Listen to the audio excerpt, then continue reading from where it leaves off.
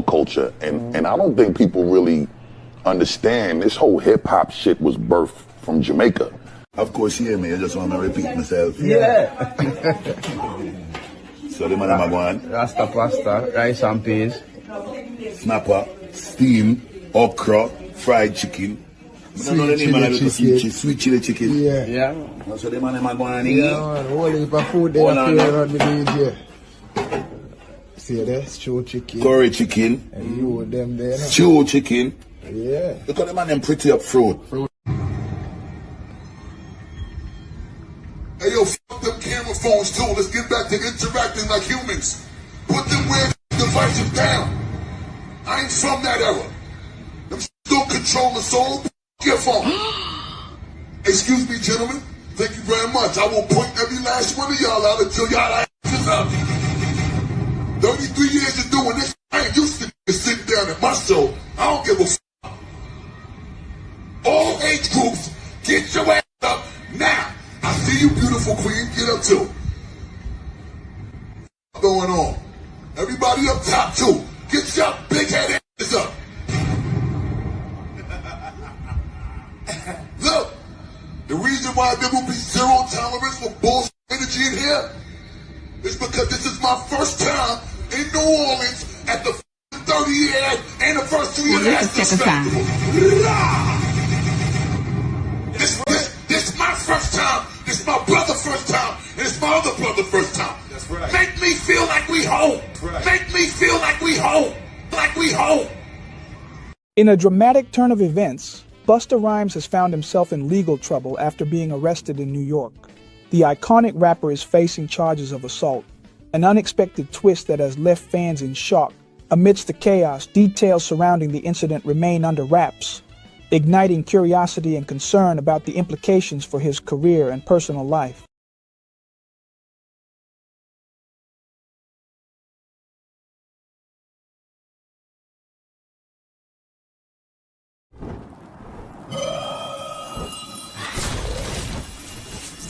Black Alpha Network.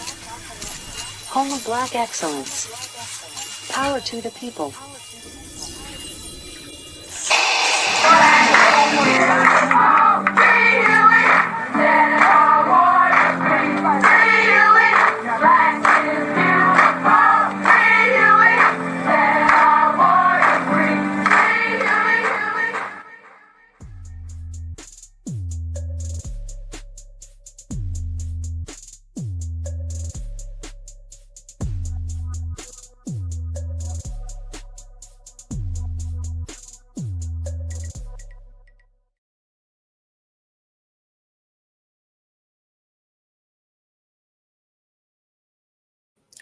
Another tether bites the dust. This time it's Busta Bust. Everything he do looks sus. And hell no, he not like us. There they go. Who run it? Foundational Black Americans, that's who. Rapper Busta Rhymes busted in Brooklyn on assault. I be damned. Ain't it funny how we were just sitting here talking about how these people disrespect our lineage, heritage, and culture, and something bad ends up happening to them. Now, this ain't the psychic hotline, all right? We ain't been saying these things, just because. It seems like all of our predictions come true, and you damn right they do, and that's the FBA way, because FBA don't play. Busta Rhymes, you in jail? Don't drop the soap, but I'm sure you'll fit right in. Let's go to work. Where are you at right now, family? I need your city, your town, your state, your region. Let the whole world know, because this is FBA Friday and FBA all the way strong. They gonna find out one way or another that foundational Black Americans control everything, not just the yard, everything. And they also gonna find out that FBA always wins, and we win, y'all, by knockout. Yes, indeed. Yes, indeed. Yes, indeed. Let's go to work all day. Peace and love, peace and love, peace and love. Certified. What's going on, y'all? We back one more time for another episode. This is FBA Friday, FBA all the way, and the whole world better understand it. Man, oh man. Woo! It's like we say things are going to happen, and then we watch these things happen, and then everybody gets mad like it ain't going to happen again. word to the wise. FBA can just sit back, relax, and chill. And if you disrespect us, I don't know, the ancestors gonna get you, the children gonna get you, the adults gonna get you, somebody gonna get you, and they're gonna have FBA on that name. That's just the way it is, y'all. You already know. I see Maryland in the building. I see Cali in the building. I see the Bronx in the building. Certified salute from the Black Alpha Network. We in here super strong, y'all. Super, super strong. Family, we got a lot to talk about today, all right? First off, we got about 3 or 4 days left of Jim Crow Joe Biden. He's going to the nursing home, all right? We understand that. We all know that. That's a guarantee. We also know for a fact that you ain't going to see Kamala Harris no more. Yep. You got Jasmine Crockett running around here. We're going to go ahead and regulate her. Just basically, family, just a whole line of regulation. You don't matter who they are. Don't matter what they talking about. But they going to all get that G-check, family, because that's just what we do. But in the road of G-checking a couple people, we done ran into a couple more people in the process. This is the G-checking era. If you ain't built to put somebody in their place, if you ain't built to put somebody in line who gets out of line, then this ain't the lineage, this ain't the generation for you. All the folks who run around here talking about, we're going to be nice now, we're going to play good. Nope. We're going to play to win. All right, FBA in it to win it. All right, and if you look around right now, damn, we winning. We got 600 people in here in 6 minutes. So, I mean, it looked like we winning. Holden Martin, you can't do that. No. Jasmine Crockett, Jasmine Ratchet, you can't do that. Busta Bus, nope. Flab Joe, nope. You go down the line and you're going to see what they pull to the table. Then you're going to see what we pull to the table. All right. And then you're also going to see who's affecting the United States of America and the world. That is us. Foundationals, certified, Black society. We win all the time exclusively, undefeated. And it's a beautiful thing, y'all. I appreciate everybody for tapping in. Yes. So we've been watching everything play out in the political world. We've been watching everything play out in the social world. And what's the consistency been, y'all? The consistency has been people, like we say, always come around. And they always want to veer into our lane. You feel me? We just over here in this FBA lane, y'all, and we just going nice and slow. You know what I'm saying? We might speed a little bit. We might pop the top, you know what I'm saying? Drop it back. But either way, we ain't bothering nobody. FBA's over here doing our FBA thing. How the old saying go? Only problem is that you got a problem. You veered into our lane, all right? When we crossed the street, you came across the street. And when you get the smoke, we're going to bring the smoke like only FBA can, so you're just going to have to deal with it. You're going to have to live with it. You're going to have to accept it. And this is what everybody's dealing with right now.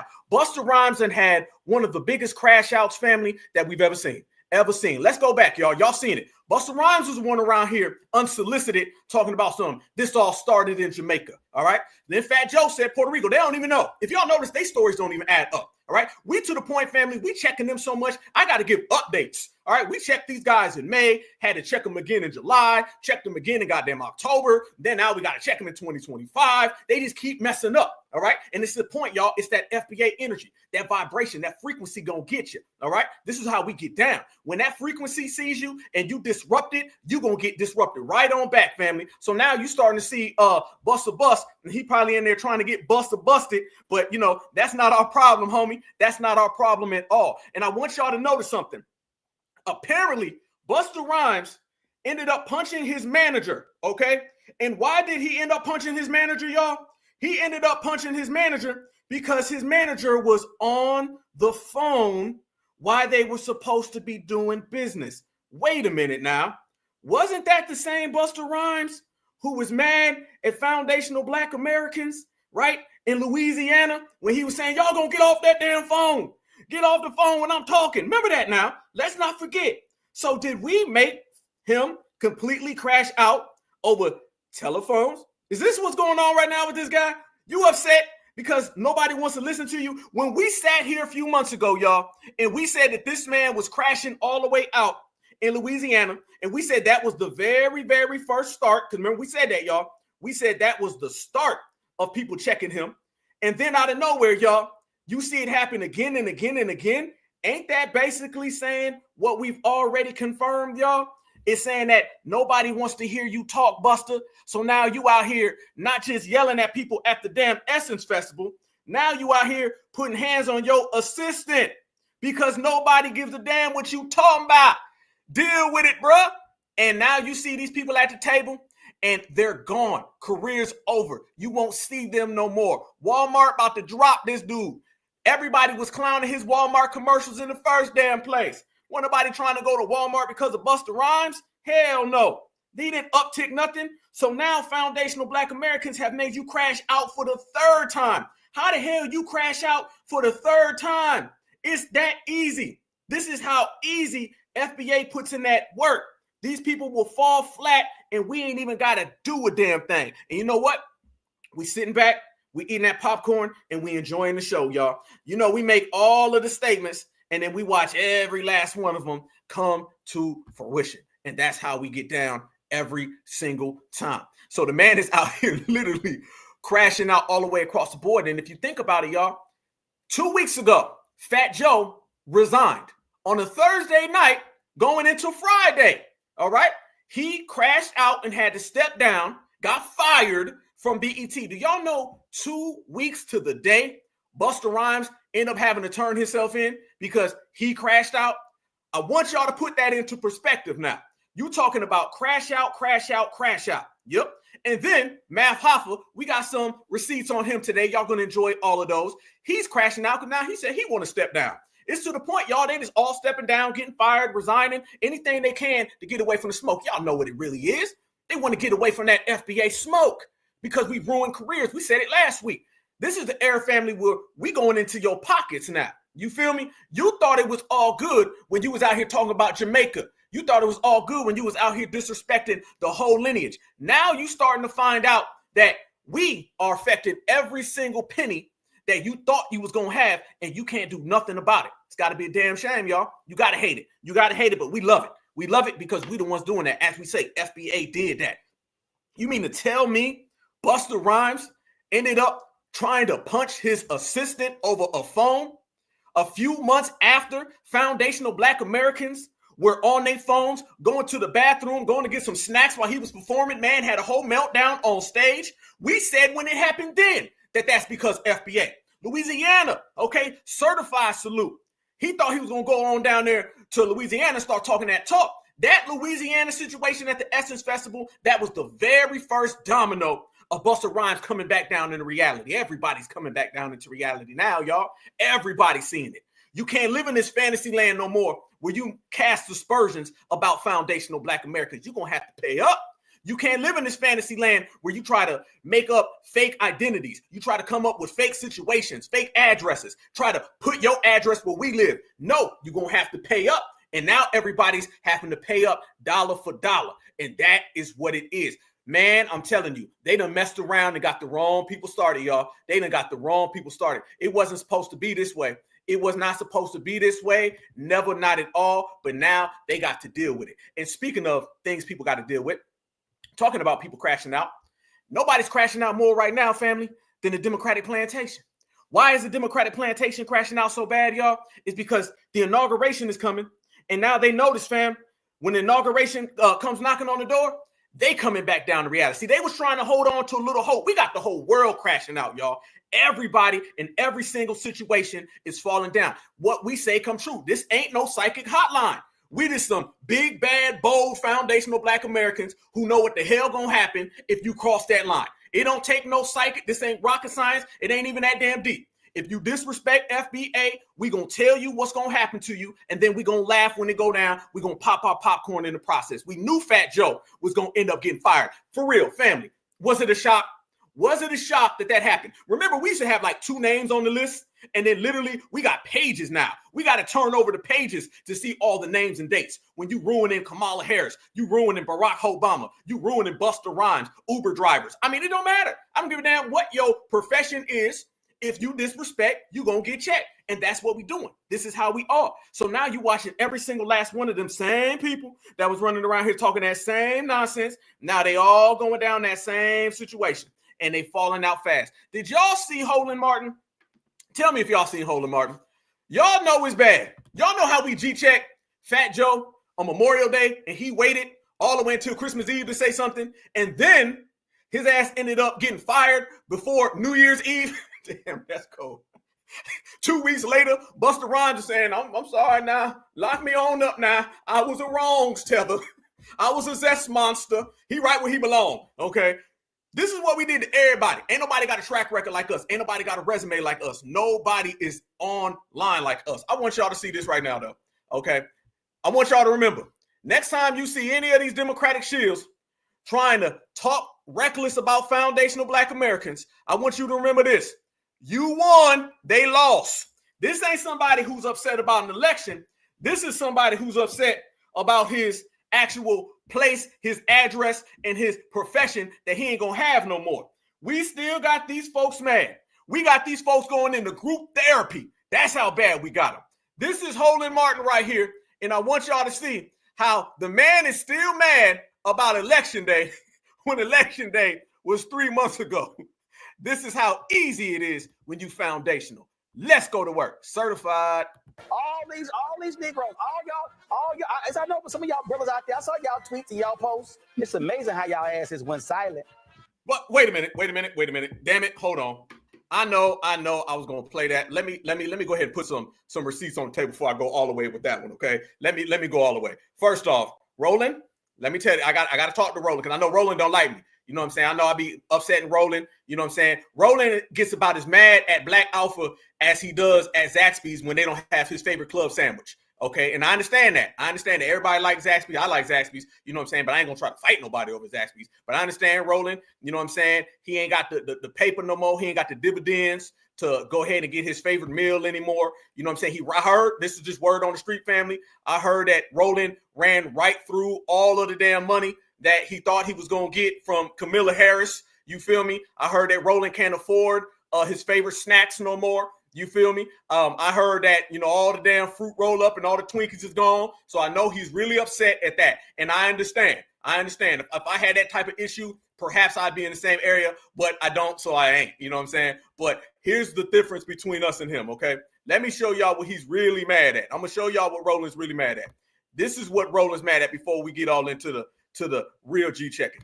This has everybody in America who don't like FBA. They're mad because this is what FBA did. Y'all see that right there, right? That is Joe Biden's picture being taken down. Yes, it is. They are taking Joe Biden's picture. This is what Roland's really mad at because you can't see this right here without seeing foundational Black Americans are the ones who did it. All right? Let's make that clear. Foundational Black Americans are the reason why their beloved master is getting his stuff taken off that damn wall. We got to be crystal clear on this. If you think that Roland Martin is sitting there watching this and he ain't super affected, he ain't super emotional about it, you got another thing coming.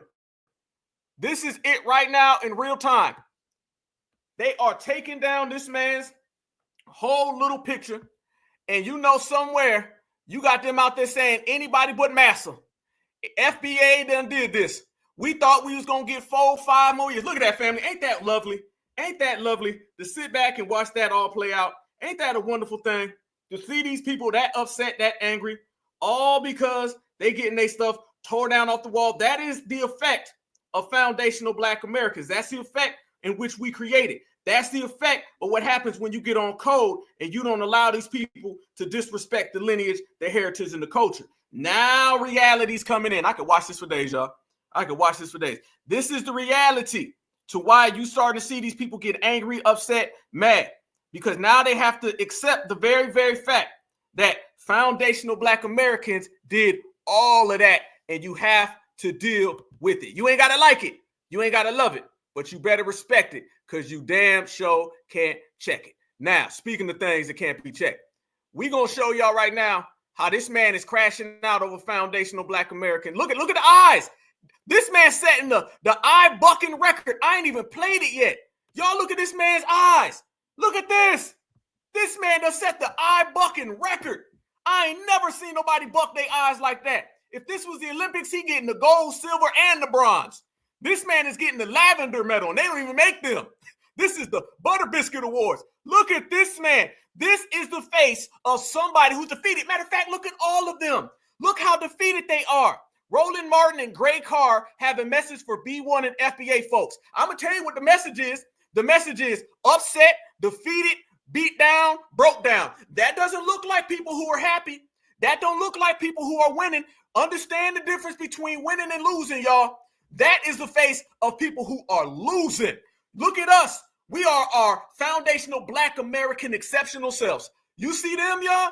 You see this? This is what we're going to continue to do to the Democratic plantation forever. So they better get used to it. Let's go to work. Fair use, fair use, fair use. Let the butter biscuit babble commence. Who are out there yelling about how more check. Damn, he didn't even blink. Blink one time. All of you FBA B1 people who are out there yelling about how more checks were coming and Trump was sitting here. Y'all wanted tangibles. Oh, Trump is going to give you tangibles. Oh, you can bank on the tangibles that Donald Trump is going to give you. It's going to be a foot in your ass. And your mama and your daddy and your grandparents and your aunts and your uncles and your cousins and your friends. And then I'm just letting y'all know, Reese, Greg, Nyambi, myself, and others are going to be sitting here looking at y'all going, it's above me now. Because y'all were some dumbasses who spent 4 years shitting on Biden. Then you shit on Vice President Harris. Y'all said she wasn't a sister. Y'all talked about how she cooked collard greens. He's telling y'all exactly what we've been saying. He mad at the collard greens, y'all. Look at him. Look at him now. He mad. He wobbling. He hurt. He's staggering, y'all. He ain't got no answers for this FBA ass kicking. Let's go. Y'all acted like some assholes about Hillary and hot sauce. He went back to 2016. This is a decade-long serving. Damn, keep it brief, homie. Stay recent. This man said y'all was talking about Abraham Lincoln and his hat and how big his hat was, and he ain't really free the slaves. Y'all was out here talking about John F. Kennedy too, and all his damn hair gel, wasn't you? And how dare y'all run around here talking about George Washington and his teeth weren't real. That's how far y'all FBAs want to act. Y'all also were the ones who went to McDonald's and took all the value meals. And I couldn't take that damn $300,000 and buy me nothing. So instead, I went to Food Lion and Aldi's. Tell us why you really mad. Y'all talked about all this sort of stuff like this. And you knew what y'all to get? Butt-naked nude model First Lady Melania Trump. What y'all about to get is the twice impeached, criminally convicted felon-in-chief Donald Trump. And then I want to hear y'all yell about tangibles. And all y'all who were talking all y'all trash, how y'all just dog everybody and y'all like reparations now. Yep. I'm one of them. And we got about 1.2 thousand people in here. We all together. Yes, we have tangibles. Yes, indeed. Yep, we gonna keep saying it, homie. This is what it is. Keep getting mad. And yes, we did win. Or no vote. I ain't hear it come up in the Treasury Secretary hearing. I ain't hear it come up in anywhere else. So I'm just letting all of the BS I heard the entire election. I can't wait to hear what y'all got to say. Again, 12:01 p.m. They'll blame. Oh, and don't forget the tether conversation, because we have a South African billionaire who's about to be the president. No, two. Yeah. No, 3. Oh, now they don't like immigrants. Notice now, y'all. Notice now they want to start talking about all these damn South Africans. Now, wait a minute now. Y'all was the one out here saying that immigration was a black issue. Just because you ain't got no backbone, just because you flip-flop all over the damn place, don't mean we do. You ain't gonna get FBA to do all that flip-flopping. Somebody with no backbone, you can't talk about people who have backbone. Somebody who ain't solid, you can't sit here and talk to people who are solid. This is the stress, y'all. This is the stress when you're stressed because you've been stressed out and you ain't got nothing else. Don't come talking to me about Elon. Nope. Because you was okay with Julio. You was okay with Romero and Pedro. Now you want to come around here and start talking about something. This what y'all gonna get. You got a damn South African in there, but you ain't got no problem with a South American. A tether ain't gonna try to talk to us about another tether. Musk, Peter Thiel, and David Sachs. All 3 of them are apartheid. All 3 of them are white men from South Africa. But all these Negroes, all y'all. I know some of y'all brothers out there. I saw y'all tweets and y'all posts. It's amazing how y'all asses went silent. Who went silent? Now you just making stuff up. It's funny how I seen your post. Hold on, I need to see y'all face. Hold up, come on in, family. Let's go. We here. You seen our post, but it's funny how we went silent. Well, if we went silent, then how'd you see the post then? If we went silent, then how come you was quoting everything we said. Sounds like you're making stuff up again, Roland. I don't believe you. I don't believe you, Roland. I know what this is really about. I know what you telling your counselor when you sit down and go get therapy. Okay, this man is the first person on the planet Earth who had to get therapy about FBA haunting him, about FBA ruining his career. Family, we putting people on that couch, laying down and sitting there saying, it was Tariq Nasheed who did it. That damn Tariq. If it wasn't for Tariq, I would have got away with it. If it wasn't for you damn FBAs. That's what he's saying right now. This man is having a therapy session. We got to ask this question, y'all. Is this about us or is this about them? Because I don't think this is about FBA. I got a feeling this is about something other than foundational Black Americans, fam. I think this is about employment. And you know, employment ain't going to be there for you, right? You understand that was the last paycheck. You can't get a paycheck from somebody who lost in a landslide. It's over. This is what it's about. So I appreciate it. Thanks for all the love, man. Keep on talking. Keep on talking for everybody out there. The more you talk about FBA, the more you're blowing this up. That's why we done got bigger and stronger over the last 2 years, because everybody keeps talking about us. You keep talking about us in the way that we keep winning. They're not talking about FBA losing. They keep talking about some, y'all FBA whoop my ass again. Y'all damn FBA, y'all keep winning. I'm just tired of it now. Normally when somebody talks about you, normally it's because they winning. But they talking about us because we winning. So basically, they just sitting there admitting defeat, crying, beat down, broke down, melting down, and FBA with a crown all goddamn day. Let's go, let's go, let's go.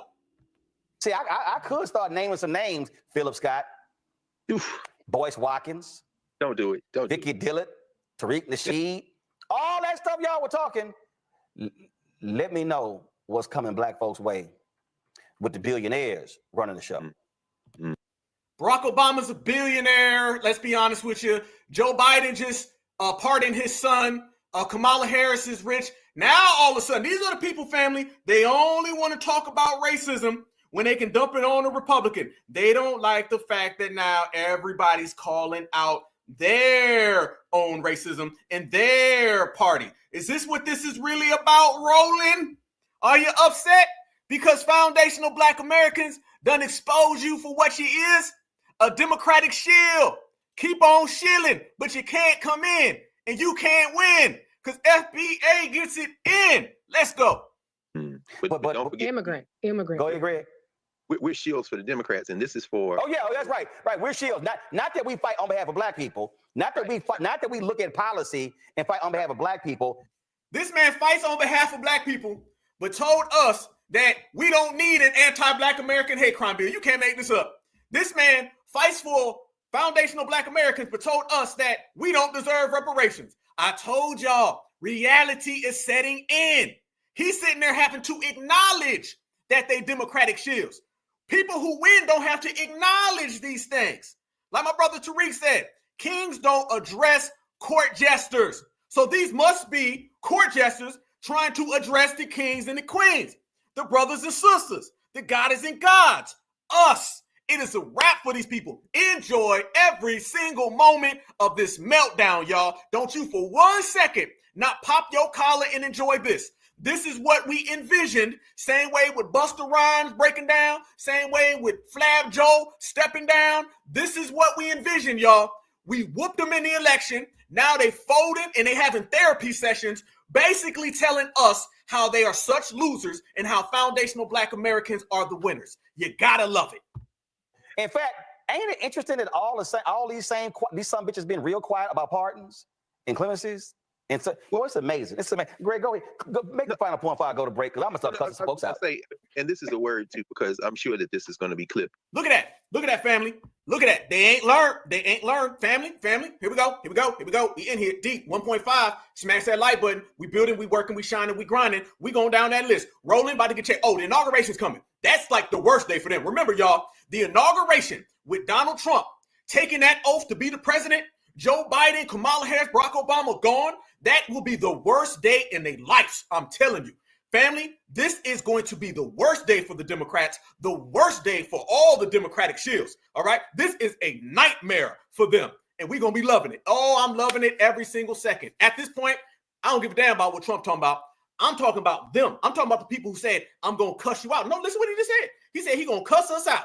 You feel me? They ain't learned the lesson, y'all. They still out here trying to cuss their way into votes. They haven't accepted this L. You are not going to cuss out Black Americans and get the Black vote. How do you lose the election that bad and you still ain't got it? You ain't get the point yet. You ain't get the point yet. They still running around here trying to intermix foundational Black Americans with rainbow community people. Jasmine Crockett got her receipts on her today. Oh, we going down the list. Busta Rhymes, checkmate. Hoffa, checkmate. We're going to get Jasmine Crockett, Holland Martin, every single person. We're going to bring it all the way back because they were all a part of that Democratic Shield campaign. And we are all from the FBA movement. And the FBA movement has won. And apparently every single one of them are catching hell and melting down right now. And we are laughing while we stepping on them. That's how you win. Don't win with, I'm going to help you up now. We can all do this again and be friends. No. We winning by saying, you lost now, you're going to always lose. The little thing where you're going to cuss us out, ain't nobody scared of that because you lost on election day. The little thing where you think you're making points, yes, you are a Democratic Shield. And the world knows it now. You're mad because what we said about you, everybody knows it about you. So you in trouble. And it's a beautiful, beautiful day. And debated on YouTube sites that call themselves radicals. These are the folks who would say they're on the radical left. A word to you, our friends. You speak English, you live in the United States of America, you pay taxes, and somehow you think that protest and self-determination are only available when there are Democrats in power. Get your big girl panties on and your big boy panties on. I expect to see you out there on the National Mall on Monday because all that stuff you talked about, Cop Mala and Genocide Joe. Who are he talking about? You talking about the Palestinians now? Who's he even talking about now? This man is all over the place. And remember, now they talking about some, y'all didn't do no protesting. Family, they were out here loving Black Lives Matter. Remember that? Remember when them protests was going on? Or they had no problem with them. Now he's saying they're talking about some, y'all don't do nothing when Republicans is in office. Like Black folks went out there in Ferguson. Exactly. Even as Trump is praying that his murderous friend Bibi Netanyahu can rein in that crazy ass defense minister in Israel so they can get a vote. And look what he's doing now, y'all. It starts off talking about B1 and FBA, right? Now he's talking about Palestine and he's talking about Benjamin Netanyahu and Israel. You see how if you just blink, they always trying to tie us into somebody else. They always trying to spin it back on to the other communities. No. If you talking about FBA and B1, we the ones who beat you. We the ones who defeated you. We are the ones who pack your bags and put you on the damn corner. And the trash man is coming. This is what we did to you. Don't now start talking about Israel. No, we ain't talking about Israel. Nope. We talking about you. That's what we talking about. Let's go. And get this thing off of his plate before Monday. I expect to see you all out there giving exactly as much or more hell to these folks who are now in office than you did, because didn't you see how quickly Gaza disappeared from the headlines? Mm-hmm. Didn't you see how quickly all them protests and all them arguments that were made disappeared? Guess what? I think the young people say, what is that little phrase? Keep that same energy. Mm-hmm. Don't want to hear it, my friend. This man talking about some Palestinian issues. They don't know what they want, don't know where they're going, don't know the time, don't know the date. They still think this is before the election. Somehow this man starts talking about, y'all quit talking about ceasefires now. Y'all quit talking about Netanyahu now. FBA was never talking about that. And remember, when we said that that wasn't our issue, they got mad and tried to make it our issue. You know damn well they falling out bad. And we loving it. Watch these quotes right here. Watch how we're proving every single thing that they say. Shitting on Biden. Then you shit on Vice President Harris. Y'all said she wasn't a sister. Yep. FBA did that. FBA did that. FBA did that. Yep. Go ahead. See, we ain't running from none of that. That's exactly what we said. And guess what? When you see she lost by a landslide, apparently FBA was correct. And the whole damn country agreed with us. What else you got, Holland? Y'all talked about how she cooked collard greens. Yep, FBA said that. And apparently, when you lose by a landslide, it looks like the whole damn country agreed with us. FBA did that. Y'all acted like some assholes about Hillary and hot sauce. Yep, FBA damn show talked about Hillary while you was on stage dancing with her. You was out here doing the goddamn down, do your bad. He was trying to do the Cupid shuffle. He was trying to do the Cupid shuffle. He know he couldn't shuffle if he tried. He can wobble, he can roll, he can fold, but you couldn't shuffle a damn thing. Yep. So are you still mad that FBA was talking about you way back then? Are you still mad about that? This man went all the way back in time to talk about that. Look at it. Soon as he brings that up, this man put his head down. Maybe he feels shameful. Maybe he don't agree. Look at this right here. You got your own homeboy. You bucking your eyes, and your homeboy got his head down because even he knows that you was out there tap dancing for some biscuits. You like some assholes about Hillary and hot sauce? Look at him. Look at him adjusting his glasses for 5 minutes. He adjusting his glasses for 5 minutes, y'all.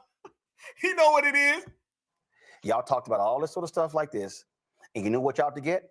I'm going to tell you what we got. We got the Democratic plantation out the paint. That's what we got. And you don't like it, but you better respect it, homeboy. Meltdown, meltdown, meltdown. It's over with. And I'm going to tell you right now, if y'all notice, even after the election, man, ratings for Roland, his damn ratings trash. They was already super garbage. Super. I mean, this man and Luke make terrible ratings, but he's the clown of America. Everybody's making fun of him. Nobody's talking highly about him. Everybody's disrespecting him. Everybody's completely discarding him. Y'all notice how rough it's been for Democratic Shields lately? Y'all notice that, right? Democratic Shields been out here getting roasted. Nobody's talking about them at all. Nobody's dealing with them. They are literally out here falling flat. And that's a beautiful thing. Once again, FBA did that. FBA run that. And family, when you running around here and you're on this type of train, let me show y'all. Let me show y'all this what it is. I'm gonna tell y'all how this is. Let me show y'all. This man been running around here on this type of time. Let me show y'all the type of time this man's been on. Okay, because it's very, very clear that Roland Martin don't know at all what's going on. You want to talk about not being able to read the room? What you're dealing with, y'all, I'm telling you, you're dealing with the newly unemployed. These folks are upset. There was 2 stages to this. I'm going to tell you how it is. The first stage, y'all, was the election, and they lost. And this is why he's saying, y'all was out here talking trash. Yes, we were. Yes, we were. And apparently it's still bothering you. It's very, very much still bothering you. This is the type of time and energy that he thought he was going to be on. I want y'all to see this right here. Look at it. Y'all look at this right here. Look at Roland Martin. This is what Roland was on. Roland thought he was going to run this game on FBA. So we'll walk in here in D.C., headed to the White House. Can't see it. They got all of that stuff up in front of it for the inauguration parade. Nowhere in hell I'll be going to that bullshit. Look at this. Look at this, y'all. Look how mad this man is. I ain't going to no inauguration parade. The man showed up looking like he got a comforter. He ain't got a kente cloth. He got a comforter cloth. This man got a comforter cloth on. Where in the hell did you get that? Tell me what village in Rwanda did somebody do this for you? You out here embarrassing yourself to the maximum. Talking about I'm not going to the inauguration. Good. Ain't nobody gonna miss you. Ain't nobody gonna miss you. Matter of fact, we don't want you to go to the inauguration because people might want to see the sunlight. You know, because if you're blocking it, ain't gonna be no sun. That stuff up in front of it for the inauguration parade. Nowhere in hell I'll be going to that bullshit. So this is headed to this White House Christmas party. Normally, these are at night. Who that boy? Hey, that boy huffing and puffing, ain't he? That man, bro, you walking, bro. Y'all, F certifies. We in here, 1.7 thousand. Come on. That boy huffing, and then the party is at night. And I ain't going to inauguration. You're just walking. God damn. You're just walking, bro. This man acting like he running a marathon. Okay, listen now. I ain't hearing politics from somebody who's out here huffing and puffing when you're just walking down the street now. Listen, fam. Y'all hear this now. Y'all heard it like I heard it. Watch, this man is out here literally tiring out. How you getting fatigued walking? That damn kente cloth ain't that heavy. It ain't that damn heavy. I know it might be made out of real zebra skin. I know Dr. Kubar might have sold that to you on the low, but it ain't that heavy to have you out here huffing and puffing like that. Do better. You needs to do better, Roland. The White House, can't see it. is near. Woo! Boy, I ain't gonna say nothing. Y'all can say that. I ain't gonna say nothing. Y'all take that one. Black Alpha gonna sit here. I'm gonna let y'all take all of that one right there. There it is. There it go. They got all of that stuff up in front of it for the inauguration parade. No way in hell I'll be going to that bullshit. So this is headed to this White House Christmas party. Normally, these are at night. He can't even get night out right. These are not. White House Christmas party. Normally, these are at night. Did he say night with a G? I think he said night. I think he said at jite. This man said normally it's at jite. That fatigue can have you skipping syllables. He got this man leaving out some vowels. Can you buy a vowel like you buying number 5, and you might pronounce it the right way? Did he say at jite? Tell me if I'm wrong. So this is headed to this White House Christmas party. Normally, these are at night. Normally, these are at night. These are at night. You know what? I was wrong. He didn't say jite. This man said at dite. He said normally these things are at dite. Man can't even get it out. They decided to move them to the normally these are at night. Woo! That man is super struggling. But we praying for you, homie. You're going to be all right. You're going to be all right. And you're going to be all right at night. Easy work. They don't want no problems. They don't want none, y'all. They don't want no problems with us because foundational Black Americans run everything. But you know what, family? This is what happens when you've been talking reckless about FBA, okay? When you've been running interference against our lineage, heritage, and culture. When you've been out here selling us out for that right there, okay? When you sell us out for that right there, you know, things don't happen to you in the best fashion, all right? So now that things ain't happening to you in the best fashion because you've been selling out foundational Black Americans for a super extra Whopper burger with cheese, then you ended up in a super extra corner trying to get a super extra job, but you ain't getting no super extra phone calls because they don't want you no more at the Democratic plantation. You can thank FBA for that one, and you can thank FBA for this roasting because all we do is win. We will see you, Roland Martin, the next election because you are irrelevant for life. Easy work. There they go. Family. You already know. You know it's Black Alpha Network. You already know that it is certified all the time. It is FBA Friday, all right? And we're going to do 100 on the highway like we've been doing. Y'all know this damn episode started off fast as ever. Yes, we have. Super fast. And that's how we like it, family. Full speed. Came out the gates. We leave these folks in our smoke, and that's just the way they got to deal with it because that's the way we coming with it. Oh, by the way, I wouldn't talk about Roland if I didn't leave out that individual right there. Y'all can have that one. That's another one, family. That's another one. Y'all can have that one. Y'all can take that all. You thought we didn't see you, Reese.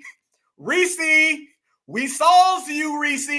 I know what it is. I know you're upset because you didn't even get to the level of being the Democratic Shield that Roland is. You didn't even graduate out of Democratic Shield Elementary School. That's shameful. At least graduate.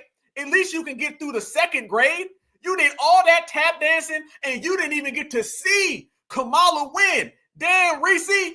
Damn, terrible, terrible. At least Roland got to get on stage and he got to tap dance for Hillary Clinton. I mean, it's still apparently embarrassing him 20 years later because he's still bringing it up. But damn, I mean, at least Roland got a phone call in an interview from Kamala Harris. I mean, I know he's embarrassed because FBA roasted him and he ran through all that money. But damn, Reese, you didn't even get to stage 1.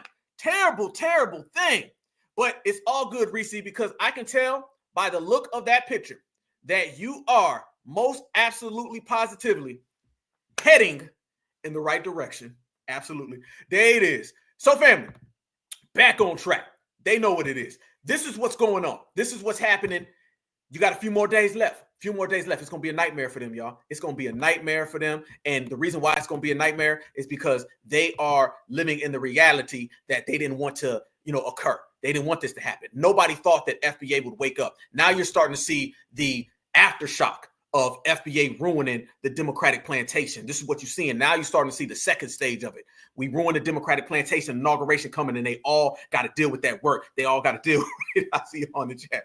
Absolutely. Now they got to all get that work. And it's a beautiful thing because we the ones presenting it. All of these roastings are brought to you by FBA. All right. All these unemployed Democratic shields, that's all brought to you by FBA. All of these people having these meltdowns and breakdowns, that's all because of FBA. It's brought to you by us. We're the sponsors of all them Democratic shields getting embarrassed. And when you got to go on your own show and you got to have a whole meltdown, breakdown, damn, look at us. We right here and we roast. We make fun of people. We run them out the paint. They get on their shows, y'all, and they sit there and have a whole therapy session, break down, and they admit that they took that L and that their careers are ruined. See the difference between us and them? It's always been that way. And that's why they can't do nothing. Remember, next time these people try to get you in a debate, we're not debating with no Democrats. Y'all lost, go home. All right. You can come up with a bunch of what ifs. And notice now, Roland was sitting there openly saying he wants something bad to happen to you. He said, you, your mom, your grandparents, he said that he would rather see something bad happen to Black Americans just so he can serve the Democrats. The days of you being a Democrat and not being Black, pretending to be Black, but you really a Democrat. Y'all notice the Black Democratic shield will go down before everybody. These people's loyalty to their plantation is insane. And now their unemployment to that plantation is even more insane. And we watching it all unfold. And that's why this generation is going to sit back on Inauguration Day and we're going to continue to give anybody and everybody that work because they all deserve that smoke. That's how it is, family. Here we go. This is what's going on the other side of things with people who've been disrespecting the lineage, heritage, and culture. And now they all got to add up. On the path to G-Check, Roland Martin, Busta Rhymes, he done popped up. And he's just another one of these people who thought it was sweet, thought it was cool, thought you could disrespect. Now you finding out the hard way. FBA don't play. And I hope that orange jumpsuit is nice and tight for you there because your man Bubba is going to see Busta and they're going to have some fun. Busta Rhymes is shaking, and Busta, you too old for this. I'm disappointed. Busta Rhymes had to turn himself into jail today. Yes, real live NYPD jail because he didn't put his hands on his assistant. There's a lot to the story. Let's talk about it. Actually, it's not even a lot, but we're disappointed, Busta. Let's talk about it. So this is Busta Rhymes' assistant, Dashelle Gables, and he is a Brooklyn, New York man. There was another Dashelle Gables. I had to do my real research and see the people that they be with to decipher the two. Because one lived in Mount Vernon and this one, from Brooklyn. But this is the man. You can see him with old New York OGs. He's 50 years old. And Busta Rhymes is 52 years old. Well, he was on the phone. Busta didn't want him to be on the phone. And Busta busted him in his face. Now, another reason why I was able to decipher that this was him is because this is him pictured with ODB Jr. And you know one thing about the New York hip hop cats, especially from back in the day, they all roll together. Their kids kick it together. They still kind of move together with the OGs in the city, giving them jobs. They homeboy in the city. They still kind of put them on in assistant positions and stuff like that. They're not really Hollywood types. They go get the dudes they've been with, And so culturally, I'm like, yeah, this is the guy. To me, it's given this guy is a peer of his. He gave him a job. He might have not been moving as fast as Busta wanted to move. They may have had other altercations. Busta might have thought he was talking smack. So because to punch your assistant in the face is very unprofessional. And what in the brat and Naomi Campbell are you doing? You know that you will get sued, Busta Rhymes, and sued is what this man is trying to do. So the New York Post tried to talk to the man, the Gables man, and he said that he has been appointed by his lawyers to not talk to any media, and it's giving that the case is going to be up to $6 to $7 million out of Busta's pocket. Busta, why? It wasn't worth it. Right now, we need all the money we can get. Freeze. 6 to 7 million out of Busta's pockets? I know FBA whooped you. I know FBA wrecked you, ruined you. But you done let what foundational Black Americans did to you potentially cost you $6 to $7 million? Because you know that assistant is coming for the bag. That assistant wants the money, all right? And notice, family, it's over phones again. First, Busta Rhymes crashed out over phones way back at the Essence Festival, and now he's doing it again. Is it PTSD? Does he have PTSD from what foundational Black Americans did to him? Does he have psychological tether derangement?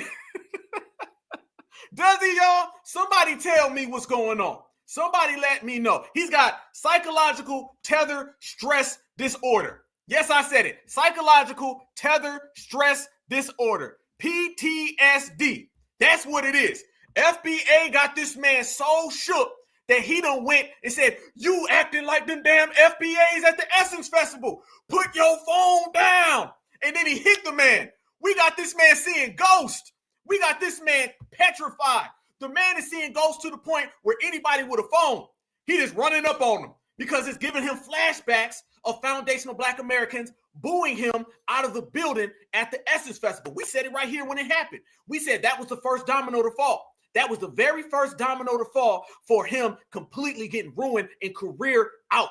And that's exactly what just happened. You see Busta Rhymes still, months later, trying to fight people over phones. Y'all remember at the Essence Festival? Put that damn phone down. Matter of fact, let me show you again. We got it right here. We started off the whole episode about this man tripping over phones. And here's this man again tripping over phones. The showmanship that we displayed, a lot of that shit come from dancehall culture. And I don't think people really understand this whole hip hop shit was birthed from Jamaica. Of course, yeah, man. I just want to repeat myself. Yeah. So the man I'm going. Rasta pasta, rice and peas. Snapper, steam, okra, fried chicken. Sweet chili chicken. Yeah. Yeah. So the man I'm going. Yeah, man. Whole heap of food they have here around the village, yeah.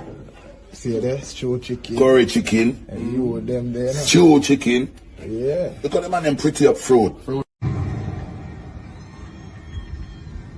Hey, yo, fuck them camera phones too. Let's get back to interacting like humans.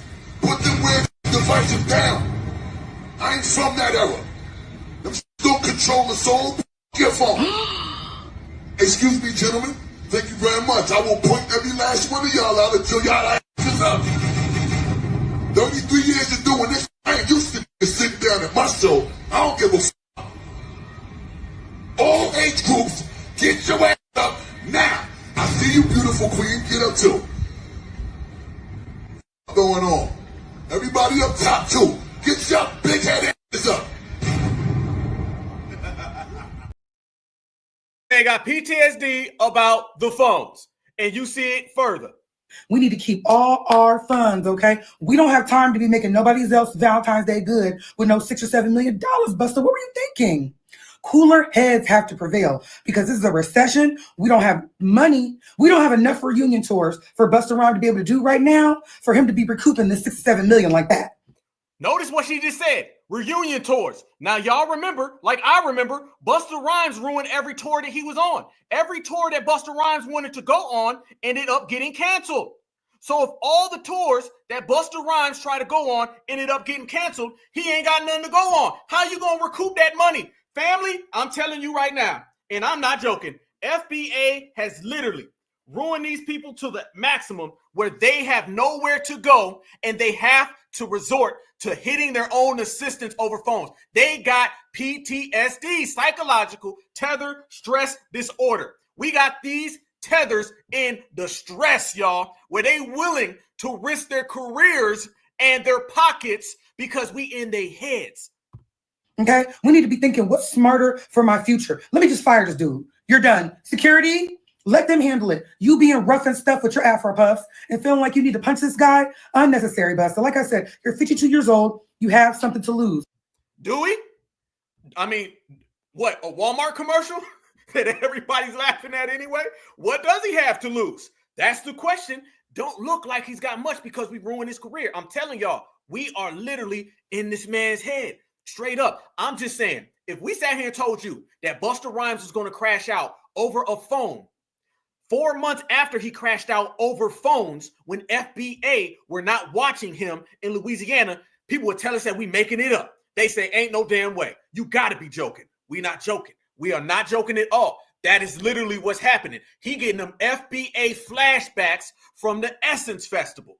The Essence Festival was an embarrassment for him. Let's go there, y'all. The same reason why Flab Joe is stepping down, because they feeling that heat.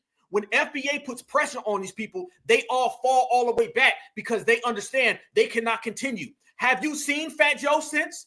Fat Joe showed up 2 times in the last 6 months. Ever since Microphone Check showed up, popped out, hit the movie theaters, you seen Fat Joe twice. He showed up in Math Hoffa on his show. We ran him out the paint. Then next time he shows up, he's telling everybody that he's stepping down. And then the damn host, Math Hoffa, took the video down and he's stepping down. Math Hoffa stepped down, took the video down, Fat Joe stepped down and really got fired. And now Busta Rhymes is getting arrested because he's hitting people over phones. And it all goes back to our foundational Black American brothers and sisters at the Essence Festival that said, you know what?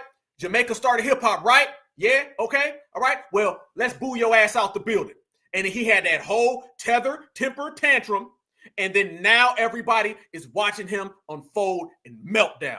It's easy. It all goes around 360, fam. You can connect the dots. FBA's victories don't look like anybody else's victories because ain't nobody else like us. It's that simple, y'all. That's what we done did. That is what it is without a doubt. Family, just think about it. I want y'all to really think about it. And that's why we wanted to start this off with Roland. Think about it. Did you not just see Roland Martin have a meltdown?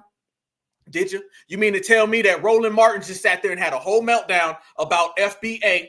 He sat there and was basically about to cry. We got Roland crying. He bucking his eyes and crying on his own show. All right. You know how they say he gonna cry in the car? This man cried on his own show. We got Roland Martin crying over FBA, and you got Busta Rhymes punching his assistant over FBA. FBA is the winners. It's absolutely positively 100%. We win. And that ain't the only time. A lot of people don't know that. It ain't it. I'm going to tell you and I'm going to prove to you the fact that that ain't the last time. No, Busta was out here spazzing out about phones for quite some time. Did y'all see this right here? Watch Busta get mad again because everywhere he goes, foundational Black Americans are not paying attention to him. It's got to be a terrible thing that you thought you was going to run that Jamaican stuff. You thought you was going to run that Caribbean stuff. You thought you was going to run that 50-50 stuff. I bet you never thought that would be the beginning of the ending of your career. Watch him space out over phones again. So when he hits his assistant, I know it's all about FBA flashbacks. You know what? Hold on 1 second. I will not condone such behavior that I'm bearing witness to this evening. Sweetheart over there on the right. Get your ass up and put your phone in your purse. Yeah, I'm talking to you, baby. Fuck that phone. Hey, yo, homie, you can get up too, bro. Join us. Yeah, join us. Join us. Y'all just pimping. You know what I'm saying? Join us. Let's party like we used to. Chill, let me talk real quick. You know what we gonna make tonight? Hey, yo, tonight we gonna do it like how we used to do it. Right? We gonna do it when none of them little fucking funny ass phones is around. Right? Y'all hear what I'm saying? You got your phone in my face. Put your phone in your purse. They still laughing at him. Family, they laughing at this man. He's literally trying to talk to these people and they sitting there laughing. And who in that audience is taking this man serious? Family, this wasn't the Essence Festival. This is not the Essence Festival. This was a completely separate event. And it seems like everywhere he goes, somebody got a phone. If you pull out a phone on Busta Rhymes, he gonna start swinging or start crying. He gonna pull a Roland Martin. The man cannot tolerate seeing phones because it gives him the flashback and the memory that this is FBA ruining him. Meaning people would rather be on their phone than to listen to his music. That don't sound like a hip hop legend to me.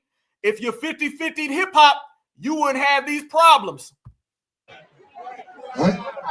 Hey, yo, can somebody get that couch's attention for me, please? That couch over there, get the attention. Everybody turn to them and tell them to look over there. All of y'all over there sitting down. Hey, yo, sweetheart, I do respect that you sitting on your man's lap, but while we doing this little fucking feel-good energy thing up here, you need to get up, tell your man to get up. He can give you a massage while you're standing. Hey, brother. Hey, brother. Hey, brother. That's what I'm talking about. Hey, yo, homie with the glasses. I guess you just one of them children that needed extra special attention in your house. The man is out here insulting the audience. The man is so broke down. You can't make this any more clear. This is right. It can't get no righter. The man is melting down over phones. And all of this, and then the man punches his assistant and is getting sued for $6 to $7 million over a phone. FBA has broke this man. Yes, we have. Get your ass up and tell your girl to get up too. Come on, sweetheart, join us. That's what I'm talking about. I see somebody sitting down over there too on the same couch. Sweetheart, you can get up and join us.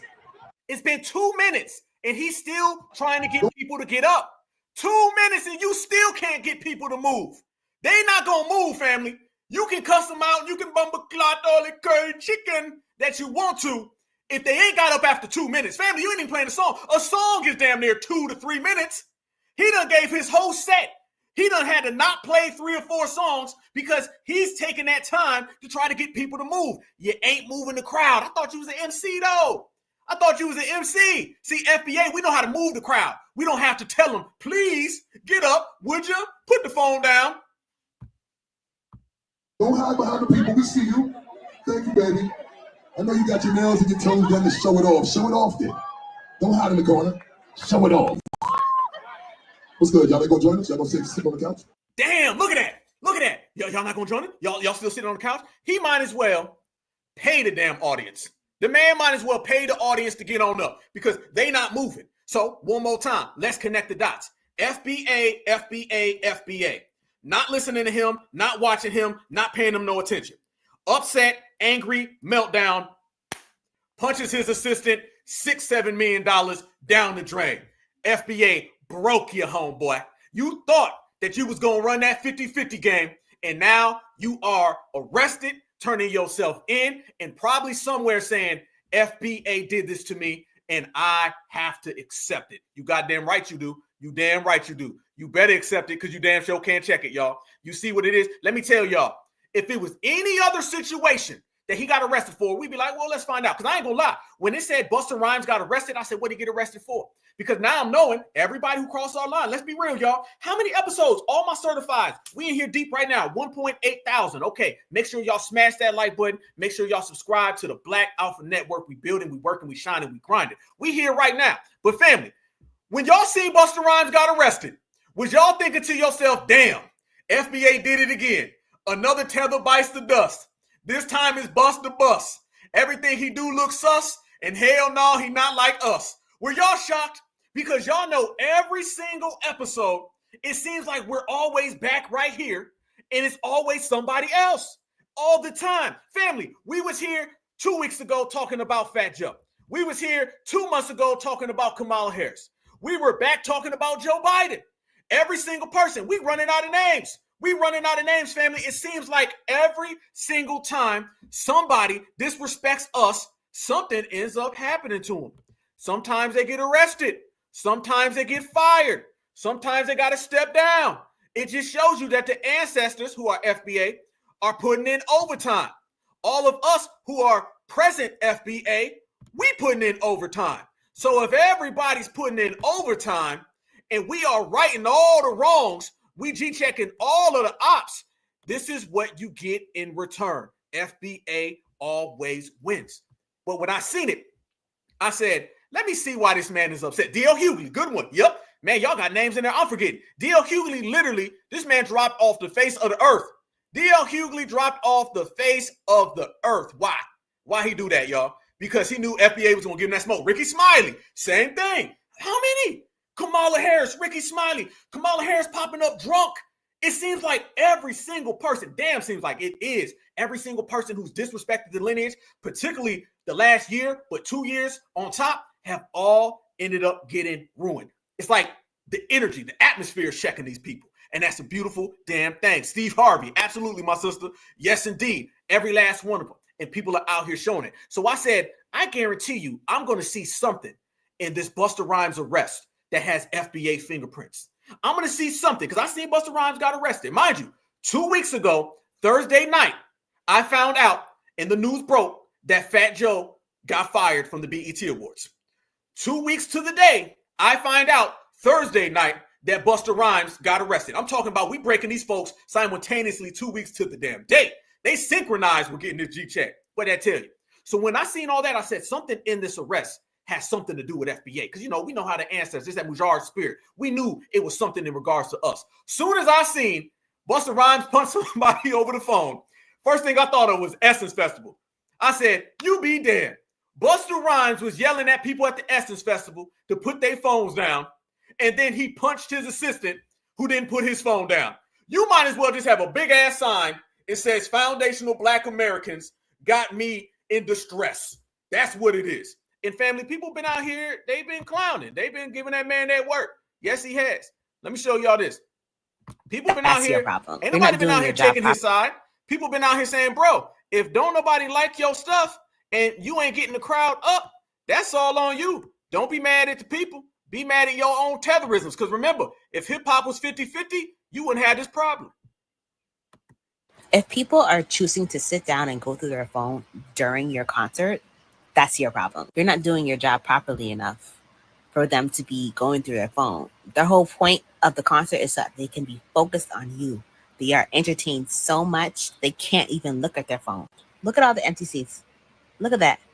Look at all the empty seats. Look at all the people that left because your concert was boring. Or they left and used that time to go use the bathroom, go find a friend or whatever. You have nerve to be talking about people. Get off your phone.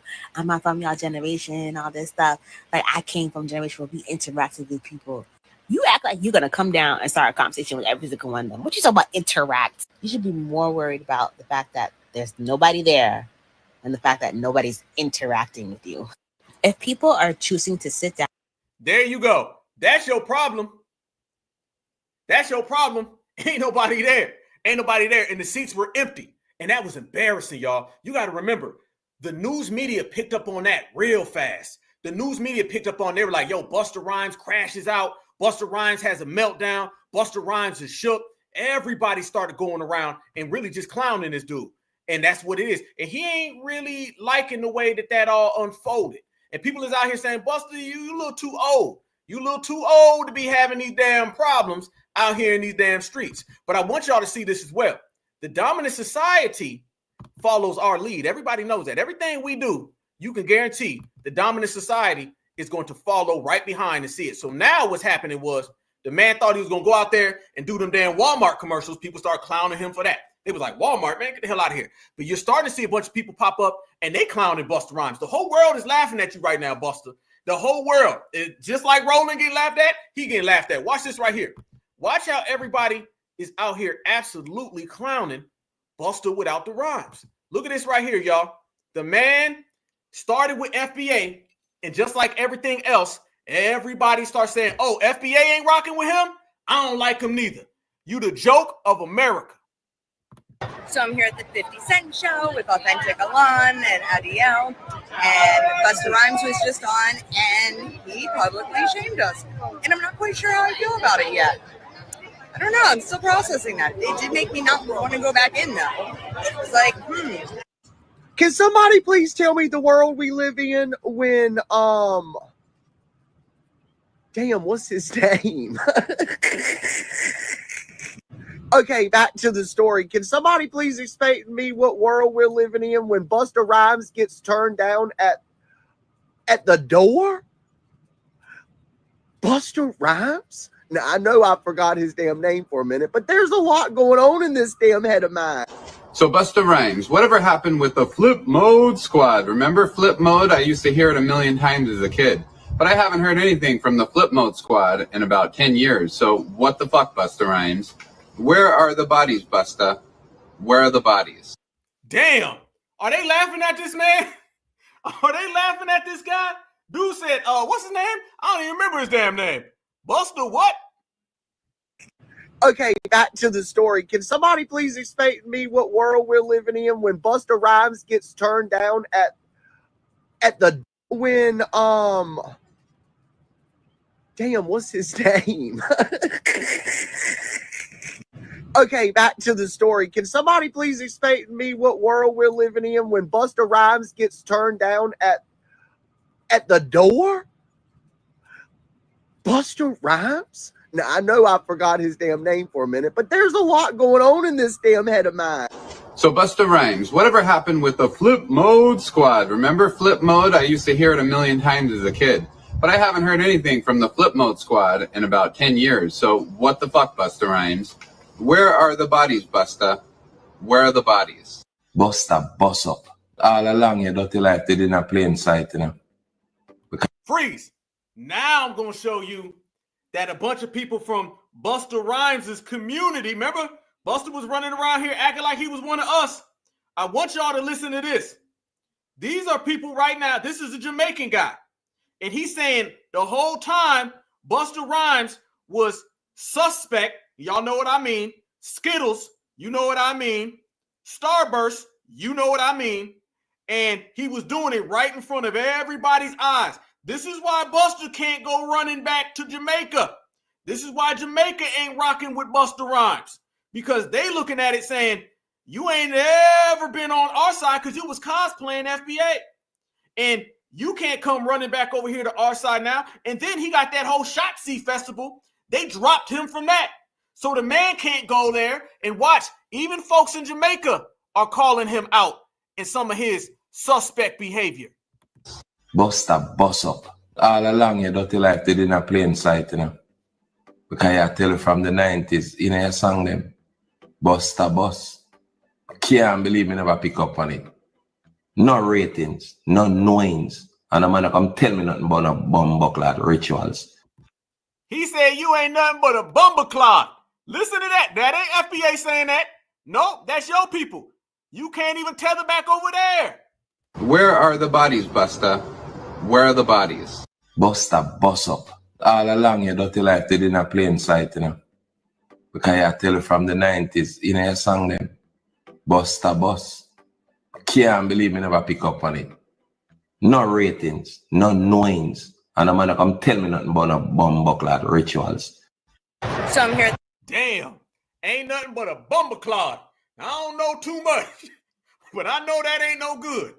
So damn, your own people is over there saying, I not the senior. You was right in front of us in our own eyes.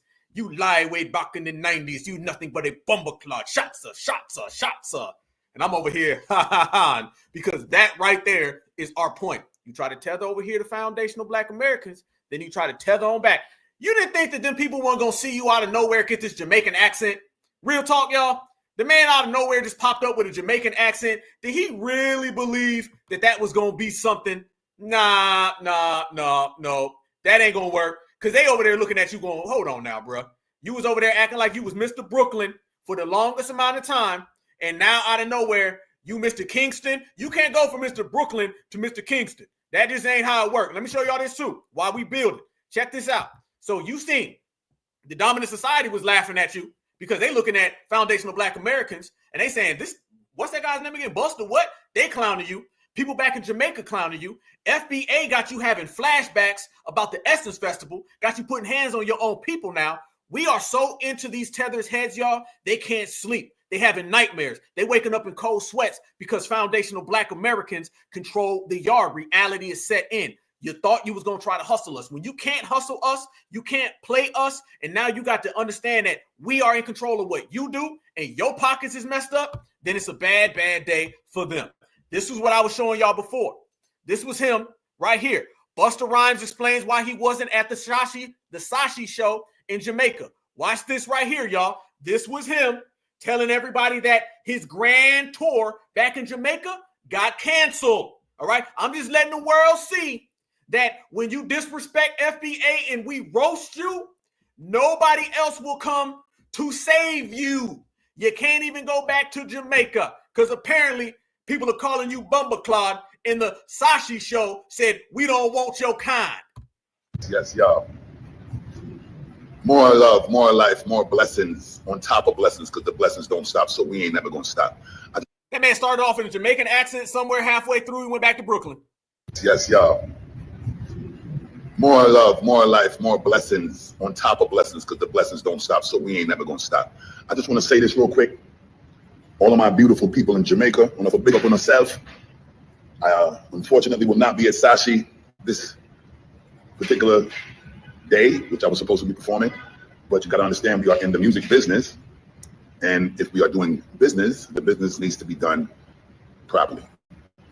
We got families to feed, we got staff to pay, bills to pay, but don't feel no way because I ain't going nowhere. So just know we're gonna come back and we're gonna do it better, bigger, and we're gonna make sure that we come represent for the people the way we're supposed to. All of my Jamaican family, big up on herself, enough love to the maximum show on the board and enjoying herself tonight. And at the end of the day, just know, y'all gonna see me again. Promise. Woo, that boy, that man, the Skittles is popping all over the place. Y'all know we done already exposed some of that Skittle behavior that he be having going on over there. But look again, y'all. That's looking real Skittles. It goes to show you again. So now you can't even go over there because now folks over there said that they don't want you. Where can you go? Absolutely. We broke Busta. You absolutely right. And this man, I'm telling you right now, that Skittles, Starburst, fruit by the foot, all of that. Jumping all over the damn place. Absolutely. Certified salute. Certified. Yes, indeed. We got 1.9 thousand people in here. Y'all make sure y'all smash that like button. Make sure you subscribe because we just getting started. Trust me. More receipts rolling in, okay? As the news breaks about some of these tethers, okay, that been out here, you know, trying to be slick, because y'all know tethers think they slick too. Everything they do, they think is like popping. Like we said, they jokes are terrible. They have no wit, no clever. Nothing they say lands. It's the same exact thing with their insults and their little hustles and con games. They really think people are going to fall for it, and FBA ain't falling for nothing that week. It's easy, it's easy, it's easy, and they know it. They know it. But a lot of people, like we said, have been out here, you know, getting roasted, getting checked, and it all comes back full circle, full surface. Let me show y'all this. When we say people is not feeling Busta Rhymes, family, don't get mad at FBA. You can get mad at us for the Essence Festival. You can even get mad at Foundational Black Americans for starting this thing off, okay? But you cannot get mad at Busta Mini Pad. Damn, that's funny. I seen that. Y'all cold, but right. This shows you right now that everything we say and everything we do come to light. Watch this. Busta Rhymes been going places and people been clowning him. I'm telling you right now, this is FBA. Don't be mad that nobody like you. Don't be mad that you got an accent over here. You got another accent over here. Didn't that what Kamala Harris used to do? When Kamala running around, ain't it funny to say used to do? Because we were just talking about Kamala doing this 2 months ago. We ruined Kamala to the point that now we talk about her in past tense. Damn. Think about that, y'all. The election was just in November. It's only January. We're already talking about Kamala Harris past tense. You know that is an FBA roasting. When you disappear, Kamala seems like she was like 5 years ago. I'm almost like, what's that lady name? Y'all let me know. I forget. You know, the lady that used to wash the collard greens in the bathtub? You know what I'm talking about? You know, the lady who ain't got no damn rhythm? All right. You know, the lady that walks around and talks about Converse and they look like they're too tight. And she talks about Timberlands. They look like they're too small. All right. She was married to that guy who got the nanny pregnant. What was that lady name again? I think she was a vice president. Oh, it's Kamala Harris. That's what her name. Oh, no, it's Camilla. Okay. No, it was Karen Hairless. Shout out. This is what we talking about. This is what it is. It feels like Kamala was mad long ago. I'm talking about her in past tense. Kamala used to do that. Y'all remember the lady that showed up talking like a Puerto Rican? Then she showed up talking like she from the South. And then she talking about thanking the union member. Y'all remember the thank the union member? That seems like it was literally in 2007. That's how long ago it seems. We are getting these people out the paint so fast, they're not even a memory. We don't even remember their names. Eventually, it's going to turn into, what's that MF's name again? I can't even remember. What's that name? I forget. Somebody help me out, assist me. That's what's happening to all of these people. And Busta Rhymes turned into Busted Rhymes, which turned into Bussy Rhymes, which turned into Rainbow Skittle Fruit by the Foot Rhymes, Zesty Monster Rhymes, and eventually all of that right there will be a footnote and will be a memory because FBA got that kind of power. Y'all look at this right here. Busta Rhymes is out here getting ran up on, and he's having more temper tantrums. And y'all know this new because this is the Ozempic Busta. Watch this right here. The Ozempic Busta right here is getting mad at some fan who walked up to him. I'm telling y'all, everywhere this man goes, he is having emotional breakdowns. You did not see this before. Remember when he was talking about Jamaica 50-50? He was big, bad, and bold. He looked like he was enjoying life. Now, every story you hear about this man is about him having some meltdown or some conflict with somebody, and that's because FBA has ruined him. Let's go. No, I ain't giving you no debt. Shut up. Original. Stop talking to me, bro. You dealing with this gentleman, right? No, I ain't giving you no debt. Shut up. Original. Stop talking to me, bro. Damn. You dealing with this gentleman, right? Look at him mugging that dude. Look how mad he is. He mugging the hell out of that person. He is mugging the hell out of dude. He is so angry. This all you hear about Busta. You don't hear nothing good. FBA has ruined him. This is what I'm talking about. Your career is ruined, means we don't ruin your livelihood. You can't come around nobody because nobody likes you. We're going to have to change. They not like us. It's going to have to be they not like us and nobody likes them. Because every single tether, we're showing everyone, nobody likes tethers. I mean, who likes someone who tries to eat off another person's culture? Who likes somebody who can't get it on their own? Who flees, who runs, who hops, who skips, who jumps? These people ain't solid. And now he out here getting mad at regular fans simply because people want to, I guess, mess with him. I guess they trolling him. So the trolls is out here and he can't even handle that. That's a damn shame. But family, it got even worse. How many of y'all heard Busta Rhymes? He tried to pull a Dr. Kubar. Yeah, let me tell y'all what he did. You seen FBA, we ran him out of the United States, right? Okay, he can't get no tours. We showed a couple weeks ago. He tried to do a tour with TLC. He got that completely canceled. He tried to do the tour of his own, the Busta Rhymes tour, and that completely flopped. The investors pulled out of that one so damn fast. Okay, so that's 2 tours he ruined. Now you're starting to see that him punching that assistant. You're already hearing them saying people are concerned about his music. Do y'all know Busta? I'm not lying. Family, somebody Google it right now. I'm not lying to y'all. I promise y'all. Y'all know Busta Rhymes got an album that come out today? How many of y'all knew that? Let me ask y'all that question. We'll get back to the Busta Rhymes over there having an Ozempic meltdown. We'll get back to that. How many of y'all know that Busta Rhymes has an album that was slated to come out today? How many of y'all knew that? I didn't know until last night. And I promise you, 99.9% of the human population don't know and didn't give a shit. I know that for a fact. But how many of y'all knew that? Yes, Rainbow Rhymes. I like that one. How many of y'all knew that this man had an album? Yeah, woo-ha! Nobody, right? The man had an album. Same way, Fat Joe. Remember Fat Joe? The world done changed on me. I done had source after source. I done had investigation after investigation. I'm not lying. I swear. I promise you. The man has an album that's supposed to come out. And he's literally running around here and he's dealing with certain producers and they're like listening to his album before it comes out. I'm gonna pull it up. I promise you. The man had an album that came out today. Same with Fat Joe. I done had investigator after investigator. People who are in the music industry. And they're like, yo, I done searched for 3 weeks. I can't find Fat Joe's album numbers. Rock Nation, word on the street, this is all alleged. Word on the street is that Fat Joe and Rock Nation, they went and they concealed Fat Joe's records, his numbers, because they were so bad.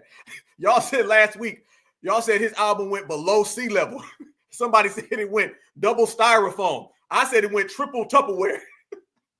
His album went 5 times carpet. The man's album was absolutely terrible. Absolutely. So no lie. Yeah, I heard his album came out today. No front. I'm going to pull it up. It was called like Awakening the Dragon or something. Yeah, no lie. No lie. Straight up and down. When double wood in the hood. Absolutely. These men, family, there's got to be another word. It ain't even flipping. It ain't flopping. These albums, they doing goddamn swan dives. You can't even find the numbers. I'm telling you, these people's albums are absolutely trash. Nobody's looking for them. Nobody. I see what you said right there. It went triple. You know what? That's funny. Yes, nobody's rocking with these people. So we can go ahead and say now that whole. Hold on. Let me get right to it now. We can Busta Awakening. Yep. Let me go ahead and get to the point now. Let me just say it, y'all. We can go ahead and pronounce that whole 50-50 thing dead, all right? That whole 50-50 hip-hop thing, we can go ahead and say now that is absolutely over with, all right? These old nobodies are running around here. Even some of the old FBA pioneers are trying to get paychecks. We all know that they're broke. You know what I'm saying? Every lie from the 50-50 hip-hop has been exposed. Microphone Check ruined all of that. Microphone Check was the most prominent and classic documentary, I say maybe ever, in terms of music. I haven't seen one better. It's not a documentary about just one person or 2 people. It was about actually the culture that runs the world. Microphone Check was one of the most classic hip-hop documentaries. It ruined every single thing to the point where these people are just running around here scattered, don't know what to do, can't find anything. They've really all rendered themselves embarrassed, all right? They've all been embarrassments. They're having crash outs. They're stepping down from award shows. They're getting arrested for punching their managers. They're getting booed out of the Essence Festival. Their YouTube shows don't do anything. These people who are running the 50-50 hip-hop, it's all a rap. What he says, I went triple breath. Damn, bad breath. Yeah, you ain't lying. Yeah, Melly Mel out here crashing out. Melly Mel just mad that Willie D knocked him out. All right, everybody knows Willie D from the Ghetto Boys knocked him out back in the early 90s. You know, Melly Mel's trying to get a check. All the FBA pioneers, a lot of them, they're out here trying to get a check. All right, they were chasing the microphone check, and now they're trying to chase the tether check. So they're just jumping from each side. You got to be very cautious of people who are jumping from one side to the other. They're all just trying to get paid at this point. All right. They knew that riding the lineage when microphone check came out, they knew that was kind of the thing to do so they can get some of that clout. And now they're saying, okay, now let me see if I can get some tether clout. All right. And guaranteed they'll be jumping back to microphone check here in probably about 2 or 3 weeks. So nobody takes Melly Mel serious. Willie D knocked him out way back in the 90s. So he can have that. He ain't getting nothing from it. All these people, family, they just crashing out in full time, full speed, and FBA's winning. You know what I'm saying? Because if you look at FBA, we're actually out here getting mentioned by presidents, presidential candidates. They're all major publications cover us. These people are out here with little channels and shows. They're getting 2 views. They're out here going triple carpet, triple Tupperware. You know what I'm saying? Their albums is selling like peeled paint. Ain't nobody rocking with none of these people. Melly Mel came out. I see somebody ask what Melly Mel said. Melly Mel came out and he's talking about how hip hop is Bronx culture. And basically everybody did it, which is a direct contradiction from what he said on microphone check. So it just lets you know Melly Mel, he's just hopping from D to D, you know what I'm saying, trying to get a little paper. That's all it is. Melly Mel ain't nothing. Y'all, Melly Mel tried to battle Eminem a year ago. My flags went up with Melly Mel when he tried to battle Eminem and he made a song that sounded like it came out in 1982. You know what I'm saying? That what you say. Man, think about that, y'all. He tried to battle Eminem a year ago. Eminem's trash. He tried to get clout off of that. He's one of these 72-year-old clout chasers. Nobody's really worrying about him at all. You know, microphone check put it into everything that they were doing. And they know that. They know that. Whether they want to admit it, accept it, or acknowledge it, I'll admit it for them.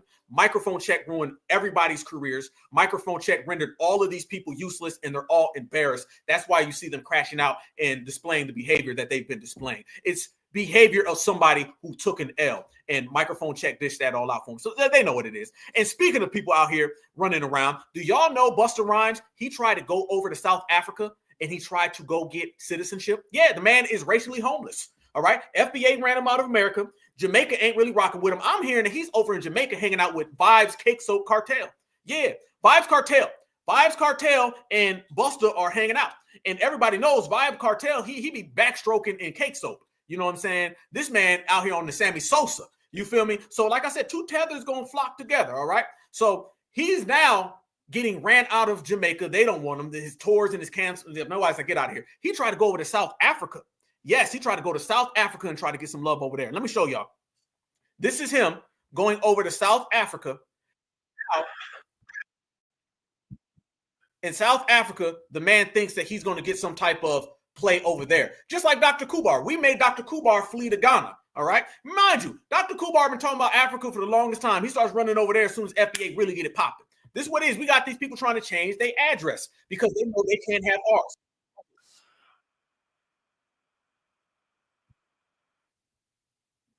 Look, thanks for having me back. Here we go. Busta Rhymes working his citizenship in Johannesburg, South Africa. Yes, y'all. Yes, y'all. Busta Rhymes is fleeing to South Africa so he can try and attempt to get citizenship.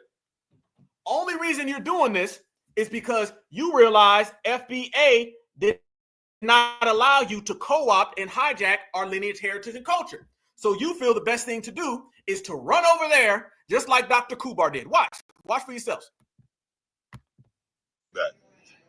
Don't take so long to bring me back. Blame everybody that took all of this long time not bringing me back here. But we back. We established our family and loving relationship of one of Africa's good sons. Just don't take too long to bring me back. You know what? Don't worry about it. I'm working on my citizenship. Dude, that was zesty as hell. Hold on, y'all. Hold on. I'm over here trying to plug my damn different devices in real quick. Y'all give me a second. That was zesty. Did this man just wink at the camera? Hold on. That man, he's sending out tether signals. These are tether dog signals, y'all. Watch this. This man done winked at the camera. Hold up. You know what? Don't worry about it. I'm working on my citizenship, so y'all ain't got nothing to do with that. I see y'all soon.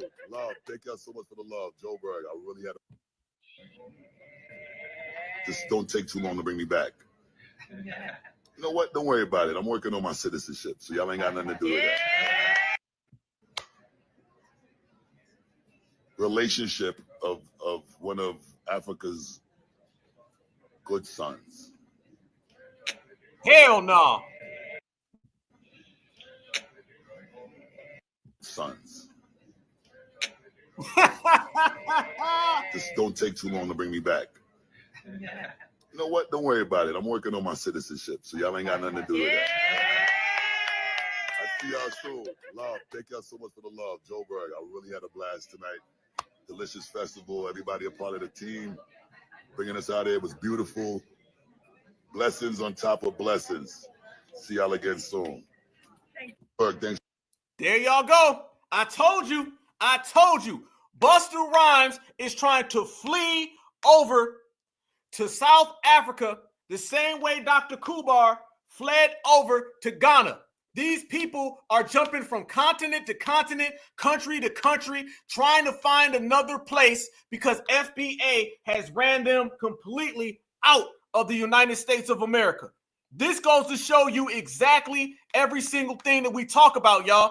These people are racially homeless. They can get mad at us. They can be pissed off. They ain't got to accept it. But now it is on the line. Receipts bring results. And the results are showing you. This man over there winking at the camera. This man saying, I'll be back. That man done pulled a hole. He did the tether Terminator. That man did the tether Terminator. He said, don't worry, I'll be back. No, the hell, this man didn't go full tether Terminator. Loving relationship of one of Africa's good sons. What the hell? If the bumper clods don't come get him, what in the curry chicken is going to hell on with Busta Rhymes? It was bad 4 months ago. It was bad 2 months ago. If the Walmart commercial wasn't already terrible, what the hell was that? The man winked at all of the South Africans. Sons. Just don't take too long to bring me back. You know what? Don't worry about it. I'm working on my citizenship, so y'all ain't got nothing to do with that. I see y'all soon. Love. Thank y'all so much for the love, Joe Berg. There you go. Told y'all. There it go. Family. But that ain't it. That ain't it. No. Hold on. Let me pull that all the way back up. That ain't it. Check this out. So, it all looks good, right? Nice and dandy. The man went over there is trying to get citizenship. I'm telling y'all, we got tethers jumping all over the place. Tethers now are in stage 4, where they're trying to say, well, damn, I ain't got it good in America. There's no place to go in the United States. Let me try to, go to South Africa. Let me go to Jamaica. Notice now, y'all, tethers are jumping all over the world trying to find a new home. It's starting to get out there. Word is out in the streets, okay? Word is out in the streets. Word is out, everyone knows that foundational Black Americans are not making it comfortable for tethers in our country. They're not. Family, you never seen all these people out here trying to get citizenship. Yes, this goes to show you. These people now are getting the message. They're all getting the message now that FBA is gatekeeping. FBA is delineating. FBA is regulating. You can't come over here and start talking in a Brooklyn accent. You can't come over here and talk in a Louisiana accent. You can't throw up the W like you from California, and then we just let you in. This is the effect of gatekeeping. Gatekeeping has every single tether absolutely afraid. So now they're literally trying to find other places where it's safe. Tethers are trying to find a safe haven because America ain't it. Tethers are trying to find comfort because America ain't it. Foundational Black Americans, by gatekeeping, delineating, and regulating, have sent out the message to the world. It ain't going to be smooth sailing when you come over here cosplaying. It ain't going to be a walk in the park when you come over here and try to steal from our culture. Maybe 10, 12, 15 years ago, you could have got away with it. This generation ain't allowing none of that. We ain't allowing none of that. So if you come over here, you're going to get a day of reckoning. So a tether going to do what a tether going to do. Tether said, damn, I can't do that to FBA because FBA runs the yard. I can't hustle them. Well, damn it, I'm going to run somewhere else. Are you surprised that all these tethers now are trying to get their citizenship elsewhere? Are you surprised that all these tethers now are trying to look at all these other continents to get citizenship? Is that a shocker? Or is that the after effect and the result of FBA regulating and being on code, on point? Damn right it is. But family, when he went over there, it got even worse. It got even worse. Let me tell y'all. Yeah, all they do is flee. They re-fleeing. We said it. We said it's going to be reverse migration, reverse fleeing. The message is out there. But you know, when he got over there, they're not rocking with him either. They're not rocking with him either. We already showed the Essence Festival, which is in New Orleans, Louisiana. They ran him out the paint. I believe it's in New Orleans. I know it's in Louisiana. Shout out to all my people in Louisiana, especially the 9th Ward. Much respect to my family down there.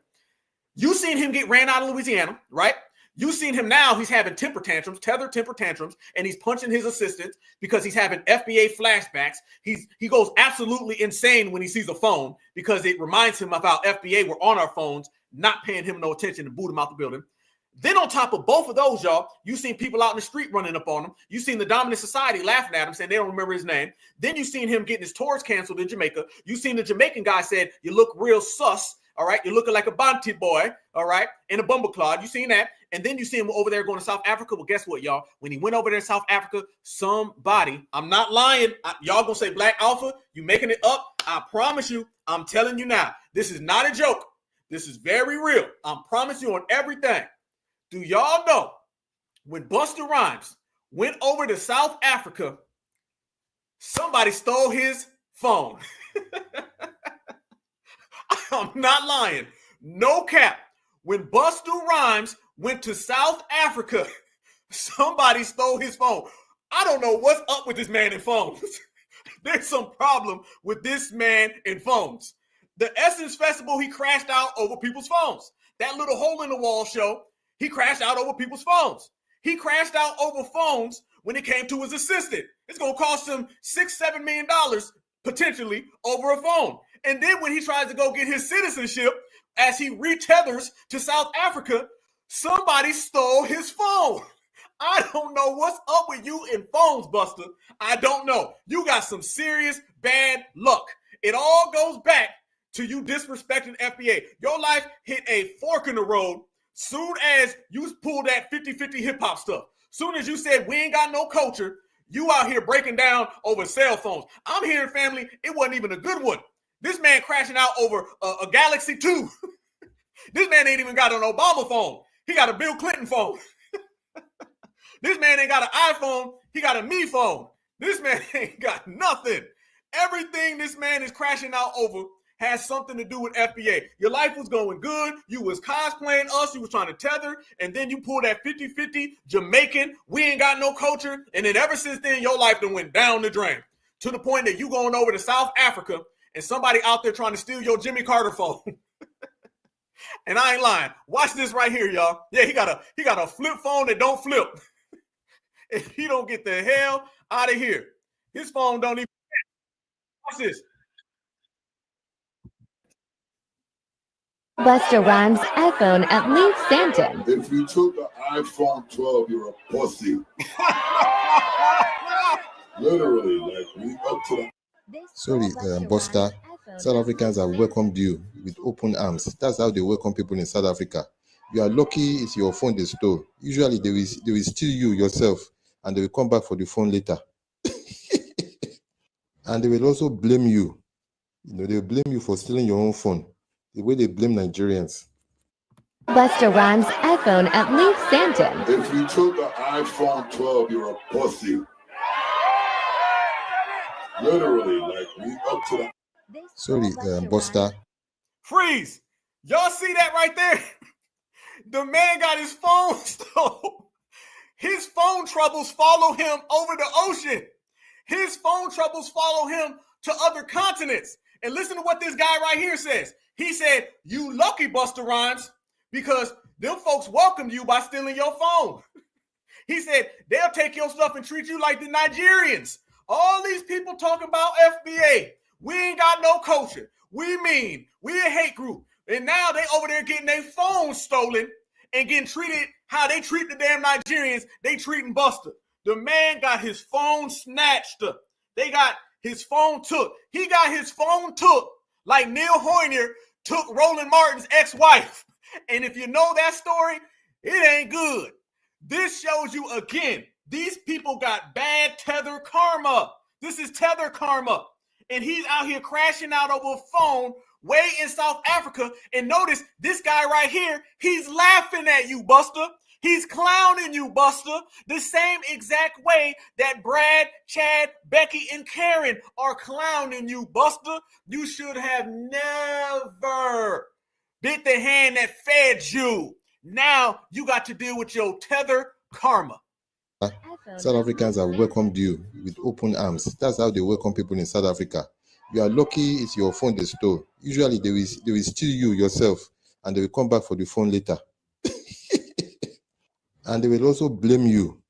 They will blame you for stealing your own phone. The way they blame Nigerians. Busta Rhymes' iPhone at Leaf Stanton. If you took an iPhone 12, you're a pussy. Literally, like, we up to the... Sorry, Busta. South Africans have welcomed you with open arms. That's how they welcome people in South Africa. You are lucky it's your phone they stole. Boom! There you go. Easy. Easy, easy, easy. Too easy at this point. Too absolute easy. So, Busta, there you go. That's what happens, y'all. There you go. That's what happens. The man literally got his phone snatched. That is too funny. They got your phone tapped. What you gonna do? Because sooner or later, they'll have the whole flip mode, flip squad. They'll have the whole crew with them. This goes to show you as well, y'all. They don't know. They ain't got no issues. There's nothing they can come up with. There's nothing they can come up with. And now this is your tether karma. You made the bed. You got to lay in it. Everybody is seeing exactly who you are, and you're being exposed for what you are. And that has sailed. So now you got to deal with that type of energy. Watch this though, fam. This goes to show you as well that the streets ain't never been rocking with Busta Rhymes. Never have, never will. For assault after Busta Rhymes turns himself in for assault after alleged altercation. So allegedly, Busta Rhymes got into an altercation with his manager, and he punched his manager in the face, and the manager called the cops, had the ambulance take him out with a stretcher, some whole other crazy shit. And you know what I'm saying? They put out a warrant for Busta Rhymes because of that. And Busta Rhymes just turned himself in, and he got a DAT, which is a desk appearance ticket. Now, every time I got locked up in New York for a misdemeanor, you know what I'm saying? They always told me, the cop, I'm like, damn, y'all got to go to jail for this? He was like, yeah, man, we'll try to get you a desk appearance ticket. And I knew I didn't qualify for that shit. But to qualify for a desk appearance ticket, you got to have no criminal history. It has to be a misdemeanor. It can't be like a domestic violence. It's based on your address and one other thing. Look at that. Now this man got this ticket. And now with this ticket, they say that you ain't got to be able to show up if you don't have a bad criminal history. We all know Busta Rhymes been having some real run-ins with the law lately. Yes, they have. And people are out here again clowning you, Busta. Watch this. Bro, this nigga Busta Rhymes turned... Yo, what the fuck you doing, bro? This nigga Busta Rhymes turned himself into authorities earlier this week for allegedly assaulting his assistant. Bro, this nigga Busta Rhymes is too old for that shit, my nigga. How the fuck you go from give me some more to I'm here to whore? Like, nigga, it's funny because when I was young, I used to fuck with Busta Rhymes OD. Like, yeah, nigga, I'm that old, but not that old. But I used to fuck with Busta Rhymes. But I don't know what the fuck that nigga doing, bro. He like 50-something years old, 50 years old. He too old to be running around doing that shit, beating up a sister.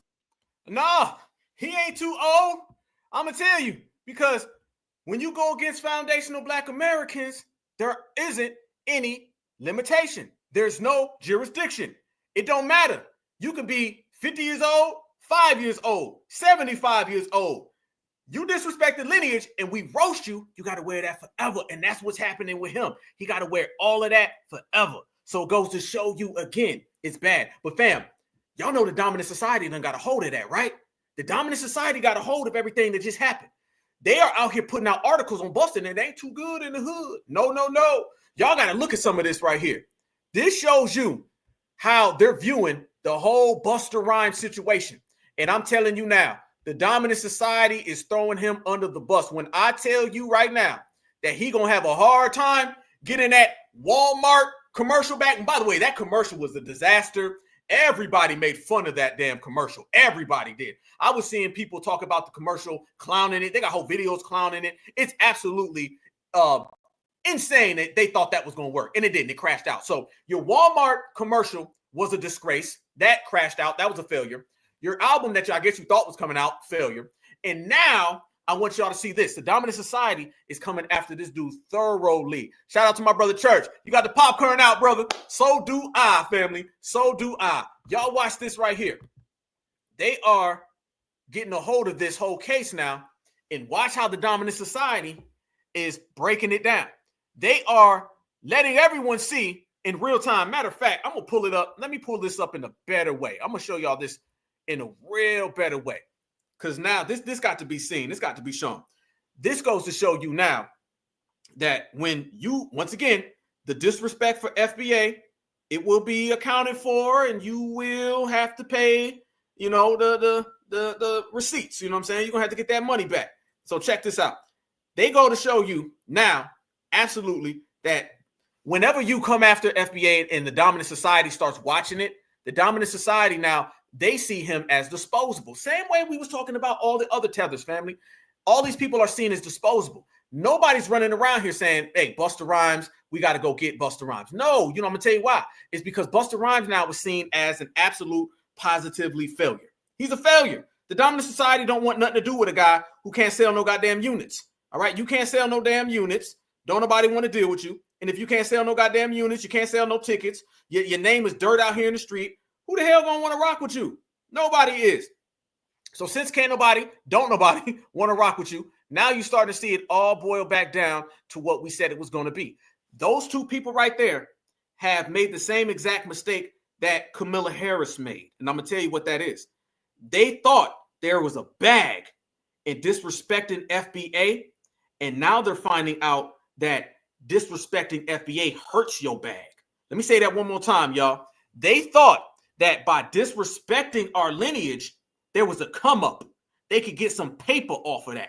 They thought they could do something good, get a few dollars off of disrespecting foundational Black Americans.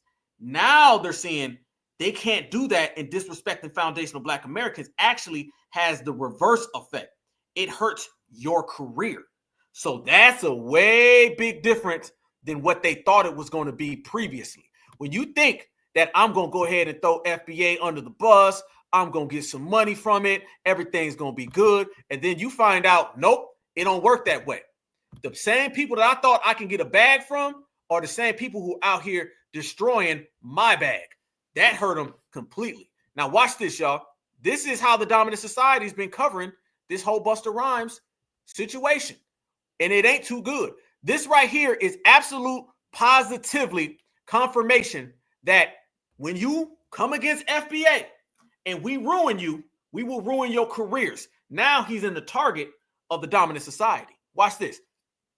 This shows you everything you need to know right here.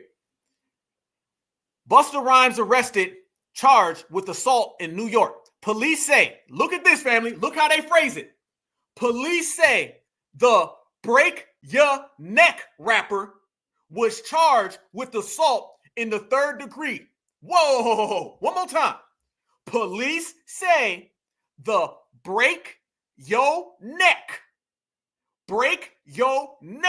rapper was charged with assault in the 3rd degree following an incident that allegedly left a victim in the hospital. Family, let me ask y'all this question. Out of all the songs Busta Rhymes done made, out of all of the songs he done featured on, y'all notice they didn't say the put your hands where my eyes can see rapper. They didn't say that. No. They didn't say the if you give it to me, I'm going to give it to you, the song with Mariah Carey. They didn't say that. They didn't say the Pastor Cavassier. Nope. They didn't say that. Nope. He got songs with Janet Jackson. He got songs with Mariah Carey, Pastor Cavassier, the man put your hands where my eyes can see. None of that. They specifically said the Break Your Neck rapper when they talking about him getting arrested for assault in the 3rd degree. This is confirmation that the Dominant Society is throwing you under the bus. That's what that is. And I seen that immediately. Absolutely. You 100%. Absolutely, beloved. Yes, indeed. Buck breaking. Ain't it funny? Busta is getting buck broken. So he's a buck broken Busta. A Busta that's broken who is a buck breaking Busta. It all goes around full circle. They out here breaking this man. Clear as day. Absolutely throwing that out there. One more time, y'all. So they say that this man, we're all watching, yes, the Tether, Busta Rhymes, buck breaking in process. Police say to break your neck rapper. They did that on purpose. Dominant society, they are completely getting rid of you. Easily. Once again, they threw it in there again. The break your neck rapper, 52, was arrested in northwestern Brooklyn and charged with assault in the 3rd degree. Family, they repeated it. The NYPD responded to a 911 call at the intersection of J Street and Front Street in Dumbo around 10:15 on Friday. Once I said, it was last night, family. The story broke this time last night. So you see it right here. Where's a 50-year-old male victim reported past harassment, which included multiple punches from an unidentified assailant. There goes the break your neck again. He's hitting on 50-year-old people, and apparently there was reported past harassment. There we go. Police say the victim experienced swelling on the left side of his face and was transported to NYC Health Hospital, Woodhall, where he is in stable condition. Representatives for Rhymes, whose real name is Trevor Smith Jr., did not immediately respond to EW's request for comment. This gonna cost Busta the bag right here. Oh yeah, this all gonna come back, Busta. Yes, it is. The New York Post reported that Rhymes' alleged victim was his assistant, whom he had allegedly berated for using his phone while working. Family, he went on a whole thing and berated the audience at the Essence Festival, berated the audience at that Hole in the Wall club. And now he's berating his assistant for using the phone. Man, that ain't nothing but an FBA flashback. That ain't nothing but Tether PTSD. FBA did that. FBA is so in your brain, so in your head, and we embarrassed you by being on our cell phones that you out here attacking every single person you see on the phone, including your manager. Ain't nothing you can tell me that would make me not believe that the way he went after us for being on our phone did not play a factor in him going after his assistant for being on his phone. Phones set this man off because phones are what FBA used to embarrass him. Broken buck Busta. He declined to detail the encounter during a conversation with the Post. And then he went on and said, Rhymes has been vocal about his disdain for cell phones in the past. Black Alpha's not just making this up.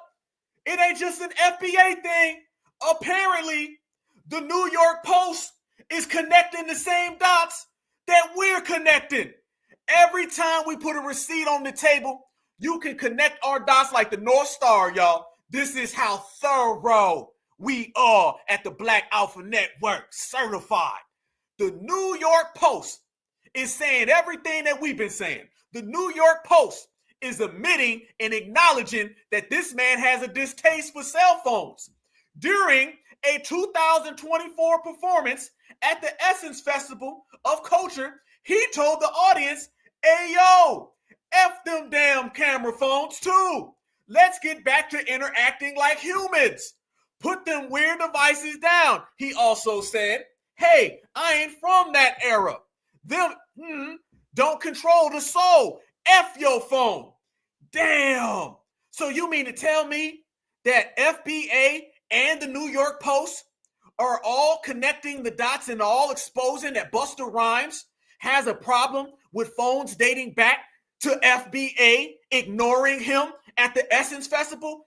When we say it, it's true. When the New York Post says it, they're saying it because we made it true. FBA broke this man. Proceed to give you what you need. This is how we get down. The man is in deep trouble, and it's all because of us. This isn't the first time Rhymes has faced legal issues. The rapper was arrested in 1998 for a gun possession charge, to which he ultimately pled guilty in 2000. He was sentenced to 5 years of probation for the incident. Damn, so that little ticket gonna have a problem because you got a criminal history. Yeah, This is bigger than just a small case, you guys. This is bigger than just us roasting him and him having a tether temper tantrum and a cosplayer meltdown. He gonna have some of that past criminality come back after him. In 2008, Rhymes pleaded guilty to assault and drunk driving charges after his driver accused him of attacking him during a pay dispute. Damn, he was attacking people before, as well as a subsequent arrest where he told police that he done a shot of cognac shortly before driving. This man out here drunk driving. He also faced charges of attacking a fan at the Amsterdam Music Festival and driving without a valid license around this time. He was sentenced to 3 years probation for the incident. So you are someone who's already been tried, convicted. Damn.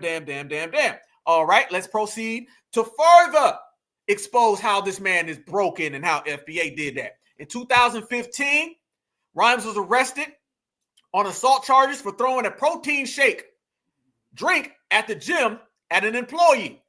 He pleaded guilty to non-criminal harassment charge after agreeing to attend anger management. Oh no, drunk driving, anger management, multiple attacks on people, and now you attacking 50-year-old men over phones. Oh, you coming about that bag. Oh, he gonna have to drop a bag, family. And you know that money done dried up, so he in real trouble. I hope Missy Elliott put you on the next tour because it don't look too good in your neighborhood. Here we go. Rhymes released his 11th studio album, Blockbuster, in 2023. He recently lent his voice to the animated series Everybody Hates Chris and set to appear in the upcoming Naked Gun reboot. This man out here trying to do reboots. Look at him once again, trying to cling to foundational Black American stuff. This is what it is. This man out here desperate, just trying to tether around for a paycheck. That's what he's doing. He's trying to tether around for a paycheck. Yes, he is. And it all boils back to the man ain't got nothing going for himself. Easy. The man is absolutely, positively broken Busta. Damn. So it looks like, again, what we've always said that it was, is that you're dealing with somebody who thought that he had a bag cosplaying FBA, and now he's going to have to run that bag because FBA broke him. That is the difference between every single thing they thought, and that is the reality that they have to deal with and accept. And you know what? Good, because ain't nobody coming to save these people. Ain't nobody coming to save these people. These people just going to have to deal with it. These people just going to have to accept it. They're going to have to acknowledge it, or whatever the hell they want to do. It doesn't matter because it has nothing to do with us. We are the ones who are creating all of these dilemmas and all these problems in their careers. Foundational Black Americans, we ain't nothing to mess with. I need y'all right now, though, while you are in here, I need y'all to smash that like button for me. I need y'all to make sure that you hit that like button, subscribe to the Black Alpha Network. We are building, we are working, we are shining, we are grinding, we untouchable, unmatched, and we are stronger than ever. So this goes to show y'all, when somebody comes around and they start telling you all this stuff about, well, you know, we just need to be nice to Busta. Nope. Because disrespecting the lineage, there's consequences behind that behavior. There's consequences behind disrespecting what we've created. And apparently now, those consequences, family, are people losing their careers. See, that's the big problem. Losing your career because you thought FBA was a joke, that ain't gonna work for you.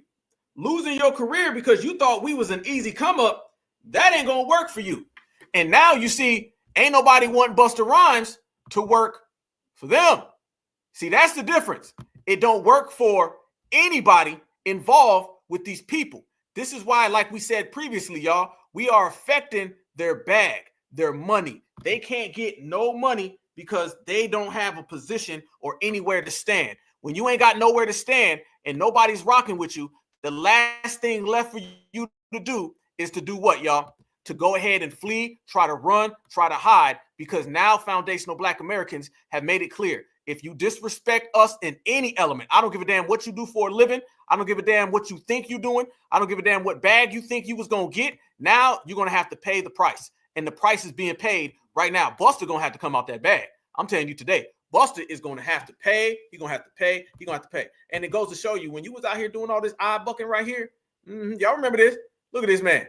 This was, man, just a few weeks ago, coming out here with a Walmart commercial. A Walmart commercial, y'all. And now Walmart wouldn't call this man at all. Let me tell you something. Walmart wouldn't call him on his telephone. Wait until Walmart sees it.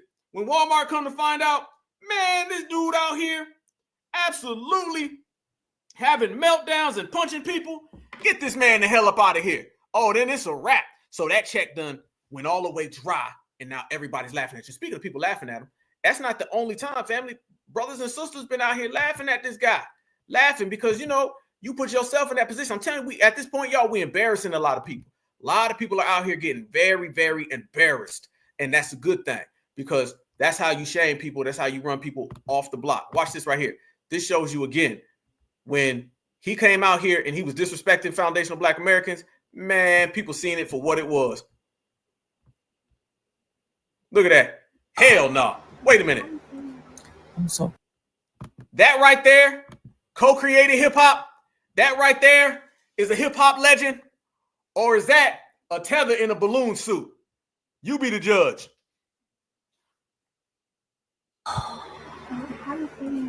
I'm so devastated. I can't believe they're trying to say Busta Rhymes. Busta Rhymes. They need to leave him alone. Stop blaming stuff on him. He didn't do nothing. They laughing at you, Busta Bus. They laughing at you. What? Busta Rhymes is my favorite rapper. You were just laughing, man. Damn. There you go. Everybody laughing at this man. The man ain't got nowhere to go. The man ain't got nothing to stand on. And that is why we done got this man completely out the paint. Busta Rhymes is over. You are officially buck broken Busta. All right. Now you can go back over there to Jamaica, and then they're going to run you out. You can go fly all the way over to South Africa, get your phone stole. But just know one thing for certain. You can't come back here. And apparently you already know that, because foundational Black Americans made it crystal clear that we control everything that goes on. You ain't welcome in this circle, because it's the winner circle, and all we do is win. So when you're getting locked up, you're running that bag, you're breaking down people over cell phones, just remember, FBA started that, and you got to live with that. There they go. But family, there's been a lot of people out here disrespecting. Yeah, absolutely, sister. There's been a lot of people out here disrespecting. There's been a lot of people out here running their mouth. There's been a lot of people talking reckless, and we've been checking them one by one, step for step. Anybody can get that FBA smoke, and the FBA smoke, evidently clear, is notches above everybody else. Yes, and that's a good thing, because we're great. So when foundational Black Americans let the world know that you're dealing with individuals who are clearly not like us, never will be us, can't stand next to us, that shows one, that if you come around and you're on any type of time that isn't what we're on, we are going to expose you to the point where not only will your career be done, but nobody's going to want to touch you. No one's going to want to see you. And it don't matter if you're a Democrat or Republican. It don't matter if you're an independent. Everybody can get it. It don't matter if you're an old rapper, a new rapper, a sellout. Anybody can get it. It doesn't matter if you're from the other side of the ocean or if you're from the other side of the earth. Anybody can get it. So you've been seeing now these meltdowns and these breakdowns because FBA is not giving anybody an inch. Nobody can even weasel them way in. You remember back in the old day, they try to slide in. They use all these backdoor tactics to try to get next to foundational Black Americans. No, it don't work. Why doesn't that work, family? Simply because we know every single thing, what they saying. Oh, you called for that one. I seen that. Woo-ha. Got that Walmart phone took. Woo-ha. Got that Walmart phone took, did you? I guess FBA got you in check, Buster. Damn right. Now you can check the hell out of my country. Certified. We run it. So there's been a person running around here, y'all, cosplaying FBA, trying to talk like us in the political world, trying to do this sister girl magic, but really trying to tie us into every single other group. None of that works no more, all right? That thing that everyone was trying to say, blacks are like this, blacks are like that. No. We're not going for that no more. Did y'all see Miss Ratchet, Jasmine Sullivan, wannabe, but really Jasmine Crockett, coming around here speaking on FBA. Did y'all see that? Let me tell y'all, the only Jasmine that I will acknowledge, other than family members, is Jasmine Sullivan. Jasmine Crockett is not one of us.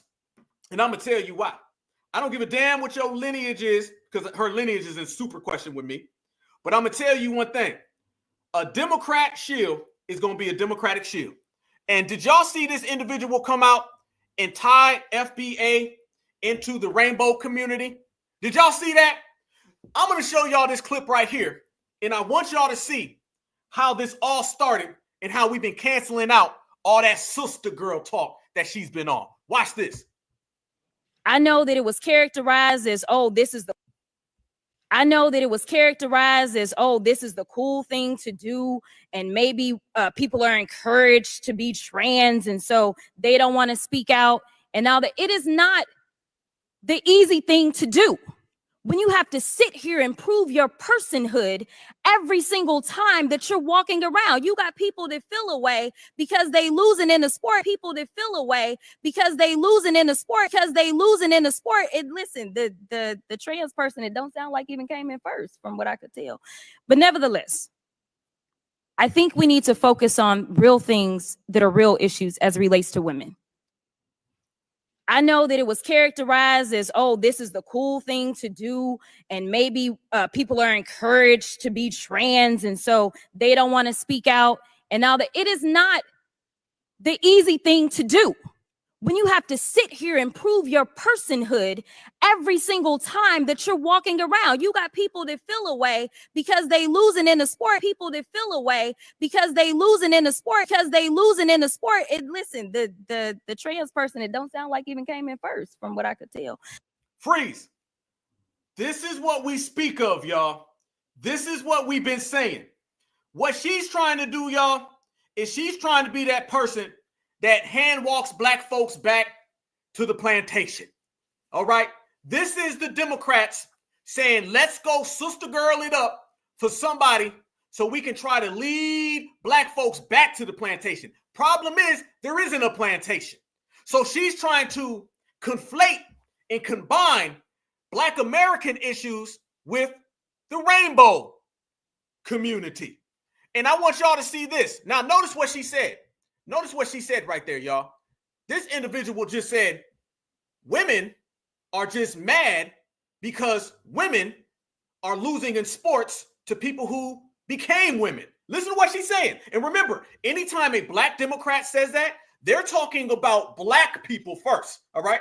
Anytime they talk, because they understand she ain't got the authority to say that about Karen. She ain't got the authority to say that about Becky. She talking about Black American women. And she said just basically, natural black women, y'all just bitter, y'all just mad because you lost in the sport to somebody who's really a man. She said it. I got people in my comment section on Twitter, and they were saying she didn't say that. Then tell me what she said. Somebody translate that for me, because I think she made it evident and clear. I don't think there's many ways that you can go ahead and interpret that. She straight up said it. She said, y'all just mad, feeling some type of way because you losing in the sport. Yeah, they're losing in sports to people they ain't got no business even having to fight in a sport.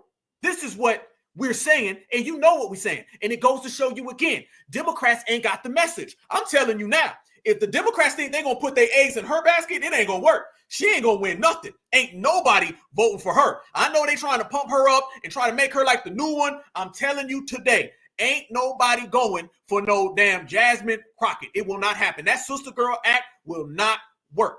And then I got to show y'all this right here. She said that people are just mad and upset. Are they mad and upset at this right here? Somebody tell me. Is this what they mad and upset about? Y'all tell me right there.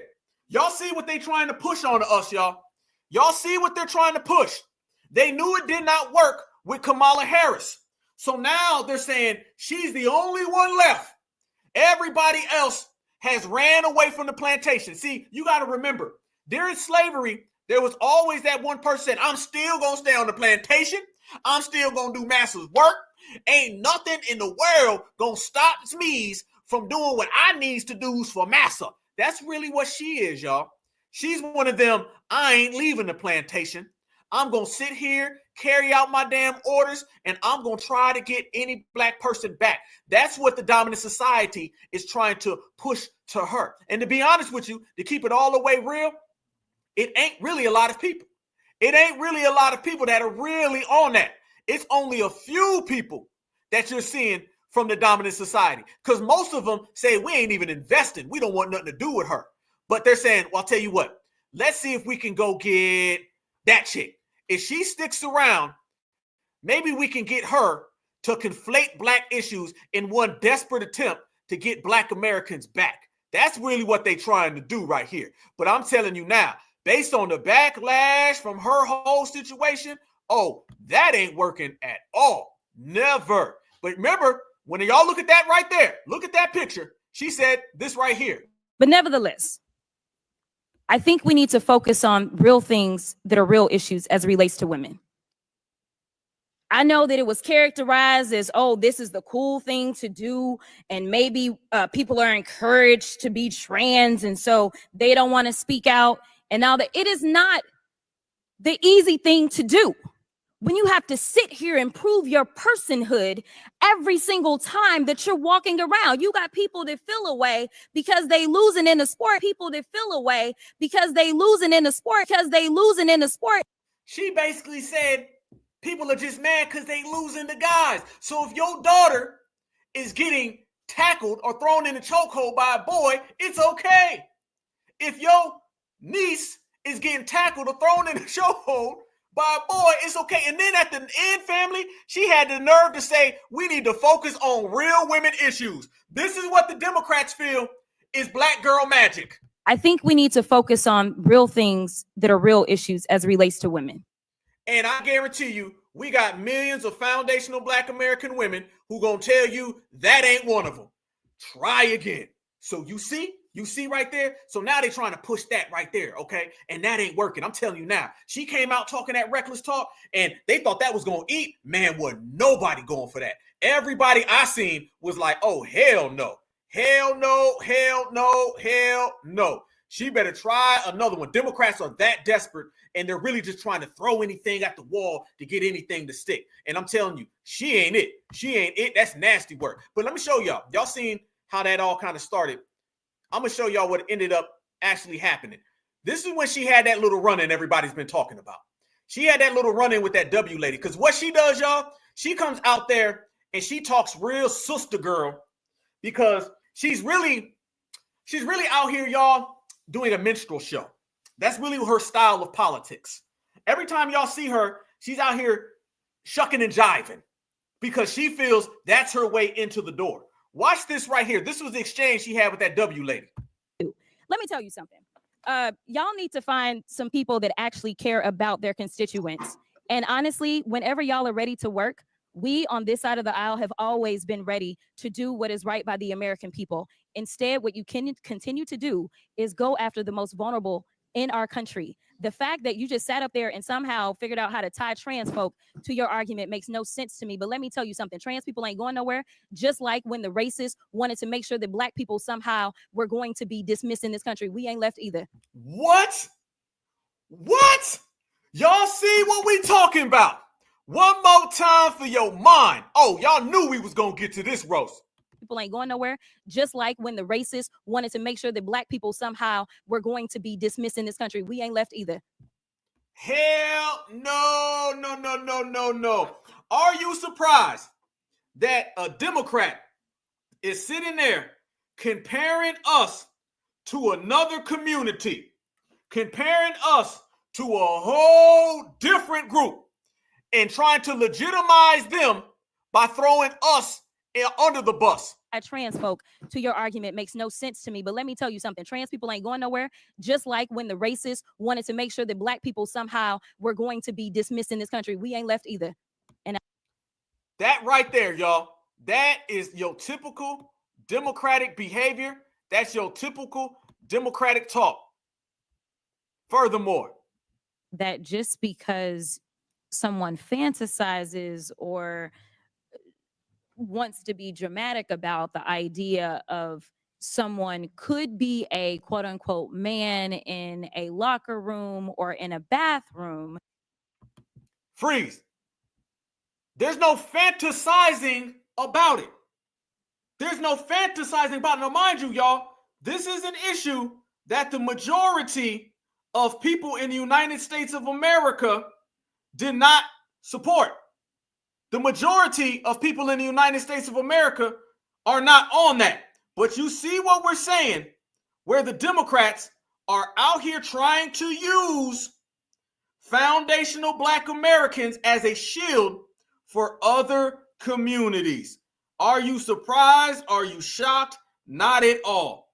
This is an agenda that she was sent out there to do. Notice how hard she keeps pushing the line for that. Notice how much she keeps trying to throw that in our direction. I hope y'all see that this is the type of game that they play whenever they mention FBA politics. We're going to get even further on that one. This is what she's trying to do. She's trying to conflate us with these other communities, all right? You deal with the tethers, the typical tethers that you have, and now you're starting to see them use these different communities, rainbows, use these different communities, Skittles, and she's trying to say, just like the Blacks. Now, notice, y'all, they don't ever use foundational Black Americans to get anything for us specifically, but they'll always try to take what we've done and try to hand it off to another group. That's what the Democrats specialize in. The Democrats know damn well. They say, we're not going to do anything for FBA. Imagine if they went that hard for actual tangibles for foundational Black Americans. Imagine if they ever went that hard for things that actually benefit our community. They'll never do that.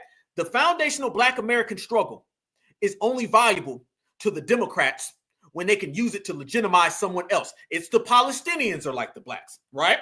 It's the immigrants are like the Blacks, right? It's the starburst are like the Blacks, right? Well, if we got it so bad that you use our struggle to legitimize someone else's struggle, then how come it ain't bad enough for you to do anything specific for it? They don't ever use our struggle for anything specific to give us something. They just want to keep our struggle around so when it's time to hand it over to somebody else, you can feed them the tangibles. That's why every time you see these people talking, anytime there's some type of legislation or some type of conversation, they say, you need to respect that group because they're like the Blacks. So go give them things that we don't give the Blacks. Let's go give them an anti-Black hate crime bill, but we'll take Black off of it. Let's go give them reparations, but it won't be for FBA. Every single time a Democrat mentions what we deal with, it's always so you can vote for the Democratic Party or so you can go give tangibles to an outside group. They will never mention foundational Black Americans and keep it at that. And this is why you see black-faced Democrats. That's why it's essential that we continue to wreck them and ruin them. That's why on Inauguration Day, it's nightmare time because they can't pay all those other communities those dividends anymore. Roland can't do it. She can't do it. And when they can't do it, they start resorting to all types of real backdoor tactics. Now is where she started getting bucked. Watch this right here. This is where she gets into it with that W woman. And it turned into a big firestorm. And this is why every time you see her, you always see some type of drama because she feels she's going to sister girl magic her way into giving money to other communities. Let me tell you something. Y'all need to find some people that actually care about their constituents. And honestly, whenever y'all are ready to work, we on this side of the aisle have always been ready to do what is right by the American people. Instead, what you can continue to do is go after the most vulnerable in our country. The fact that you just sat up there and somehow figured out how to tie trans folk to your argument makes no sense to me. But let me tell you something. Trans people ain't going nowhere, just like when the racists wanted to make sure that Black people somehow were going to be dismissed in this country. We ain't left either. Freeze. Now, I'm going to show y'all that, and now I'm about to show you guys the extra part. I wanted to play this again so you can notice the part where she says the most vulnerable. This is what I want y'all to see. Notice how when she starts talking about the most vulnerable, she does not mention Black people then. She does not mention us then, family. She only mentions vulnerable when she can put that off on someone else. Notice that, y'all. That's the only time vulnerable comes into play. Their constituents. And honestly, whenever y'all are ready to work, we on this side of the aisle have always been ready to do what is right by the American people. Instead, what you can continue to do is go after the most vulnerable, go after the most vulnerable in our country. Now, notice all those people that she's referring to as the most vulnerable people, all of them end up with tangibles that are more than what foundational Black Americans get. So again, that right there is them tying other people in to our struggle so they can benefit. And then when that happens, then you start seeing the ratchetness. Somebody's campaign coffers really are struggling right now. So she gonna keep saying trans, trans, trans so that people will feel threatened. And child, listen, I want y'all to I am tell no me child. whether or Do not not call me a child. I am no child. I want Don't to even find start. out I am a grown which woman. of those I am 47 years emails old. I have broken actually more have glass ceilings than you Chairman, ever I will. am reclaiming my Let's go. time. You will not do that. I Order. am not a Chairman, child. I am reclaiming my time. If you want to take it outside, Mr. Chairman, the committee is not in order. Order. Point of order. Point of order. You see right there, notice, family, how she starts off and she'll jump back and forth. She'll jump back and forth. 1 minute she's talking regular, and then she'll sister girl it up. She'll be like, because then, I just believe. Notice now. Hold on. Whoa. Let me see y'all faces. I want y'all to notice when she's talking about the Skittles community, she's talking all prim and proper, and she's talking with good diction. Soon as she starts talking about us, then it turned into, child, let me tell you, you ain't's gonna do this. You won't's gonna do that. But the Skittles bag community deserves reparations. The Skittles bag community deserves tangibles because they are the most vulnerable. How you feel about Black folks? Well, now we's ain't out here fighting for no one's. So if you wants to hustle with me in the streets, then we can get down with it. I don't give a damn, Woden. But on the other hand, if the Starburst community is ever assaulted, then we need to make good legislation and policies. Notice how she jumped back and forth. Notice how she kicks in and out. That ain't code switching. That's flip-flopping. All right? That ain't code switching because they ain't never on code. And all this stuff about code switching, you're hearing that from people who don't even know what the hell the code is. They're not code switching. They're flip-flopping, and they throwing FBA under the bus in the process. Look at this again, y'all.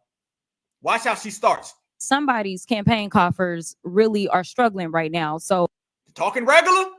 Oh, she gonna keep saying trans, trans, trans. See, then she flipped it again. Look at it again. Somebody's campaign coffers really are struggling right now. Talking regular? Now sister girl. Now, so she gonna keep saying trans, trans, trans. Notice how her head started snapping. Soon as she started changing the way she was talking, her head started snapping.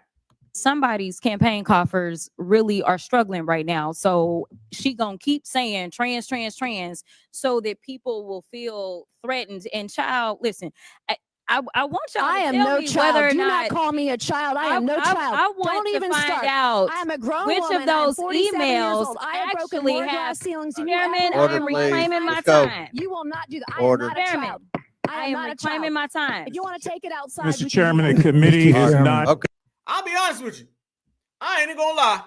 I ain't even gonna lie to you. I wouldn't give a damn if they did take it outside because I'm gonna tell you right now, I don't view those people as us at all. I don't give a damn where she's from. There's been a lot of speculation about where she's from, her community. I don't know, but let me tell you what I do know for sure. She ain't nowhere near a foundational Black American who's certified. So therefore, no, I don't give a damn. They can take it outside, inside, around the side. I don't give a damn. But I'm telling you now, it is very essential that we get these people out of politics, all right? Because they're the reason why we never get nothing. The reason why we don't ever get anything is, first off, you have black-faced Democrats who always stand and run interference on our natural grassroots movement. Then you have them giving tangibles to everybody else, but they also sabotage everything. I want you to go back to that black journalist thing with Donald Trump. You mean to tell me Donald Trump, the guy who's now the president, think about it now, go back to that black journalist committee that they had. Remember when Donald Trump, the first time he said Kamala Harris, she's not a black woman, she jumped back and forth. Remember that now. That was the very first time you seen Donald Trump acknowledge that. Think about it now. Trump is the president. Trump is about to take his oath on Monday. You seen Roland Martin and all of those other journalists there, they were sabotaging him. When he came, instead of talking about tangibles, instead of talking about policies, instead of just politicking, I don't give a damn what you're talking about, but nobody was there advocating or politicking to the guy who's going to be the president. You had the guy who was about to win the presidency. That was what, 2 months out? 2 months later, Donald Trump became the president. They had him sitting on a damn couch in front of him. He came to the black journalist by himself. Kamala didn't even show up. And instead of them politicking with this guy, speaking to this guy, they took the path of, we're going to go full Democrat and we're going to sabotage the interview. And Roland Martin was in the crowd and he was yelling liar. These people aren't here for business. They don't want us to do business. They want us to stay back and they want us to get played. She right there with her type of politics, that only reflects on us. That only reflects on us. This is why we delineate politically as much as we delineate socially. We can't have these black-faced Democrats running around here. We can't have it, y'all. We can't. You can't have a political atmosphere where there's two parties. You got the guy who won the presidency in a landslide right there sitting next to you, but you'd rather insult him, attack him, and say, why are you so damn racist? Nobody ever asked Joe Biden why he was doing eulogies for KKK members. Nobody said nothing about that. Y'all notice they didn't ever have that energy for Joe Biden. Joe Biden is sitting right there with the biggest anti-black political history. And when they get him at these black journalist things, they don't say nothing. Kamala Harris has the biggest political history of locking black people up. Got her there, don't say nothing. Donald Trump, he sits there, and instead of talking to him about politics, because, you know, this is business, instead, they ask him about the Central Park Five. And Roland Martin's in the crowd yelling. Who gave him the authority to talk on our behalf? Who gave him the authority to dismiss one half of the political atmosphere? Maybe out of 50 million black Americans, maybe a lot of us want to talk politics. Maybe we want to do business. You ruining our opportunity. You out here cock blocking. You out here throwing salt in the game. You giving us a black eye. How in the world can we ever have political business when you got Democrats who are saying, we're Democrats, we're going to shut down everything for 50 million Americans? They tell 50 million black Americans, I don't give a damn how you feel about politics. It's how I feel about my plantation, and I'm going to ruin every damn thing. This is why she is a joke. And that's why she's an absolute person that we are not dealing with. Because if you deal with her, she going to sister girl everything up, and then eventually people going to say, we ain't even talking to black people. We ain't even going to go talk to none of the black folks. Why go to the black journalist thing? Why? Because we'll just go somewhere else. We'll just go to a whole nother group. Because black Americans, they not serious. Black Americans don't want nothing because the political representation is acting that way. That's why we've been making it clear. You got the Boule, you got the Black Caucus, you got FBA, you got Certified Black Society, and we ain't the same. And I don't give a damn what they say about her. She ain't one of us, hands down. And we're making it clear. Same way we say a tether ain't an FBA is the same way we say certifies are not them counterfeits. We have delineated politically and socially. This is why we're winning so much. You wonder why we always sit here and we count out all these victories and we sit here and got FBA handwriting on every single thing that's great in this country? It's because we made a smart, wise decision. We said, you ain't like us politically, then get your ass over there. You ain't nothing but a smut. You ain't like us socially, then get your ass over there. You ain't nothing but a tether. And since we did that, now you starting to get things. Because I'm telling you now, her running around here talking that nonsense, I'm going to tell you what you was going to get. I'm going to tell you what you was going to get. This is exactly right here what you are going to get from her. You see it already, family. She's not like us. And remember, the Democrats will sell out every black person in America for some butter biscuits. Roland Martin just sat there and told you what he told you. Roland Martin sat there and told you he wants to see your family crash and burn because you didn't vote for his favorite massa. That's what he said. That's what he said. These people want to see us lose. They don't want to see us win because they have more love and affection for their Democratic plantation than they have for black Americans. So what we ain't going to do, we're not going to let people who have more loyalty, more affection, more desire for a political party than for our lineage be the people who represent our lineage. See, that's why things were so messed up. The people who hated our lineage were the people who were always speaking on behalf of our lineage. Soon as the certified stepped up, the people who love the lineage, we represented our goddamn self. Now no more Democratic plantation. Roland Martin is sweating chicken grease and Jasmine Crockett is getting embarrassed. You see the difference? And then, you know, they try to send out their little tools and their tools were out there. And a lot of them were out there saying, woo, you go now, sister girl. Woo, that's what we talking about. This is politics to these people, y'all. This is why the inauguration is going to be so important. Because now we're seeing the new arising of the new era of black politics. Don't think just Donald Trump. Think about how Monday, the inauguration, is the final day of 60 years of Democratic plantation. Why you think they crying right now, y'all? And watch how they was out there saying, you go, sister girl. These are the people who we don't rock with. Child and child, two different things. Child, girl, boy, bye. Child, please. Boy, bye. Girl, bye. It's not CHILD, not child. You a child. That's different. Child, girl, boy, bye. Baby, what the hell I done woke up to? So, Ram, Nancy Macy done asked my soror, Jasmine Crockett, do she want to take it outside? There you go. There go the sororities. There goes the fraternity talk. Notice they don't ever talk about the lineage. They don't ever talk about the heritage. You knew damn well these people out here talking about some, woo, child, sit the girl, you go girl. Woohoo! This what we talking about now. This ain't for that. You gonna do that at the damn Waffle House. We in here talking business. We in here talking politics. You ain't ever gonna get nothing in the United States of America with people cheerleading someone talking about something. What you ain't scones to get ends is this now, child. That ain't how you get business done. You don't go to the business table waving your damn pom-poms because someone called someone else child. That ain't how it works. Let me tell you what people are thinking. People are thinking you ain't serious, sir. People are thinking you ain't gonna get nothing. They gonna close their briefcase. They gonna walk 5 different rooms down the hallway. They gonna go into another community's door. People who are serious, who ain't out here celebrating that type of rhetoric. Outside? But I applaud Jasmine. I applaud her for keeping it cute. Cause take it outside? Why lady asking me to? I want to take it outside. I was you serious? You This question is for Nancy Mace and Nancy Mace alone. Who the fuck was talking to you?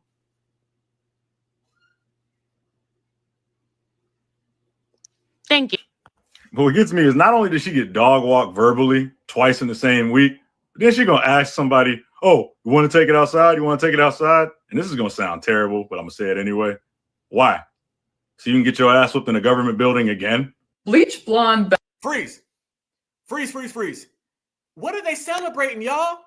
Are they celebrating? Did that exchange do anything for black people? Again, the exchange was about Skittles. It was not about FBA. It wasn't about black Americans. It wasn't about freedmen. These people are celebrating an exchange about Skittles. Not about us. About Skittles. We're talking about Skittles, y'all. We're not talking about anything other than that. And watch, Becky comes out loving it too. Bad built butch body. I don't care what your politics are. She gagged her, I fear. I fear she ate. She cleared. There are no notes. She ate. Uh-oh. There go Becky saying, there you go, my sister. You ate, sister.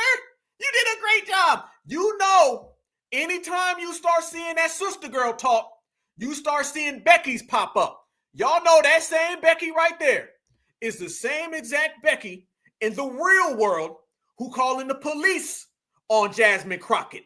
She the same one who's calling the police on Jasmine Crockett's father, Jasmine Crockett's brother. Don't let these Beckys in the political world always be cheering for things that are real sister girls. Y'all notice that, right? The dominant society, they always pretend that they like that sister girl act politically. Socially, she calling the police on you. She calling you a welfare queen. That's what she's saying socially. Because socially, to cheer that type of behavior, it doesn't get them anything. Politically, they think it can get them Black American votes, okay? See, when something doesn't revolve around Black American votes, the dominant society don't like it. Why do you think the dominant society was always trying to feed you Megan Thee Stallion? In real life, W's don't like Megan Thee Stallion. Why do you think they was always trying to sell you Glorilla? In real life, W's don't like Glorilla. Why do you think they was always trying to give you Tiffany Haddish? In real life, they don't like Tiffany Haddish. They got a name for every single one of them, and it starts with a B. It's a double B, a black, you know what. That's what Becky is calling all of them black women when it doesn't have something to do with votes. Out of nowhere, magically, the dominant society will make it look like they like certain people when it comes to getting votes for the Democrats that they don't like in real life.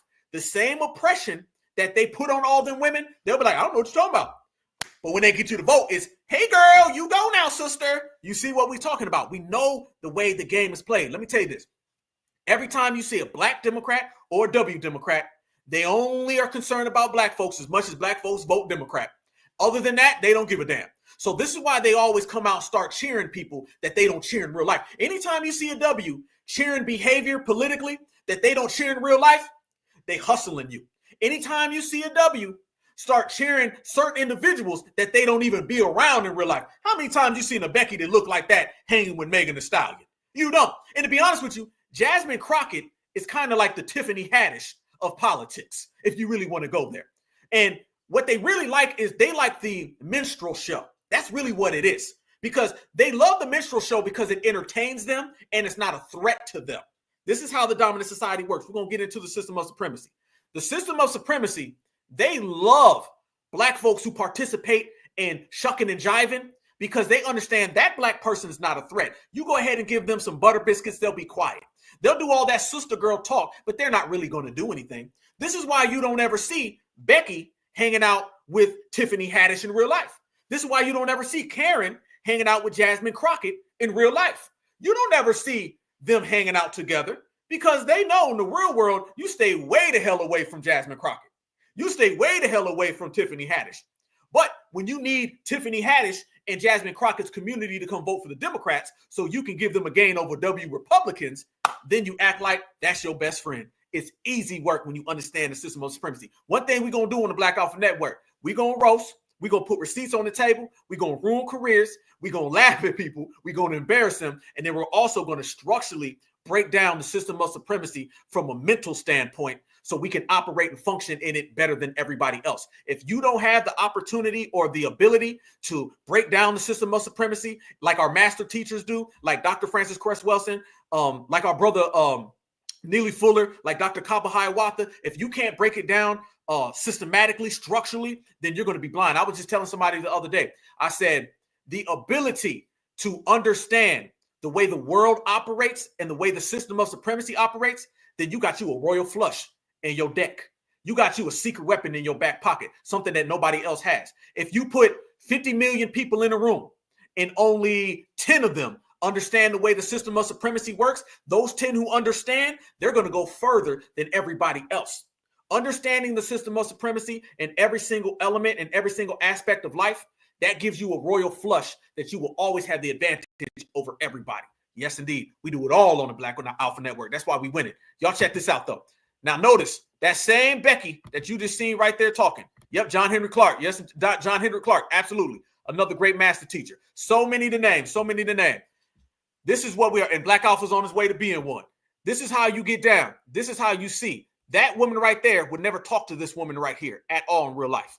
She came out with a tongue twister and did not stutter once. She is who I wish I was when I have those fake arguments in my head with people. Flawless execution. Of course, I wish it didn't come to that at all, but... Then she threw that in there right there. Notice that, family. She says, I wish it didn't come to that at all. That was her throwing the dominant society a bone and saying, well, I'm not getting too close to the black side. I'm not getting too close to the blacks. They always got to do that right there, family. This is the way it is. This is what we're always talking about. You got to understand the 9 areas of, just activity, of human activity. You got to understand them all. And even if there's 10, 12, and we add new ones, family, just understand every element. You got to see the way these people operate. And it goes all the way back to what we're talking about. These people right here. You absolutely right, Iron Will. She be right there with the police. Yes, indeed. But I'm going to show y'all some more receipts that we done pulled up. We done pulled up, family. And understand that. By the way, speaking of master teachers, remember, y'all, everybody in this chat, we're all master teachers, okay? All right? Matter of fact, rest in peace to Muhammad Ali. Today is his birthday. My number one inspiration, Muhammad Ali. He always said it best. He said, every person, and I'm going to say every foundational Black American is my teacher because I can learn something from everybody. You understand? We have who we say are our master teachers, and we learn from them. But at the same time, they've learned a lot from us. All right. And this is how we always grow as a community because we're able to all share notes and exchange with each other. You teach me something. Somebody else teaches you something. Then you teach me what they taught you. I teach you back. We teach each other and then we grow. Everybody's in there. So every single FBA is a teacher and every single FBA is a student. That's the difference between our community and everybody else's community. They just got 1 or 2 people and they all follow in line. FBA, we say we learn from everybody. Grandma teaches me something. Grandpa teaches me something. I learned something from every single one of y'all. That's also another difference between the Black Alpha Network and everybody else is that we all network. The word is there. network. We network as a community, and therefore, since we network as a community, we all grow as a community. We break stories together. We all break it down together. That's the difference between us. So we understand everything that these people are doing, and each one teach one. Oh, shout out to Louisville. Much respect to Louisville. Much love to, let me say this, man. Much love to all of Kentucky, man. Kentucky don't get its proper etiquette. Much love to Kentucky, Louisville, Springfield, my people from Kentucky. My grandfather from Kentucky. So much love. Somebody was asking me, they said, where your people from, Black Alpha? My people are obviously from Georgia and Ohio, immediate, but go back, Mississippi, Georgia, Kentucky. That's my people right there. Much love, because our South, our motherland is in the South, y'all. So feel that. But I want to show y'all this right here. Much love to Kentucky, though. Much love. Kentucky get a lot of love. Beautiful place. Let me show y'all what we mean when we say these people ain't on it. Absolutely. Teach the kids early. Absolutely. You teach the kids early, and then as your kids get older, they end up teaching you a lot of things. Remember, this is what we do. We always got plugs. I'll use my mother as an example. My mother would teach me and my brother so many things, and my father as well, teach us so many things when we were younger. And as my parents got older, and they're kind of, they were more kind of, older and retiring, they done raised them to intelligent men. So now it's my job to show my mother things that's going on in this world, because I'm the youthful one. So when she's a youthful one and I'm the baby, she's teaching me things. And then as I get older, when my mom can kind of fall back and chill for a little bit, now I'm like, okay, I got you. So let me tell you what's going on. Now I'm my mama's plug. It's like all my young folks. I tell them all the time. You know what I'm saying? I tell my child all the time. I say, listen, you my plug. You my plug, okay? I don't necessarily know what's going on with the 18s and 19s, the 20-year-olds. I'm going to come and ask you because I raised you to be intelligent. Okay, that's how we get down. That's why we move so strong as people. Shout out to your people in the swamps of Louisiana. Much love, Louisiana. Yes, indeed. So that's how we get down. We teach each other. That's why I always say on the Black Alpha Network, we all do a little, we all do a lot. Each one teach one. Yes, indeed. Now, speaking of teaching one right here, shout out to my brother Sage. Much respect. Me and this brother talk all the time, and all we do is share good game. Good game. You always learn from each other. So, yes, we're all each other's master teachers.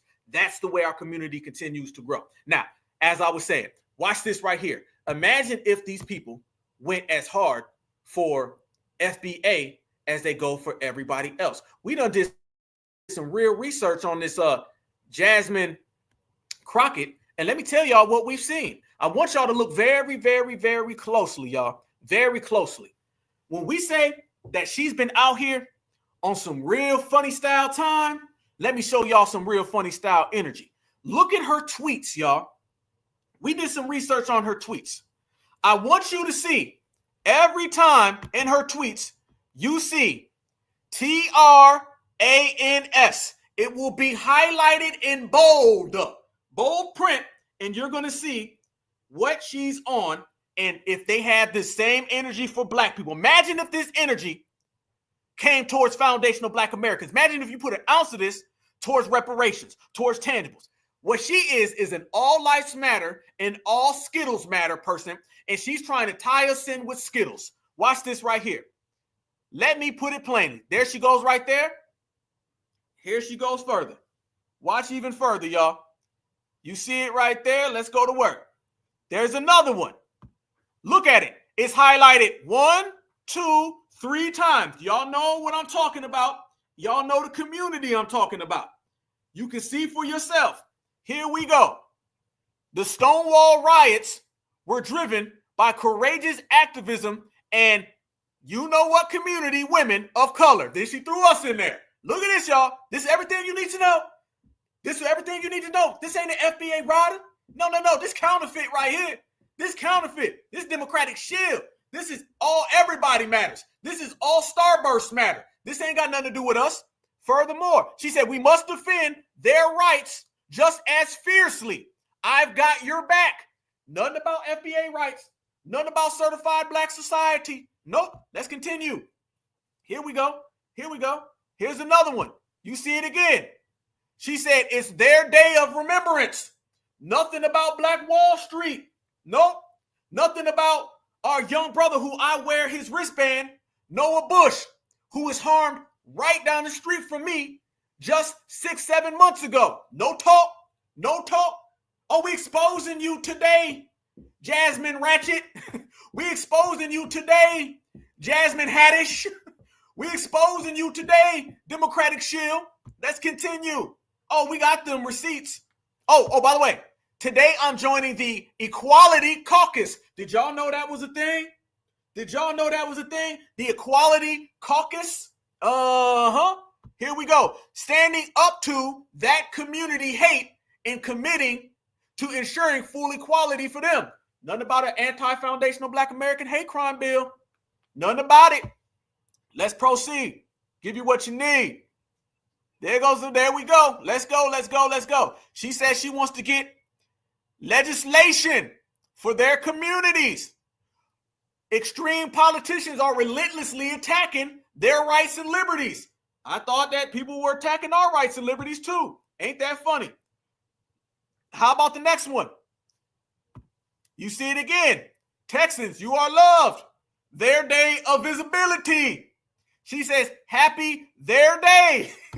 Y'all know who there is. It ain't us. Proceed. Check this one out. A beautiful day to display their pride. It was a joy to join their prom 2023. Their kids are like anybody else. They want to live and love freely. Look at that. So she supports the children. That's why she was saying that women are just bitter because they're losing in sports. That's why. Because she is out there believing that these individuals are the same. She supports their kids. Oh, family, I promise you it makes sense now. Now it makes a hell of a lot of sense to me. She out there supporting their children. Their children, y'all. So she's for your children being choked out. I got it now. Let's proceed. Even furthermore, knocking at the door. She's been out there on that. There goes another one right there. Today, I and 163 other Democrats urge the Congress to protect them. Nothing about protection for FBA, though. Number one leader in hate crime. Look at that. She talking about their caucus and colleagues. They are celebrating Pronouns Day. Yes, indeed. Remember, y'all, she said we the same as them. This is what she said. Here goes another one. She just voted no to an anti-child, anti-sports. So she supports it. Here's another one. Unapologetic. She's out there with another child. Look at her supporting the children. So she's okay with the children being in that area. Okay. There we go. Furthermore, let's see what else she supports. Let's see how many more times she mentions them with no talk of us. Oh, there you go. Damn. What's up with her being with their kids? Damn. She said we must dispel the myths and ignorance around their children. Man, she got more pictures with their children than she has with Black children. Damn. Once again, no wonder she doesn't mind a boy wrestling your baby girl or your daughter because she supports that. Let's continue. Here we go. Let's continue. There you go again. More pictures with their kids. There you go. Boy, she hugging, boy. She loving that right there, too. She said, this is my people. This is my fault. There goes another one. Every kid should have the opportunity to participate in sports teams. See, she supports them being on teams where they have to compete against women. That's what she supports, y'all. These are her words. These are her tweets. Look at all this. She said right there, let's go, Jacksonville. Right there. She said, light up the whole damn lake. There she goes. Get more goddamn kids. Damn. Look at this, man. Boy, she all for it. No wonder they put her on the front. No wonder she's doing these publicity stunts. Because this is what she believes. Easy work. So that right there is a journey down the way she's on it. So you can see clear as day with your own eyes, this is her agenda.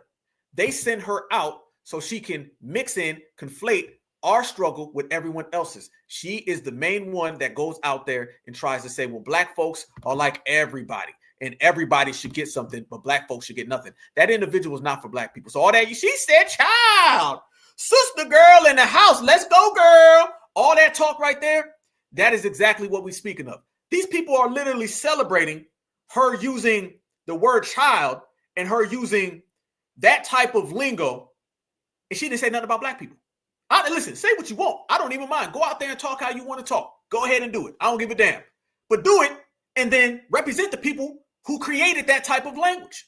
Notice that, y'all. She's using FBA verbiage to give tangibles to everybody but FBA. If you're going to be talking that talk, everybody out there waving that flag, throwing them pom-poms in the air, all the Democratic shields saying, man, I like the way she talked. She's using African-American vernacular, but she ain't advocating for African-Americans. You see what I'm talking about?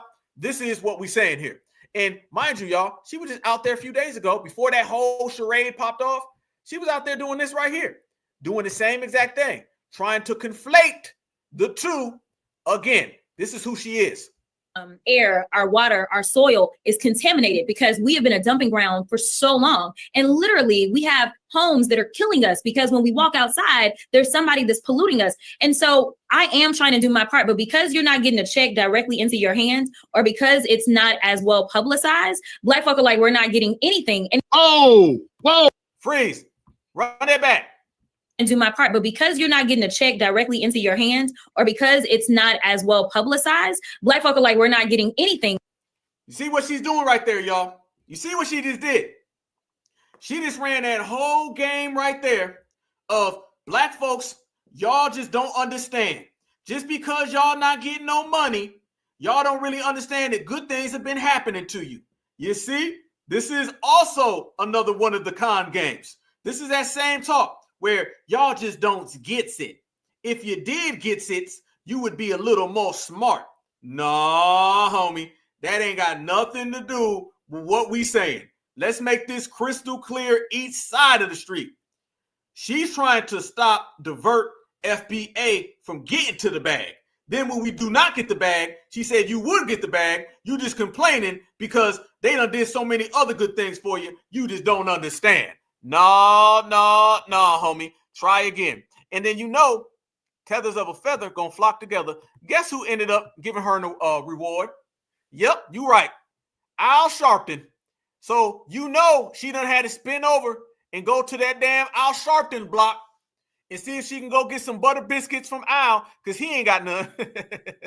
So she pulled up way there off top. Yeah, she basically said, Black folks don't worry about having any water. That's exactly what she said. She said, y'all ain't got no water, but who cares? Why should we give a damn about any water? Water for who? Water for what? Come on now. She said, Black Americans basically don't worry about migrants getting all your money. And if you ain't got no water, you're going to be okay. And then she had to go on over the aisle.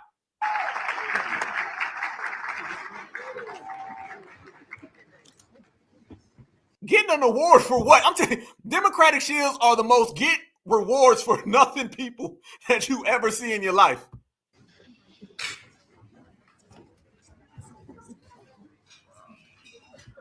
They over there getting awards. They got one cameraman. They got one cameraman over there acting like they done did something fancy.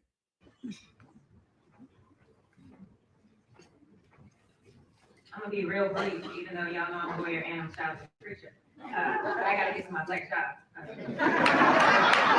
Before I lose it, right? We go to the elections every 2 years. So you gotta stay ready so you ain't gotta get ready. So let me make sure that I don't miss anybody. I gotta make sure I do this, because otherwise there's another way to lose my black child. And I'm gonna skip off just a little bit really quickly, because the vice president is my everything. There. Soon as she came out, she started talking about the vice president, aka Kamala Harris. You see what we talking about, y'all? So that's the first thing she did, and she came out and said, well, we got to show love to Kamala now, because that's my friends. Yep. You see, automatically, absolutely, positively. It's an old game, y'all. We understand it. See, there was a time where people wouldn't even see through this stuff. People wouldn't even see it. They wouldn't understand it. We know everything they're going to do. That's why every time they do it, they fall flat. They fall flat. And mind you, y'all, you trust me, believe, she's a shield. Look who she out there waving the flag for. Remember, nothing about Black Americans, and we need to be quiet, let migrants get our money, and accept no water. But all of those Skittles kids, all of those Skittles people, they're good, and they need to go ahead and get everything. And then on top of that, look who else she supports. Yeah, we done pulled out some receipts on her. And I'm going to tell you what I've noticed. I ain't seen not one damn thing that's Black American. Look at the flag that she's holding right there. You can see it with your own eyes. She out there hanging down. She's one of them Ukrainian people. She down with sending money to all of them, sending money to all the migrants, giving all the bills to all the other communities, handing out Skittles to everybody. One of them divine nines, and you still ain't seen nothing about Black Americans. I ain't even heard her say black. I ain't heard her say black nor American. I'd be damned. So that shows you again, this individual ain't like us. And also this individual doesn't have a career. All right. She'll never be anything. No. It just won't work. That sister girl, you name me one time that sister girl talk doesn't ever work because people see through it. People ain't rocking with it. And FBA don't rock with her. Therefore, the dominant society is really just throwing her under the bus. And that's really what the dominant society is doing. The dominant society is kind of just throwing her under the bus, letting her kind of crash out for the people. And then everything will be all kind of good on that side. But let me ask y'all this question. Please, somebody help me. Y'all know we say two tethers flock together and all the shields look alike. Doesn't she remind you of somebody? Beyond Tiffany Haddish, beyond all the fake sister girl, because that's all she is. She is a fake sister girl, okay? But in reality, what she is, I don't know, maybe she's this individual. Y'all tell me, have y'all ever seen this person and Jasmine Crockett in the same place at the same time? Because I think they might be the same. Don't she remind you of Tiffany Cadillac Mallory, aka Chevy Shabazz? Y'all know the one that was using all of them black folks so she can go get her a car dealership promotion. Ain't this her right here, y'all? I'll be damned. I ain't never seen them in the same place at the same time. This is what the Democrats are trying to present. This is who the Democrats think are going to get them out of obscurity. Hell no. Family, Iron Will, I see you, brother. Have you ever seen them in the same place? I ain't never seen them together. Y'all ever seen the movie Face Off with Nicolas Cage and John Travolta? I don't even think they would have even had to do that much of a face off. I ain't never seen these two in the same place. And remember, y'all, she was the one running around here talking about some sexism is worse than racism. Didn't we just see Jasmine Crockett say that Skittles bag is worse than what FBA deals with? It's the same thing. She said that not anti-black racism, not anti-FBA, anti-Skittles. And Tamika Mallory said not anti-black racism, sexism. So, I mean, damn, maybe, could be, I don't know. I think they might be the same individual. I can't call it. But I'm telling you now, I'm super skeptical because you don't know when you deal with these people. You don't know. And somebody put this together, y'all, and I want y'all to see this. Talking about a lot of these tethers out here that we're like very skeptical of. Look at this right here. And don't get me wrong, you got your own COONs, but I want y'all to see this. Look at this right here. This is a list of a lot of these people who are Democrats and they not like us. Look at this list right here, y'all. Notice this. Look at these homelands that you see these people, y'all. These are not FBAs. Y'all see this now. This is a combination of all these individuals. Puerto Rico. Notice that all of these folks come here and what do, y'all? They play off of them being FBA. They play off of them being us. These folks are not like foundational Black Americans. This is the game. This is the hustle. And it ain't working. We're not going for none of that. It's a damn shame. Look at these. Look at this. Family, this is the United Nations. This is the United Nations. These people ain't nowhere near FBA at all. None's them. These are not foundational Black Americans. But I guarantee you every single one of them sits in on a foundational Black American board and tries to talk about FBA. Look at this. Virgin Islands. Look at this right here, y'all. Cuba. Hey, this man from two places. This man from two. Damn. Bahamas. This is your Black Caucus right there. What they know about us. This goes to show you right there. Frederica Wilson's deep Bohemian roots. They not FBA roots. No. This ain't no FBA culture, and these are the ones that they're going to have talking about, oh, look at this. That ain't FBA. This is the whole, we all's blacks, man. There ain't an FBA in that damn building. This is who the dominant society picks, and this is who the dominant society goes against. Man, if you don't get the hell out of here with this man look like an ostrich. Okay? We don't do none of that. No, hell no. Get out of here with all of that. You can take that back to wherever. Okay? The Bahamas can have all of that. But you see, these are not foundational black Americans. So therefore, you cannot represent foundational black Americans. Therefore, foundational black Americans do not accept you. And since foundational black Americans do not accept you, you have officially been served your papers. You can get out of Dodge, and that's the way the story goes. Easy. And shout out to my one of my good brothers on Twitter. He posted this, actually. I had to grab it. Check this out right here, y'all. This shows you again. Look at this. This is Jasmine Crockett's little snap where he said Crockett's bad built body snap was funny, but this isn't. She's not pro-black. They typed in Jasmine Crockett. They typed in reparations, and it yielded no results. Not 2 results, not 3 results, nada, none at all. You see it right there with your own eyes, family. That is her reparations stance. She ain't got one. That's her reparations view. It doesn't exist. So you can see automatically where they are. You can pull out their paperwork, and then we can run them out of office, or we can stop them from ever getting in office. It's that simple. And this is why they're melting down. And this is why they're afraid, because they never had to deal with any of this before in the past. They do now. They never had to deal with people who said, your paperwork is dirty. Your paperwork is horrible. You can't sit at no table and represent FBA. I'm talking about 0. Now, we just came off of me showing y'all all of her tweets about those other communities, right? You seen her trying to fight a lady on the floor based on that other community. You seen her say, just like us, that other community ain't going nowhere. So you seen her take the starburst and tie it all the way in with us. Not one word about reparations. You see the difference, right? But for every Democratic shield, there's a certified, okay? For every single fake, there's real. And for every single artificial, there's authentic. Certified salute to the real ones, because we are the ones making this all move. Check out this sister right here. This sister right here was standing on real business, and she talking that real business. Out with all of that old, all that sister girl magic, all that counterfeit, all that she said child.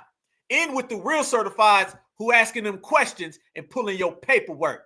Miss Jasmine Ratchet. All right, hey y'all. So Jasmine Crockett, right? And I've been trying to be quiet, but I just find it weird how Black people support her. And then the latest thing is her and this little verbal altercation she had with this lady named Nancy, the whole child situation, right?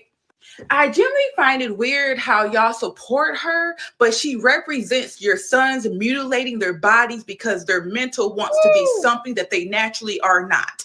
I generally find it funny the things that Black people support. The Black people who are choosing to be Democrats shows me that y'all have no morals, no values, and no true logical standpoint. Y'all love saying, oh, Jasmine Crockett this and Jasmine Crockett that. But she's trying to support the fact that overgrown men are trying to play in sports with other women when they're overgrown men. They are trying to come in women's bathrooms, even though they are physically a man, and you are trying to invade the woman's space. Oh, we need to fight for women's rights. Well, women's rights will equate to men not being allowed to walk in women's bathrooms, walk in women's locker rooms. That is a woman's right. Oh, it's only a woman's right when she wants to take the life of a baby. Okay. I generally find it weird how y'all pick and choose the stances that y'all want to support. Y'all want to pick and choose the Black people that you want to support. Y'all only legit support Black people that is actually doing harm to our children and our families. There it is. There it go. Easy. And that's the new energy. That's the new energy. That's the new wave. That's the new vibe. We bringing that in. Matter of fact, we ain't bringing it in. It's already here. Trust me, delineation already happened. Regulation, of course. So everybody sees right now that is coming in for all of those shills out there celebrating with the pom-poms. They over with, they done. They gonna get their super duper wake up call on Monday in inauguration. So it's a wrap, nightmare time for them. We live in a dream. That sister right there represents the real logic. That sister right there represents what we've been saying, and that sister right there represents the grassroots. The grassroots is in full control, and they can't handle that. That has them so petrified, so afraid, because that's the new wave, ushering in a new era that we brought to the forefront. That's why we are the commanders. We run everything. Everyone is watching it and everyone is seeing it. And now, quite frankly, they dealing with it. Why you think they having meltdowns and breakdowns? Why you think they scared? Why you think they running in circles, cold sweats? Anything that you can say that shows you somebody who's afraid, who's scared, who's nervous, that be them. Anything that you can say or show of someone who's prominent and powerful, that be us. And this is why right now is the best time. All we've been doing is winning and running everybody out of the paint, out of Dodge, off the field. It's a wrap for them. And, you know, speaking of running people completely out of Dodge, talking about running people completely out the paint, man, we've been running so many people out the paint. It ain't even, you know, at this point, y'all, it's just for fun. We're doing this for recreation purposes, okay? FBA is just doing this for recreation. Y'all know this guy right here? Let me show y'all this guy right here. I'm going to show y'all this dude. This dude don't want no smoke either. Black Alpha is in the building. This guy don't want no problem. When we was talking about Busta Rhymes and them, y'all remember this dude right here was running around? Y'all know who this guy is. Math Hoffa. Is that what he called his name? Okay. Well, Math Hoffa has been super reckless, talking super disrespectful about FBA, because we found out that Math Hoffa, of course, is non-FBA himself. Everybody knows it. Math Hoffa is not a foundational Black American. Why do you think Math Hoffa was allowed to go on and bring Fat Joe and disrespect us? And then remember, y'all, after he disrespected foundational Black Americans, he didn't retract nothing. After he disrespected foundational Black Americans, he was like, man, I said it, and what? Okay, cool, gotcha. We understand, we underdig. Then right after that happened, foundational Black Americans made him take his whole little video down. All right, he had to take it down. He had to run. He didn't like that backlash that was coming. He didn't like how people was out there exposing him. So then the next thing you know, he said, well, you know what? I'll tell you what I'm going to do. I'm going to run it all the way back, and I'm going to start doing interviews. So now the man is out here doing interviews, and he's trying to talk about FBA, but he's trying to do it in a real slick kind of backdoor way, because, you know, he don't want no smoke neither. And of course he don't want no smoke. This man also, I want y'all to notice, was running around here talking about Kendrick Lamar's song, They Not Like Us. Why y'all think he didn't like They Not Like Us? Because it applied to him. Watch this tether talk.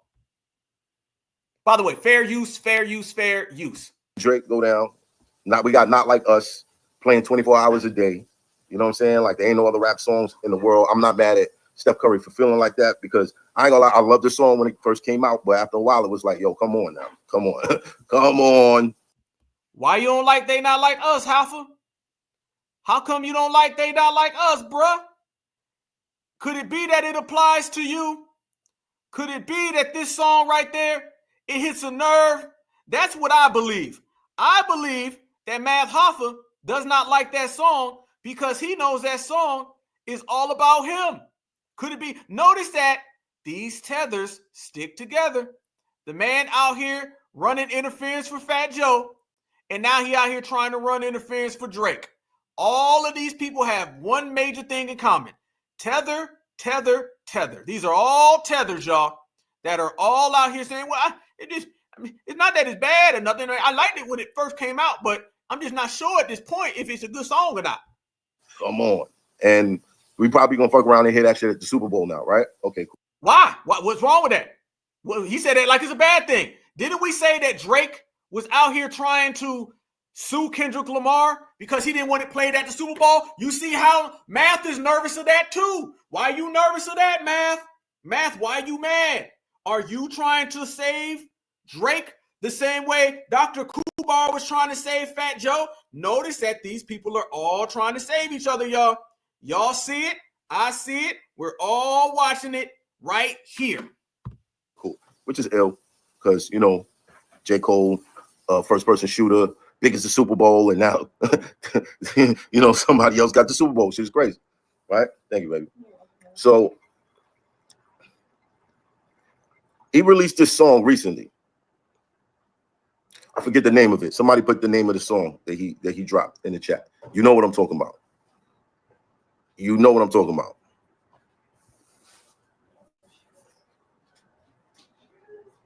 I want to hear that. Yo, Wilson, I want to hear that he's sending shots. I don't believe it.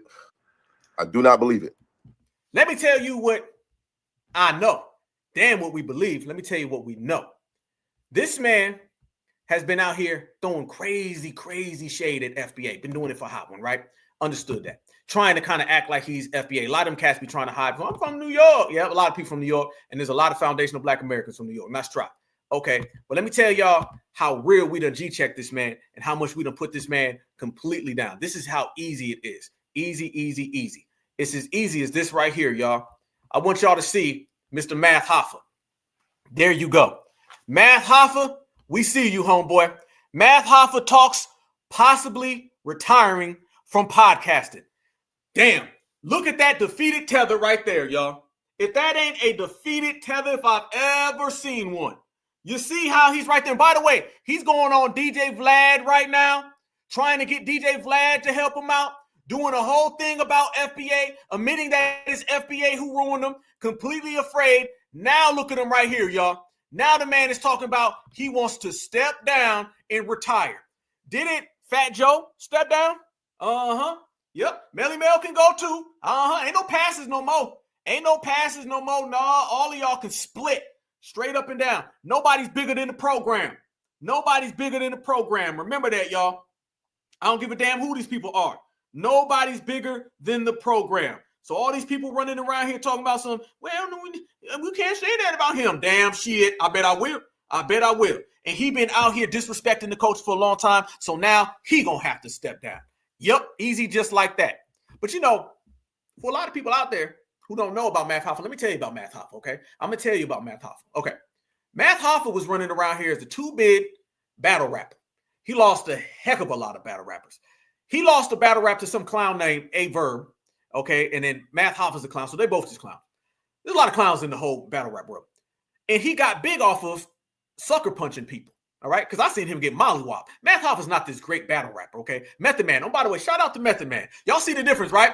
Busta Rhymes is out here hitting his assistants because FBA got him petrified of phones. Method Man is out here putting his hands on people who disrespecting his daughter.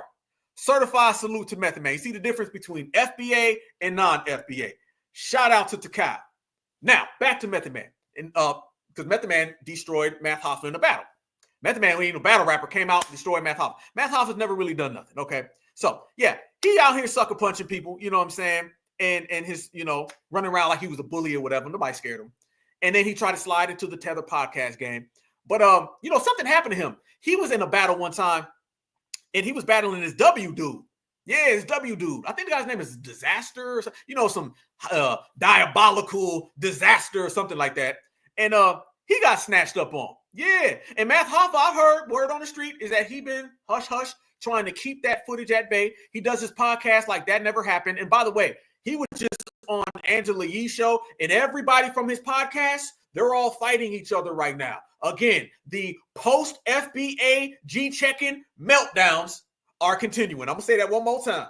The post-FBA G-checking meltdowns are continuing, meaning everybody that we G-check, they have meltdowns after we finish with them.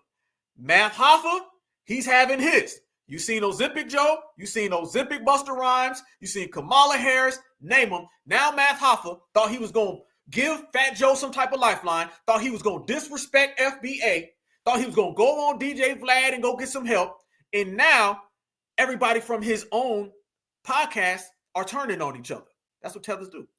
And also, Black Alpha, I want to show y'all some footage of Math Hoffa. Y'all tell me right here.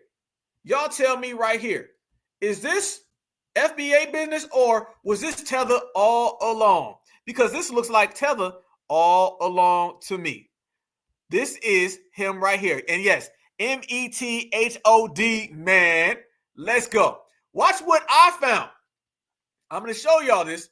This was Math Hoffa when he was going against this W guy right here. And look at his tether eyes bucking. Y'all see that, right? Look at this. This is the hip-hop tether.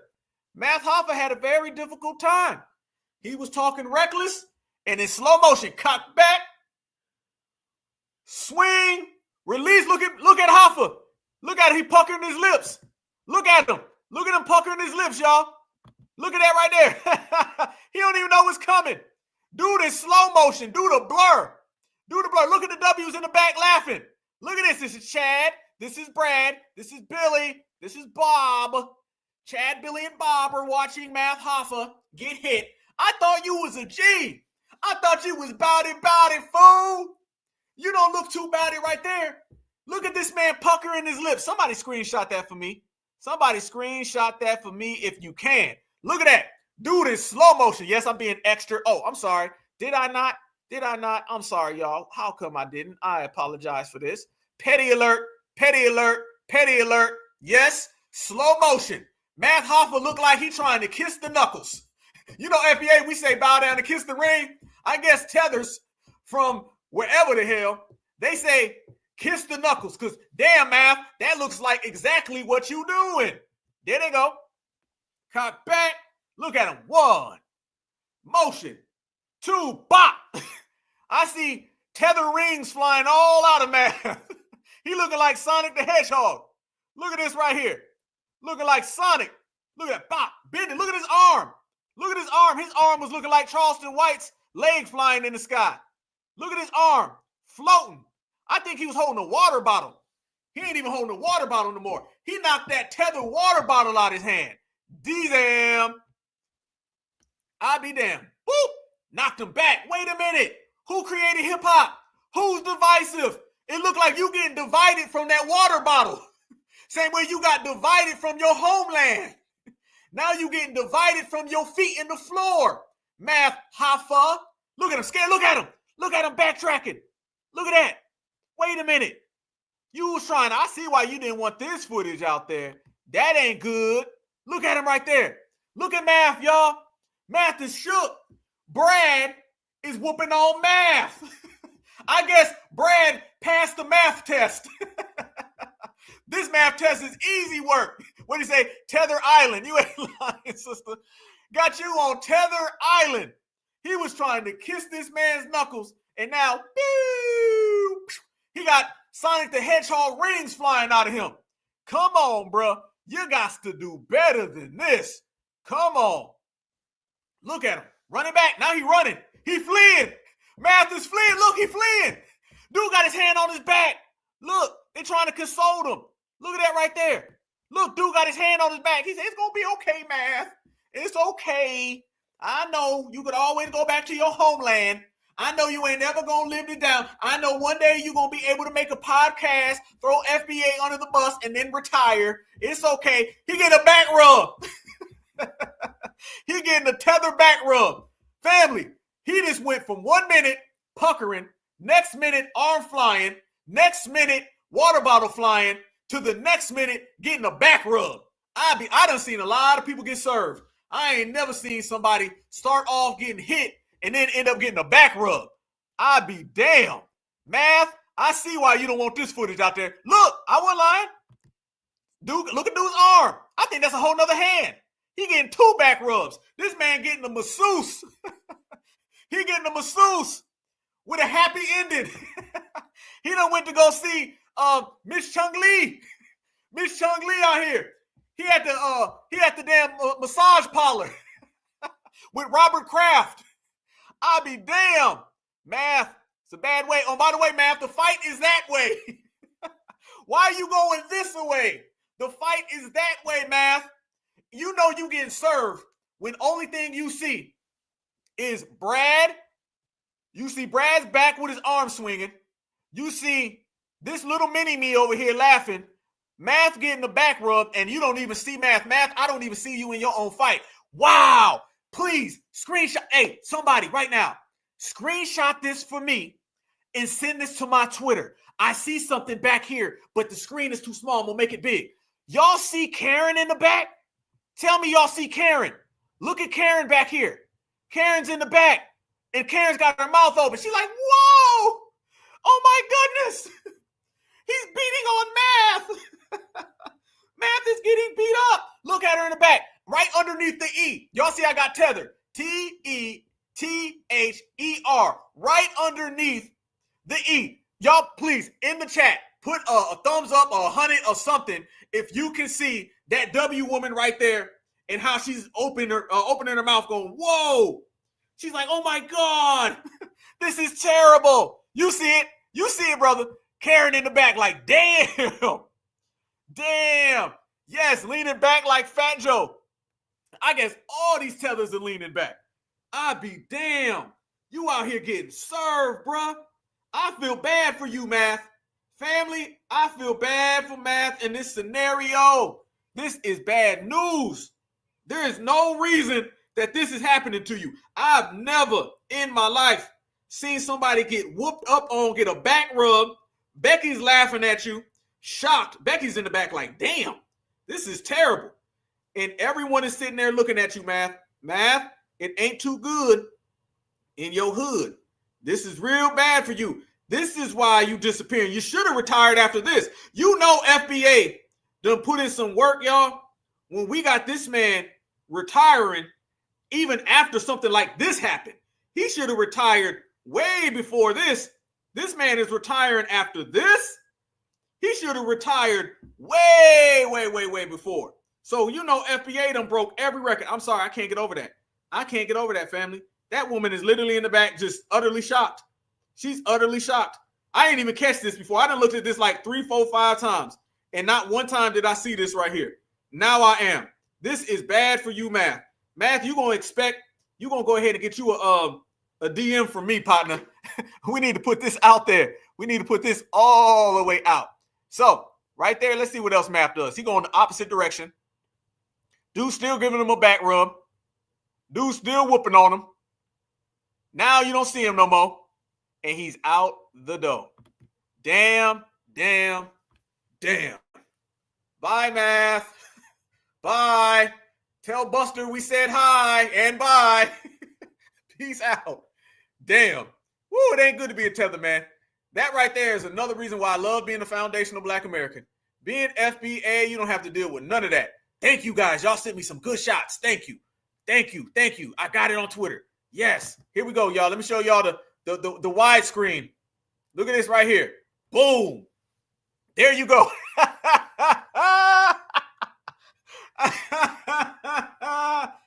Look at her. Karen is shocked.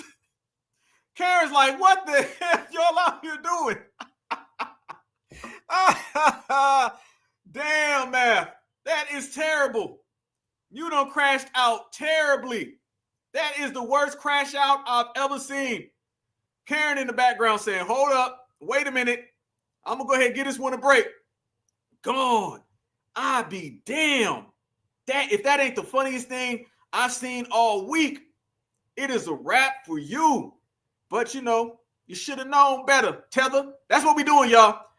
He should have known better, Tether. And all them tethers got to go. Got to gizzo. So, yeah, man, that right there is what ends up happening when you disrespect FBA, man. You know what I'm saying? We just happen to pull up receipts on you. You know what I'm saying? We show Karen and Becky and Susie and, you know, Sally Mae is in the back. You got the whole Partridge family out there. He got whooped on by the Partridge family. I'd be damned. So when the Partridge family back there laughing at you, I mean, there ain't really much you can say, big dog. You know what I'm saying? So quit worrying about foundational Black Americans. Quit worrying about what we doing. And you need to start worrying about why we got footage on you and that footage ain't looking too good. Peace out, or shall I say adios, because it's a wrap for you, bruh. Petty alert, petty alert, petty alert. There it is. There it go, y'all. Yes, indeed. But, you know, that wouldn't be the end of it. I told you I got a lot of receipts right now, family. We in here. We rocking, right? 1.5. Okay, we in here. We deep. I got more receipts, family. We talk about everybody running, right? We said folks was going to run. We said the inauguration is coming. So let's talk about what we broke down. We broke down all the hip-hop tethers, ruined them, canned them, wrecked them. They all having straight crash outs, PTSD, post-tether stress disorder. Got them done. Math Hoffa, Busta Rhymes, you name them. They done. We talking about all the politicians, meltdown. Jasmine, down the drain. Crockett, she gone, wrapped up, smut. Roland Martin wrapped up, gone. All of them are gone, out the way. But I'm telling y'all, we got people running home. Family. And I say this to y'all because we all been on the front line, all right? I believe right here on the Black Alpha Network with all of y'all reporting, my reporting, our reporting together, we called a lot of things. One of the things we said was that folks was going to get to start running back home, right? Right? Did we say that? We said that. We said that everything we was going to start seeing was people scared, people afraid, people going home. Well, I be damn, foundationals. This is for you guys. This one is for y'all. Y'all called this, and we're going to put this on the table. Read that headline. Migrants self-deporting before inauguration. Yes, you read it correctly, y'all. Deportations have already started, and these people are already running. These people running like Math Hoffa when the Partridge Family shows up. That ain't good. These people running like Busta Rhymes when someone pulls out a cell phone. That ain't good. These people running like Roland Martin when somebody pulls up to Applebee's. That ain't good. And now you're seeing mass deportation got folks mass deporting back home. Fair use, fair use, fair use. This is about teaching, scholarship, research, commentary. Fair use. Enjoy the show, y'all. FBA did this. Some migrants are already choosing to leave the country voluntarily. News Nation's Jorge Ventura joins us live from San Antonio, Texas this morning with more on this story. Jorge, how many migrants are we actually seeing doing this, leaving voluntarily? Right now, Marky, it's unclear, but we are starting to see a trend, and this comes as cities across the U.S. and Mexico are now bracing for President-elect's deportation operation. But his hardline messaging on those deportation efforts have some migrants panicking and some even choosing now to self-deport. Wait a minute. Is this man's name Jorge? This got to be a joke, right? I mean, no, it really is. Family, this is Jorge Pedro Estrada. I'll be damn. Y'all know I won't go get through a whole broadcast without bringing out the Estrada. Damn. Jorge Pedro Estrada. Tell us more about your people, bruh. Tell us. We are very, very, very concerned. Some migrants panicking and some even choosing now to self-deport back to their home countries. I spoke with immigration attorney Rolando Vasquez, who tells me that some of the immigrants that he represents that entered under the Biden administration are now choosing to return home, fearing deportation under the incoming administration. Just as recent as yesterday, they notified me that they were going to depart the country voluntarily, and understanding that, you know, the Trump administration is going to carry through on their promises. And it's not just Trump's deportation plans that are influencing these decisions. Vasquez says it's also that Mexico is now open to accepting non-Mexican deportees. Mexico's move would impact Cuban and Venezuelan migrants the most, since those countries typically do not accept deportation flights from the U.S., but may from Mexico. This is causing for many migrants to leave on their own, knowing that they're either going to be deported to their home country or be deported to Mexico. And they obviously, the overwhelming majority of them do not want to be in Mexico. And my sources in Mexico tell me that it's likely that cartels and smugglers will exploit, kidnap, and extort those newly deported migrants. As of right now, it's unclear if Mexico has a plan. That ain't our problem. And they said it's going to be bad if they go home. Shit, they shouldn't have ever left. To protect those deported migrants, Marky. Yeah, borders about to change on Monday. At least that's what voters were promised. There you go. Listen to what she said. Ooh, run that back. Listen to what she said. About to change on Monday. At least that's what voters were promised. It's about to change on Monday. At least that's what voters were promised. How y'all feel about that? Does that make y'all sad? Does that really hurt y'all's feelings? Does that really make all y'all feel just some types of ways about that? Or are y'all absolutely, positively down with it? If you're down with that right there and deportations back home, self-deportation back home, can I get a 100 in the chat? I need a 100 in the chat. That just makes me feel better. You know what I'm saying? Because, you know, Estrada and Pedro, you know, they've been dealing with some things now. You know what I'm saying? The only thing that can uplift my spirits is if I see some 100s in the chat and I know that my foundational Black Americans don't give a damn. That's what I need to see. So if I can get some 100s in the chat, family, that'd be where it's at, family. And they sending them right on back, family. Yes, indeed. And family, we got some real testimonies about what's going on out there. Yes, indeed. Shout out to my brother, Black Truth United, my brother Church. Everybody, I see you. Y'all in here deep. There you go. Damn, don't look like FBAs is really losing no sleep over this. Look like Roland Martin losing most sleep. Look like Busta losing most sleep. So you mean to tell me, let me get this straight. let me get this straight. I got to ask this question. This is what I really got to ask because I'm very curious about what's going on out here. I'm very curious about what's happening out here in these streets. It seems to me, based on my observations, it seems to me that foundational Black Americans, we not losing no sleep. It seems like on Inauguration Day, FBA will be getting the best sleep throughout the whole country.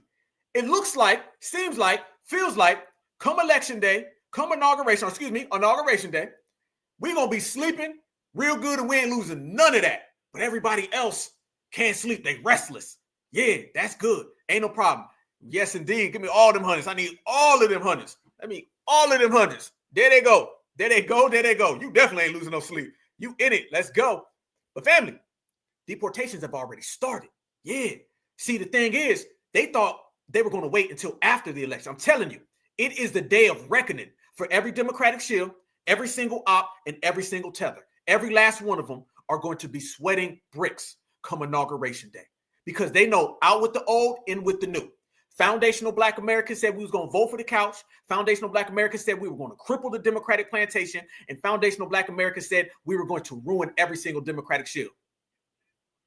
We did it all. That's why we're winning. That's why we ain't losing no sleep. And that's why everybody else is reckless and restless. Good.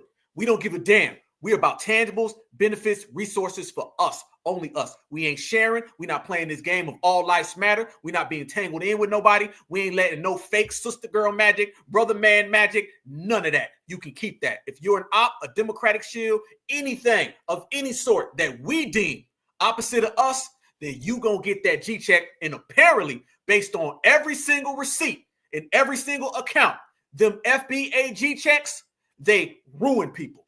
Go ahead and ask Busta Rhymes, ask everybody. But look, family, they out here mad as hell and scared. Oh, they scared. Y'all ready for this? Let's go there. Fresh off the presses, y'all. Black Alpha Network exclusives. This is what's going on as we speak, family. They are already doing mass deportations. It started before the inauguration, so imagine what happens after the inauguration. You tell me right now if things are going to change or not in America. You tell me right now if foundational Black Americans didn't create all of this. Julio, Pedro, Selena, Romero, Gonzalez, and even Mr. Mutombo, tell us how you're feeling when Mr. Tom Homan shows up. Own two eyes. I feel like I think I just saw ICE pull up on immigrants and they shoved them into a van in broad daylight. My wife told me that ICE was here in Northern California, that they were in San Jose. They were just in broad daylight on Story Road, shoving people into vans. I had somebody in my car that I think she might have been undocumented, and she had her child with her. It was a pretty close encounter, to be honest. Whoever the person was orchestrating this, they looked into my eyes, and I was driving. They said, "Oh, move on past." I was being nosy, and I looked into the van, and I'm like, there's a lot of Hispanic people in there, and they were all in handcuffs, and they looked like innocent. I mean, I don't know what's going on, and I don't think it was a police van. I'm thinking it is immigration. I'm thinking it is ICE, but I could be wrong. It could be just me speculating. But regardless, just try to keep your loved ones, your friends, your family safe, because it's happening. I'm in shock right now. You guys, I'm not even gonna lie. These raids happening in Bakersfield are weighing super, super heavy on me today.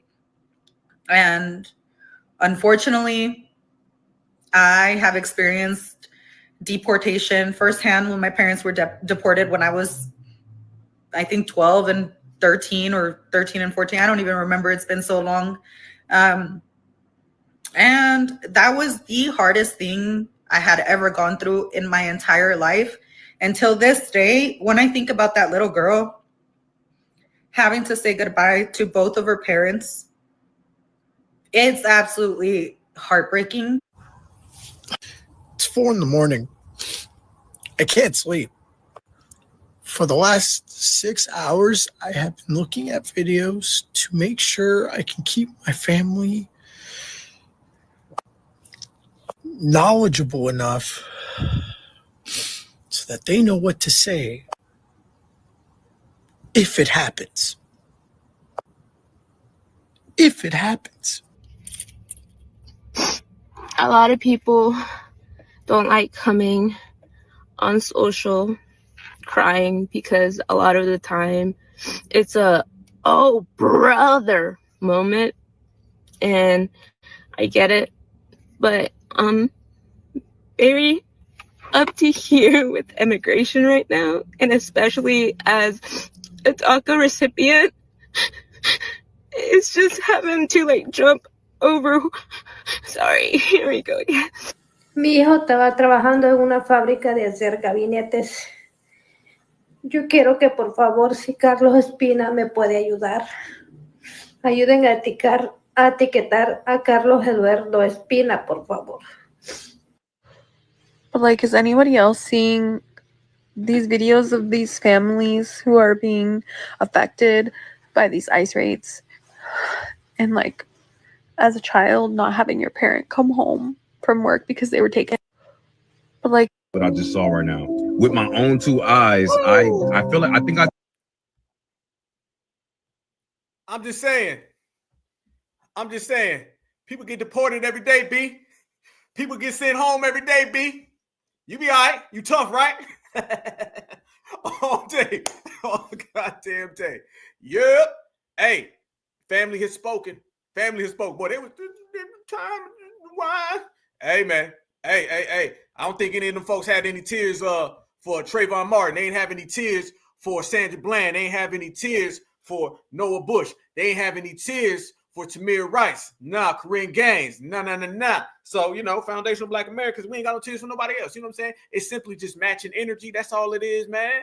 That's all it is. We just matching energy. That's it. Feel me? That's how we get down. So that's what's happening right now. Y'all funny too, boy. I seen some good ones in there. Adios, amigos. That's what it is. Adios. Now, everything that people been doing is coming back to get them. And we've been talking about that. We've been saying that everybody's got to deal with it. Everybody. This is the time of reckoning right now, y'all. Every single thing, person, all types of behavior that's been off-coded. You seeing it. Look at this individual. We were just talking about this person right here. We want to talk about the big payback, right? Okay. Check out this big payback right here. How about this individual? Now, all of the videos and all the footage of what Karen Bass, or what we call her, Boss, everything that she was doing is all starting to come back now. Now you're starting to see every single thing that we were saying. Her photographs from Ghana have just came out. And now that all the photographs from Ghana are being exposed, people really want to get her out of the paint. Yeah. Ain't nobody tolerating that. Nope. And now you're seeing it look even worse. Did y'all see when they was coming out and they was trying to bring up how she's a Black woman? Y'all knew they was going to do that. Now, we showed all the Estrada going on with her. But y'all know damn well they was going to come out and start talking about how she's Black and people need to be nice to her. Watch this. Let me tell you something. She's got a spine of steel. Yes. And she's also been a Black woman in America a very long time. So none of this is new to her. We're mad because we're tired of it. We're tired for her. We're mad for her. And we're going to stand. Listen, I don't know how you hear, but I'm happy you're here. Because somebody needs to stand behind her and support her. Because how she handling it, you can see it in her face. She stays calm. But think about this. She has the city to take care of. She does not have time to hear from these reporters. And she is also not mayor of every municipality in California. Yes. There are people that are mad that she didn't fix the fires in Malibu. She's not the mayor of Malibu. You're right. What is she supposed to do in the city she's not the mayor of? People don't understand. And let me say this too. I can imagine how much it would hurt to see this happening in the city that she loves. That's first. So take away how it feels for people to attack her. She's heartbroken because this is happening in her city. Freeze. You knew damn well that's what the Democrats do. Again, y'all, what I say, they always use Black struggle to try to legitimize something else. Now they're trying to use Blackness to get her out of her potential criminal investigations. Yep. Let me show y'all this right now. They don't give a damn about Blackness when it's something that has any effect on helping Black people. They only care about it when they can get something for themselves. Family, we just sat here last week and said what? We said ever since foundational Black Americans got on code, we start sending out messages. We start making things clear. Well, now what we said has came true. Family, at this point, what we saying is coming true in a week. It ain't even taking 2-3 weeks. It's taking a week and everything comes true. We said that they was going to start pulling out receipts and checking some paperwork, because when they find out that a politician, particularly a Democrat, cannot control us, they get seen as disposable. They throw them under the bus. Then they start finding out paperwork. Whenever FBA checks somebody, then out of nowhere, those people start getting scandals, don't they, right? Kamala Harris couldn't get us on the Democratic plantation. They start talking about Kamala. She lost millions of dollars. Now they investigate her. Gavin Newsom, Foundational Black Americans exposed him for crippling our reparations out there in California. Then what do? Now they start saying, well, he's taking money and he's giving it to his campaign. Now, Karen Bass, which we said last week was going to happen, guess what, y'all? And I knew it was coming. She is seen and rendered as useless, and now they're pulling out investigations on her. We sat right here on Tuesday, it wasn't even last week. On Tuesday, we said that as soon as the dominant society finds out that FBA ain't coming to save her, and we find out that she's really with the peoples of colors, then they're going to find some investigations. It's funny how when FBA checks you, all of a sudden the dominant society can find every single scandal that you've been associated with, and they are with her. Look at this right here, y'all. The dominant society has found them some scandals on her. LA Mayor Karen Bass, office hit with scandals over hush money, bribes, and accusations of legalized corruption. Here it goes, y'all. You knew it was coming. We predicted this. Every single one of y'all last week, and I'm talking about y'all. I ain't talking about nobody else. The chat, this chat right here, the best chat in the world. Break the internet every week. I be damned if last Tuesday y'all didn't sit here and say that they were going to find some type of scandals on Karen Bass, and they were going to start pulling out some paperwork on her. Y'all said that. And now look, we ain't even make it a whole calendar week, y'all. Now they coming after her and they saying, well, let's talk about some of your criminal behavior, Miss Karen Bass. And here it goes, y'all. Check this out. We found it. Let's go ahead and go through the manuscript. This is how we do things. Here we go. LA Mayor Karen Bass, office hit with scandals over hush money, bribes, accusations, legalized corruption. This is it, y'all. You knew it was on its way, and we've got it for you. Los Angeles Mayor Karen Bass. Hold on. Let me go ahead and pull this up. We're gonna do this. We're gonna do this right, y'all. I'm gonna put this on the big screen so y'all can really read these details. While we're finding those details, let me show y'all what else they got for her, because that's only half the story. You in trouble there. Now you in trouble, Miss Bass, because you are deemed as useless to them. And once that happens, oh, it's a wrap. Here we go. Check this out. Remember that petition? Yep, the petition is on its way. Demand the immediate resignation of Mayor Karen Bass. Change.org. You guys, and we're going to talk about our one against the NAACP. People have been asking me questions about that. Trust me, we got a very big call to action on that one. However, why don't y'all go on over there and sign this as well? Might as well, for all of the crimes that she's helped commit against foundational Black Americans. Y'all go ahead on over, and people want to know where you can sign up and support this. Now, here you go right there. I wanted to make sure that petition, I think they got a couple other ones, is already amassed almost 40,000 signatures just in a few days. So if y'all want to see her get absolutely, completely, 100% ran out the paint and out the way of foundational Black Americans, you can go ahead and you can sign this petition. I know people talk about no bail, and I've given direction that if somebody's caught doing this, they are not going to get cited and released. They're going to get booked.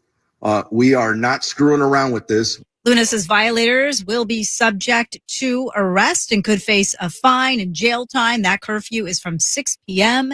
until 6 a.m. The director of LA County Emergency Services has again apologized for an evacuation warning that went out by mistake to people across the county. There is Petition is for the immediate recall of Los Angeles Mayor Karen Bass. Family, I'm hearing word on the street that she might not even make it until inauguration. We don't know, but we're going to find out. But here we go. We said that they got some receipts on her. Here's the receipts on her right here, right now. Los Angeles Mayor Karen or Selena Bass got into office promoting diversity, equity, inclusion. Now they're throwing DEI at her. Oh, she in trouble. It's always the same dominant society that they kiss their backside, be the same dominant society that throws them out in the streets. She said, in promising to tackle homelessness and pollution, but she never promised to drain the swamp. Now she stands accused of adding to it through legalized corruption and a number of eye-opening scandals, which have come to light after renewed scrutiny into the last 2 weeks following the revelation. Bass and her cronies defunded the Los Angeles Fire Department by $17 million, contributing to them underprepared to tackle the wildfires currently destroying the city. Newly revealed, Sounds like when you found out FBI ain't caping for her. This is what it is. The deputy mayor raided by the FBI over an alleged bomb threat against City Hall, endorsing a former counselor investigated over hush money payments by Congress, awarding fat cat salaries of $750,000 to a pal, doubled the predecessor's salary. Council members accused of embezzlement, perjury, racketeering. Let's run that back. Furthermore, damn, she got so many I can't even keep up with all these damn things. She has perjury, racketeering, tax evasion, and bribes. That right there alone gonna put her in some real trouble. Real trouble. But wait, there's more. The story of Chinatown and it's likely to lead to intensity of fires. The 1974 Hollywood film, which stars Jack Nicholson as a crusading private detective, chronicles the corruption in LA's public utility company that controls water flowing into the city. They're using 1974 Hollywood movies as an indicator to say, see, Karen Bass, she's doing what they did. Today, the same company, the Los Angeles Department of Water and Power, is sprawling bureaucracy in need of serious reform, but has remained largely unchecked by politicians as it brings in billions from ratepayers to city government. The court told the Post. That right there. They're talking about the bureaucrats. They're talking about the high-level agencies, and they're talking about all the back-end politicians. Again, she about to get P. Diddy'd up in here. She about to get Karen Bass up in here. When they start naming all of these departments, they start naming all of these bureaucrats and politicians, ain't none of them gonna get charged. It's gonna come down on her. And isn't it funny how they found all of this in 7 days? All of this in 7 days. Trust me, the dominant society, they keep a file ready to pull out on any person or any tool that they want broken. It is a sacred cow and a slush fund for the city with serious lack of accountability. Family, when they start saying a slush fund and they start talking about it being a sacred cow, translation, this is something that people been doing low key that we don't want out there, but we're willing to expose it so we can bring her down. She is in trouble. Her problems are terrible. So basically, they're saying that Karen Bass has been out there low key giving her friends jobs. She's been low-key funneling money from one organization to bureaucrats, taking basically bribery. No, not basically. They said bribery. So they got her on bribery. These are the accusations, allegedly. A lot of people believe them. And now they're also saying that as that comes in and as that piles up on her, all of those slush funds, hidden money, hush money, quiet money, are all going back on her. She's in trouble, big trouble. And let me tell you, the dominant society keeps a file. They keep a file on every single tool they have. And they'll wave it right in front of you. You want to start getting out of line? Here you go. Your negligence is looking bad and reflecting on them. They'll wave it in front of you. This is how they get the puppets. You know, the puppets on the string, you don't need strings. All you got to do is have a big ass file that they'll pull out. They will find dirt on you in 1 day opposed to 10 years because that's how easy it is to call somebody out. She's getting called out on all of her nonsense. And this is because she can't keep Black Americans in order. So all of them little actresses coming out trying to help her, nope.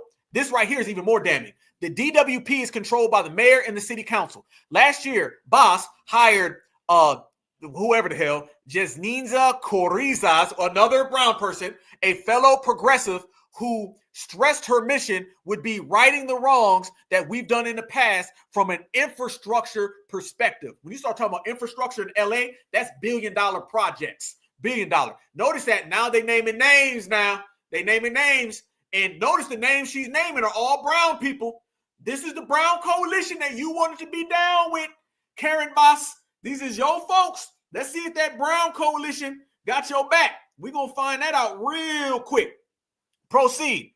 Boss pays her a $750,000 salary, almost double what her predecessors were making. How did they find this individual's money so fast? How did they pull up the receipts so quick, other than they knew this was happening, and now they just calling on their tool to get broken? This ain't nothing but a tool getting broken. This ain't nothing but a tool getting called out. This ain't nothing but them exposing her, and they knew it. They was waiting for the first slip up. Yes, indeed. Oh, hold on now. They were going in more on this brown person. I cannot pronounce his name. Quinosis has been blamed by some members of the city's fire department for failing to fix broken hydrants, many of which ran dry as the fires consume homes in Malibu and all across the Pacific neighborhoods on January 8th. It's only January 17th, and they got all this.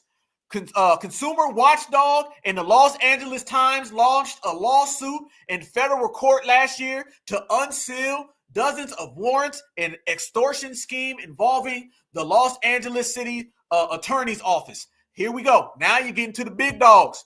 Big dogs. They coming down on you. Here goes Gavin Newsom. The unsealed documents, some 1,400 pages, revealed that the FBI believed that the former city attorney and the top lawyer of the city had lied to investigators when denied the knowledge of hush money payment to hide litigation scandal in his office. This is it. Bass initially came under fire, the microscope, for attending the inauguration of Ghana. Here you go. Now they're pulling out the Ghana receipts. I told you, this is what it was really about. All that Ghana stuff that she thought she was going to be on. The dominant society said it. We called it out last week, y'all. We said the dominant society ain't playing no damn games when you start talking about W's losing their homes and you out in Ghana hanging out with Dr. Kubar. They said she initially came under fire and the microscope for attending the inauguration of Ghana's president early this month as fires begin to rage in the city. AKA, you was hanging out with them black Africans while rich W's were losing their homes. See through the system of supremacy. She has continued to deflect questions about her Africa trip, where she was a part of a 4-member presidential delegation, as photos emerged this week of her attendance at the cocktail party. She was over there at the cocktail party. Translation: you over there at a cocktail party in Africa while rich W's are losing their homes. That is a violation of your tool contract. They said Boss did not respond to the post request for comment. They said another recipient of the USC scholarship from Flynn in 2011 during what was their first year in Congress. Boss was working as a master's degree in social work. She completed in 2015. According to the court papers, Flynn hoped to enlist Karen Boss, to attain federal funding for the school. So now they're saying she was going to use federal funding so she can fund all of her people. You don't make it out of that.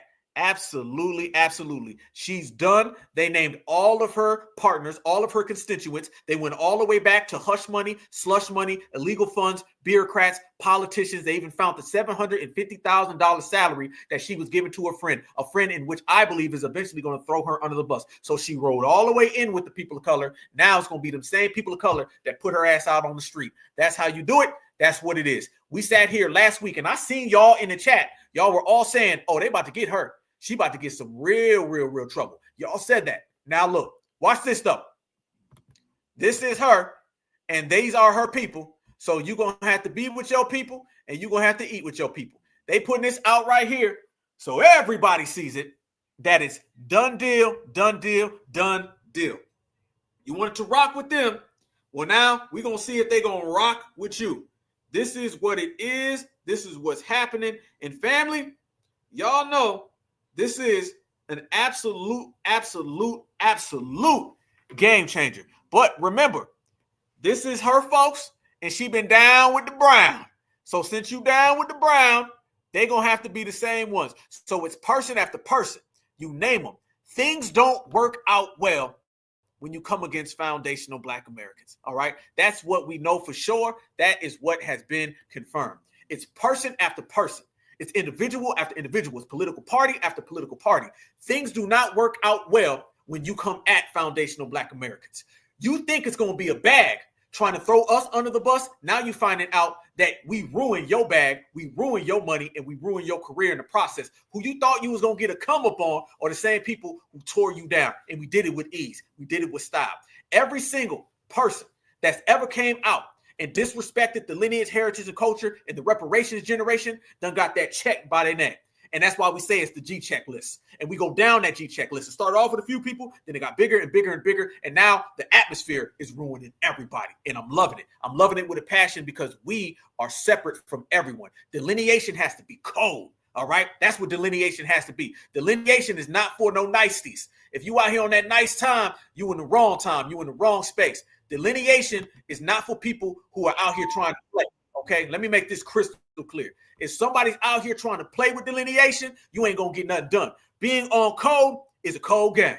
All right. One more time. Being on code is a cold game. Some people going to have to get checked. Some people going to get regulated. Some people going to get marked up. And FBA ain't going to be one of them. We're going to be over here fly in the sky. That's how we get at. And that's how we've been doing it. Change of attitude and attitude adjustment and attitude shift. Since we got on game and we got on our time, now everybody else has to fall out the way. And we ain't saving nobody. We ain't coming and caping for nobody. We ain't running to help no one. Every single person out there who's been disrespected and every single person who's been out there talking that nonsense, now they all got to get some sense because FBA ain't dishing out a damn thing. Run that check, run that money. That's all we accepting is tangible time. So as we sit back and we watch all of these people completely fold and we watch all of these people completely crash out, we enjoying it. We enjoying the show. Yes, we are. And why are we enjoying the show, family? Quite frankly, because we created the show. And we got these people folding and falling out so bad. Did y'all see Kamala Harris? Watch this, y'all. Y'all tell me, is this woman drunk? Is she drinking again, y'all? Somebody tell me this right here. I need y'all help. Because y'all know we've been the main ones out here calling out her hitting that bottle. Somebody tell me, look at it right there. I ain't even hit play yet. Tell me right now, is Kamala hitting the bottle again? Is Kamala hitting the bottle? Kamala looks toasted. Kamala looks roasted. Kamala ain't got nothing, y'all. This is terrible. Look at Kamala right here. Kamala is gone. We got Kamala smashing that damn bottle, waiting for the time. And knowing that the time is running out. Watch her right here, y'all. Just a weekend away from Inauguration Day, and she ain't looking too good. Head up, shoulders back. That's it. With grace, and with purpose, and with faith, and with the knowledge that we are all in this together. Yes. Going extraordinary. So I thank everyone, and I'll see you soon. Thank you. Man, she is gone, y'all. Look at her. Look at these freeze frames. What the hell? This woman knows she happy. She knows she got a bottle right over there in that goddamn car. That's why she over there. She said, I want to thank you for being a friend. Travel down the road and back again. Your heart is true. You a tether and a confidant. She went full Golden Girls. She probably thinks she Blanche. She don't know who she is right now. She thinks she Kamala Blanche. That's who she is, y'all. It's a wrap. So I thank everyone, and I'll see you soon. Look at her. She said, all right, bye, bottle. Easy. You know when she messed up because she be slurring, she be trying to pull her words out. She be like really struggling to get it all. She be like, did I feel? And she just be thinking while she's talking. No flow to it, nothing whatsoever. And that's a good thing, you know what I'm saying? Because we put you in that position. So we got her drinking again, you know what I'm saying? FBA, we got her drinking again. We got her hitting the bottle again, you know what I'm saying? And that's what it is. Hey, and shout out to the FBAs out there. Let me show y'all this real quick too. This is something I want to show y'all that caught my attention. Shout out to my brother, Dewan B. He had posted this. Shout out to Dewan B. Y'all know they called out there in California. They said, Drake lawyer, injury attorney, injured, squabble up. So they out there clowning Drake because y'all know Drake running around here suing people. You know what I'm saying? So you see automatically the type of energy that these folks is on, man. They so shook up. They so shook up, man. We got them all scared. You know what I'm saying? We got people suing folks. We got people crashing all the way out. They don't know where to go, what to do. They don't know what to say. You know what I'm saying? It's just a bad, bad day for all of them. You know what I'm saying? They out there clowning that man too. They out there clowning that man. It's terrible. And that's a good thing, you know what I'm saying? Because the more they get to clowning, the more we get to, you know, just sitting here enjoying the show. So the show is definitely getting enjoyed. Oh, yeah. Make no mistake about it. The show is definitely getting enjoyed, and we the ones enjoying the show. So this is the rap. This is the definition. This is what we're doing. And there's no turning back. There's no turning around. Everybody has to watch it in real time because we are winning in real time. And y'all know it would be a whole different thing if I didn't show y'all this because we talked about this last week. So I'm going to show y'all again because this is just how thorough we are. When we say that we're making changes out here in the United States of America, when we say that everything we create ends up happening, that's exactly what we mean. We told everybody, you F around, you're going to find out. We told everybody, it's a new era, new time. We told everybody that this lineage is stronger than ever. And everybody got to go home. Inauguration is here, y'all. And we're going to stream the inauguration live. But watch them folks, family, and we done played this last week, and we're going to play it again just because we petty like that.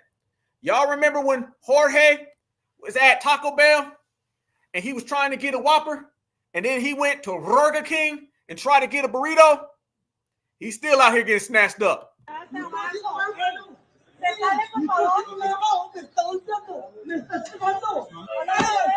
¿Por qué? ¿Por qué? Ayúdame, por favor. ¿Por qué? ¿Por qué? No, es que ¿por qué? No me estoy peleando. Dame la mano. En el suelo, ahora. En el suelo, ahora. Al suelo. ¿Por qué? ¿Por qué? ¿Por qué? Yo no hice nada. Yo no hice nada. Ya estuvo. ¿Acaso? No, yo no hice nada.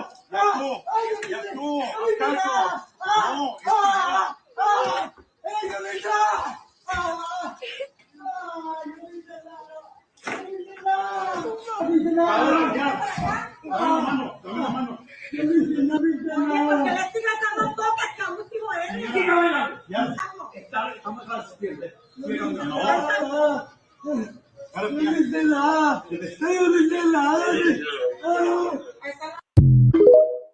I be damned.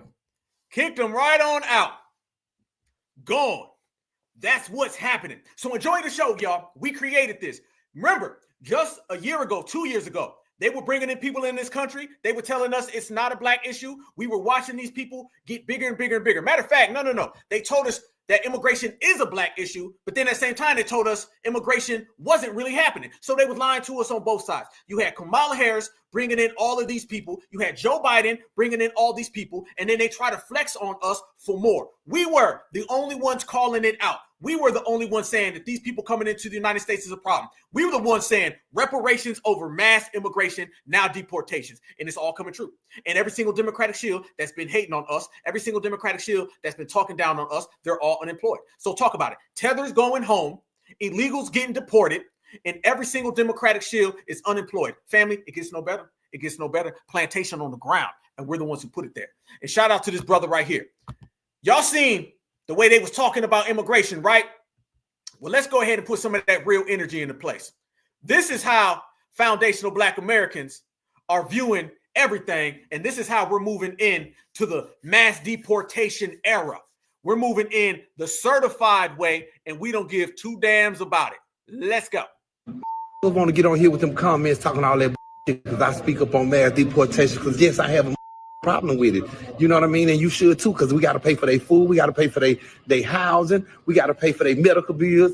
We got to do everything, man. So, yes, problem when they overcrowd our community in America, man. This is not no racist thing, and I'm not no bigot or nothing like that. I'm just speaking truth, man.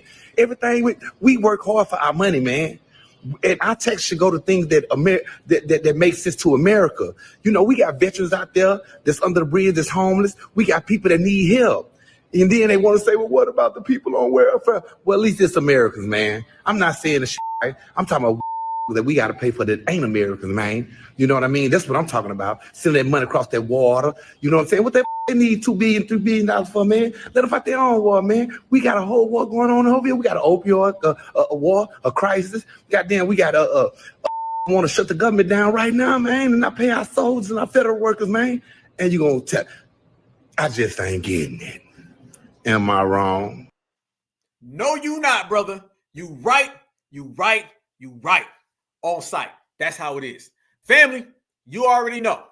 We have made history, and we will continue to make history, and we will continue to not give a damn, and we will continue to look out for each other, and we will continue to stand on certified business, and we will not fall victim to any op that pops up. They can all get that work, and they can all get that work right here, right now. And speaking of right here, right now, I told everybody it's going to be a classic episode, and it seemed like that's all we're doing. I got another question for y'all. And y'all know we always tend to do this right here on FBA Friday. You know what I'm saying? Because FBA Friday is just a special day. Special day. So it's FBA Friday all the way. But y'all know we got a little thing we do over here. And we call that thing smash or pass. So last Friday, I think I got the brothers. All right? I think I got the brothers last Friday. So now I got to go ahead and ask the sisters this question. And to be honest with you, I'm not sure what this is, but I know what I want to ask. So I need a simple hell yes or hell no in the chat. And this is for the sisters. If you seen a tether and he pop up and he tried to go Rico Tether Suave on you, and he said he wants your foundational Black American female number, because remember, there's nobody on the planet more beautiful than a foundational Black American sister. Trust me, I know. I got a question though, sisters. Since everybody wants one of y'all, and everybody wants what we got, are y'all going to say hell no or hell yes to this Tether Suave, Rico Tether Suave? What's it going to be, family? I need to know before we end the show. I need to know before we go. I need to know from the door. Let's see what it is. Brothers, we got y'all last week. This week, it's the sisters. So a simple hell yes or hell no. I already see the hell no's. It's the simple question. If they come up and they say, I want to take you out. I don't even know. Hey, listen, I don't even know what this thing is saying. I don't even know. I don't know if I got to go Bahamas. Do I got to go Africa? I don't know. This one is crazy. But what I see is hell no, hell no, hell no, with a bunch of exclamation points at the end. Hell no, hell no, hell no. Damn. It's going to be upsetting Rico Tether Suave. This man got the tether, the Fleetman forehead, the tether hairline, and still got the slick back. How you got a slick back tether? A tether named Slick Back. Tether named Slick Back. If you don't get the hell out of here with this one. I done seen it all, y'all. We got a slick back tether. Damn. This one is making a couple of ones ago from the last episode look bad. What's it, Mr. Auntie? Damn. Damn. My sister said, stop playing. I'm jumping in the Detroit River. Get away with that one. Yeah, got the head bow. Damn. D-Zam. FBA ain't rocking with y'all, man. Yeah, got that partial Jerry curl. It's the Joloff curl. It's the Joloff curl. Damn. Yeah, with the eyebrows. Man, I'm telling you. You know, he think he's slick too. He think he's slick. He be like, I'll take you to places you ain't ever been. Yeah, Chico. He got a Chico. This is what it is. Yeah, Jerry curl and a damn forehead tether. Woo! You ain't lying, beloved. Damn. Once again, the certified family is not rocking with tether love. Won't be no tether love. It just ain't happening. Was it Anthony Slickback? I've seen that. Damn. Definitely heading places. Yes, indeed. I guess this individual feel like it's heading someplace. Damn. Woo! Slickback, Jerry Curl, tether hairline. Morphin'. You ain't lying. Damn, yeah, got that soul glow. I thought they put soul glow in the hair. This man put the soul glow on the forehead. I be D-Zam. Damn. It looked like Jasmine Crockett trying to go ahead and wipe this up. Jasmine, is this your type, Jasmine Crockett? This is what Jasmine Crockett on right here, y'all. Don't be surprised if you see Jasmine Crockett out here with that one. Jasmine Crockett gonna be wiped up. You gonna see soul glow, tether hairline, little eyebrows, and you gonna see Jasmine Crockett, and they're gonna be posted on up. Yeah, got a mullet curl. A damn mullet curl, I be damn.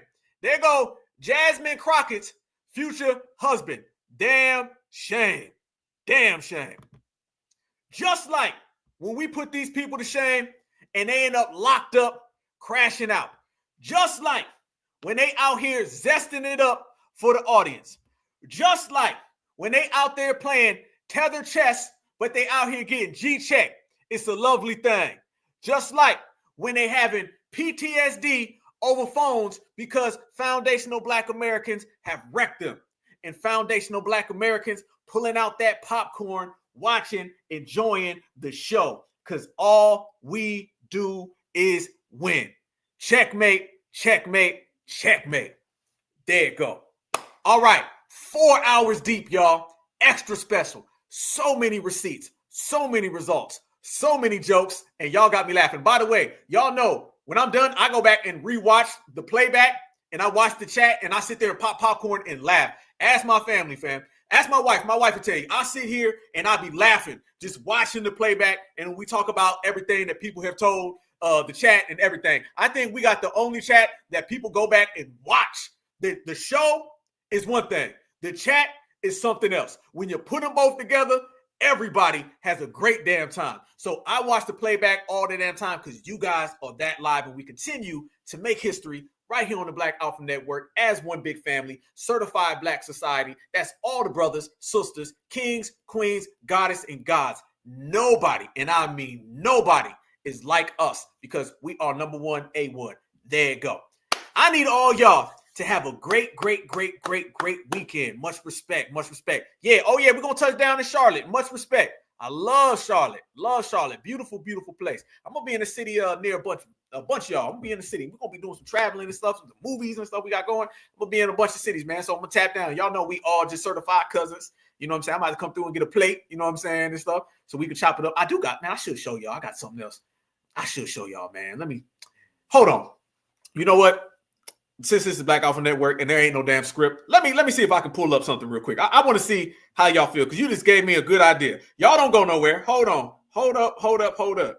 This is different. You know, Black Alpha, we don't give a damn. We're going to go full speed, straight ahead. We'll rewind it when we got to rewind. We'll take a break later. Check this out. I'm glad you brought that up, family, since I'm talking about coming through y'all cities and, you know what I'm saying, getting a plate, you know what I'm saying, and chilling out, enjoying some of that real FBA food, none of that Joe Loft or none of that bush meat that they be eating, you know what I'm saying? It's good being FBA. We ain't got to deal with none of that stuff, you know what I'm saying? But let me show y'all this since we out here. Here we go. I got more. We here. We rocking. These people are in some serious trouble because FBA, not only are we extremely certified, but we've been showing a lot of these people crashing out. And when we say they crashing out heavily, family, heavily. Hold on, let me see something real quick. Y'all bear with me. We here. Y'all keep making fun of the Joe Loft head, man. Go ahead. That's on y'all. Go ahead. Keep on clowning that. Y'all take that one. Take the wheel for me real quick. Take the wheel. Here we go. All right. There's some more little drama going on out here in the world. I want to show y'all. Since we here. There you go. Perfect. Let me show y'all this. Here we go. Watch this. I'd be remiss if I didn't show y'all this. Here we go. Y'all know we talk about people getting clowned. I had so many receipts, y'all. Here we go. One more for y'all mind. Check this out. Add this to the list of broken tools. Add this to the list of everybody that when the inauguration comes here, they all going to be living in their Democratic complete meltdown. You know how we said they find scandals on people after they got issues? Well, check this out. Stacey Abrams' voting rights group admitted to violating 16 campaign finance laws while supporting her run for governor. They agreed to pay $300,000 in ethics fine, the largest in Georgia history, and Raphael Warnock was actually named in that same situation. One more time, I had to show y'all that. So there you go. There you go. There you go, y'all. You can see it with your own eyes. So she is on that list of people who are being broke down, battered, another one. There you go. You're seeing it now. So add that to the list, y'all, to the other people who are out here getting G-checked. For the other people who have more problems on their hands, it ain't just the ones of yesterday, it's the ones of today, and guarantee you it will be for the ones tomorrow. These people don't know what to do. They don't know what to do. It's hard to even keep up with all these crash outs, y'all. The crash outs are just getting so big. FBA got these folks crashing out to the point it's hard for me to even like see who's next. I'd be like, okay, that one, nope, that one, nope, that one, no, that one. I mean, damn, they're gone. Like, bye-bye. So it's hard to really see who's going to crash out next. Only thing we know for sure is that Foundational Black Americans won't be on that damn list. We'll be creating the crash outs. It's good when you create the crash outs, y'all. So yeah, remember now too, there was a lot of smoke about Stacey Abrams. Remember, during that last election, the one with Trump, and Trump was saying some things about Stacey Abrams, and people were like, man, don't you say that about Stacey Abrams. Now look. So it looks like perhaps things may be coming down pretty bad on her. And don't be surprised and do not be shocked, y'all, if Donald Trump, he starts to go on that little revenge tour that we've been talking about. Don't be surprised if Stacey Abrams is high on that list of the revenge tour. Why? It's because she was one of the main ones doing all the heavy lifting for the Democrats, trying to get some dirt on Mr. Donald Trump. So now they're going to say, well, okay, well, we got some dirt on you. And when the dirt comes down on them, they don't know what to do. So Stacey, remember, she was the first one that fled. Let's not forget that either. Stacey Abrams was the first one who hopped on that damn plane and flew on over to Africa. Yep. Before it was Karen Bass, it was Stacey Abrams. Stacey Abrams jumped on board. She flew all the way over to Africa, and she's been over in Africa, I believe, since. I don't think she's left Africa. So the very fact that she's in Africa doing the same thing Karen Bass has done, that basically means when your career is starting to go down the drain, things aren't looking too good for you, you hop on that plane and then you fly on over to Africa so you can try to get some type of get back. All right, here we go. Let me show y'all this real quick since we rock it. Check this out. Question to all my certified foundational Black Americans. It says the sisters have already completely shot down and gave a hell to the no to Mr. Joe Love Curl, man. Okay. I want to ask any of my foundational Black Americans. This go for all of y'all. When it comes to sitting down, holiday season, whatever holiday that may be, how many of y'all serving this right here? I need y'all to know, are y'all going to make a nice, good plate of this right here? This is what they doing. This is the tether cuisine. I need to know, y'all. Talk to me. How many of y'all is going to throw that on a plate? Eat that. That boy ready, ain't he? He's right there. A 10-course tether meal. That man taking bush meat to a whole nother.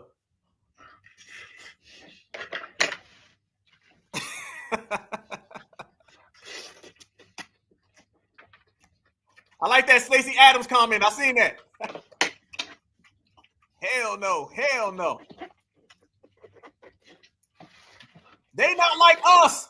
You not like us, homie. We don't do bush meat.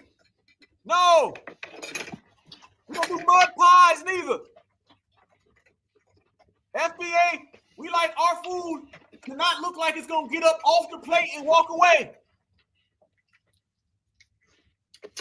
We don't do none of that.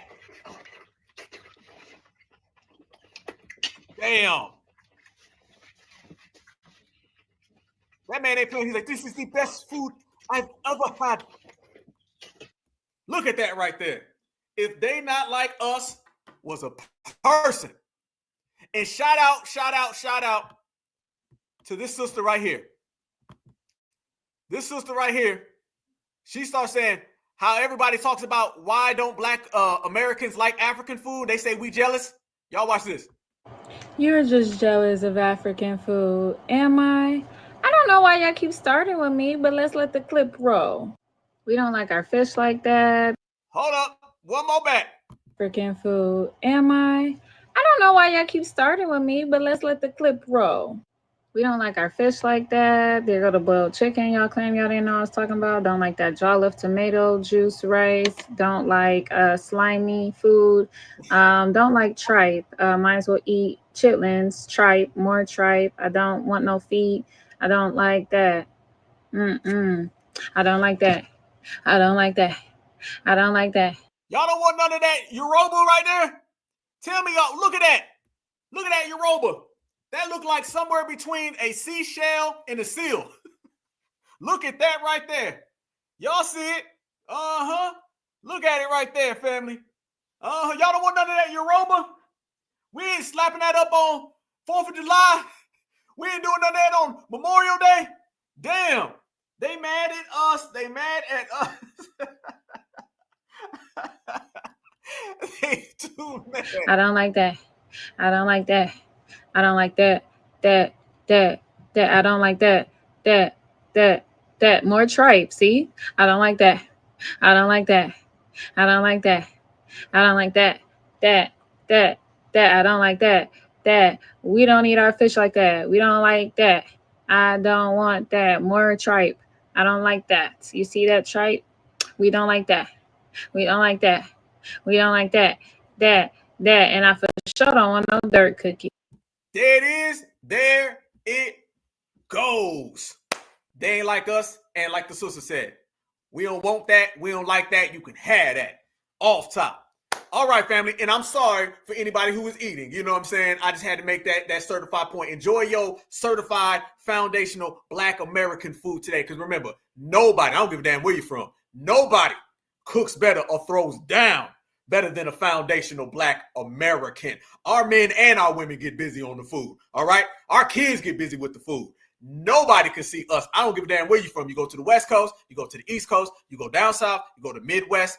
Foundational Black Americans get busy. Yes, we do. Certified salute to everybody. Let's continue to put in work. And remember, always, they not like us. We don't want that. They can't stand next to us because we are exceptional and they love whatever they want, do whatever they do. But what they love ain't even what could get on our plate, family. So it's a different breed. It's a different time. And there's different levels to this. And we're at the very top. All right, y'all. Yes, keep swimming. I know I didn't get to keep swimming. Yeah, exactly. We make better off rip, man. Y'all, we about to get into a whole conversation about this food now. We'll get it going. We'll get it going. Yep, we make their food better than them. And to be honest with you, that's because a lot of their food really comes from us. Spaghetti is a foundational Black American thing. That ain't some Sicilian Italians. No, that's FBA. That's FBA. I promise you, they can't see my mom or my wife when it comes to spaghetti. No. That's all FBA. All of those dishes, man, all of that stuff is foundational Black American. And somehow throughout the years, family, y'all gonna get me started. The same way they stole hip hop, or tried to until we showed up, the same way they stole rock and roll, they stole jazz, same way they stole gospel, country music, that's the same way they out there stealing plates. Family, they done try to steal plates from us. We done got people who done colonized our food. Come on now. Think about it. Absolutely good point. You're right. They eat anything. How come all these people who say that they created all this different food, how come you don't see them people eating it now? Because when you go to their homeland, they be out there eating junk. You don't go to their homeland and see them eating the same things when they come here. They end up coming here and trying to steal foundational Black American recipes. Everybody wants an FBA recipe from mama, from grandma. Don't nobody want no damn recipe from Miss Hernandez, Miss Lumbumba, or Mr. Mutombo. Nobody wants none of that stuff. Everybody wants that from us. Absolutely. Yep, spaghetti and fish. I just had that like a couple weeks ago. Yep, that's all FBA style. Okay, there ain't just foundational Black American music people want. It ain't just fashion they want. They literally come here and they try to steal our food. They be sitting there saying FBA created that. Let me put that there.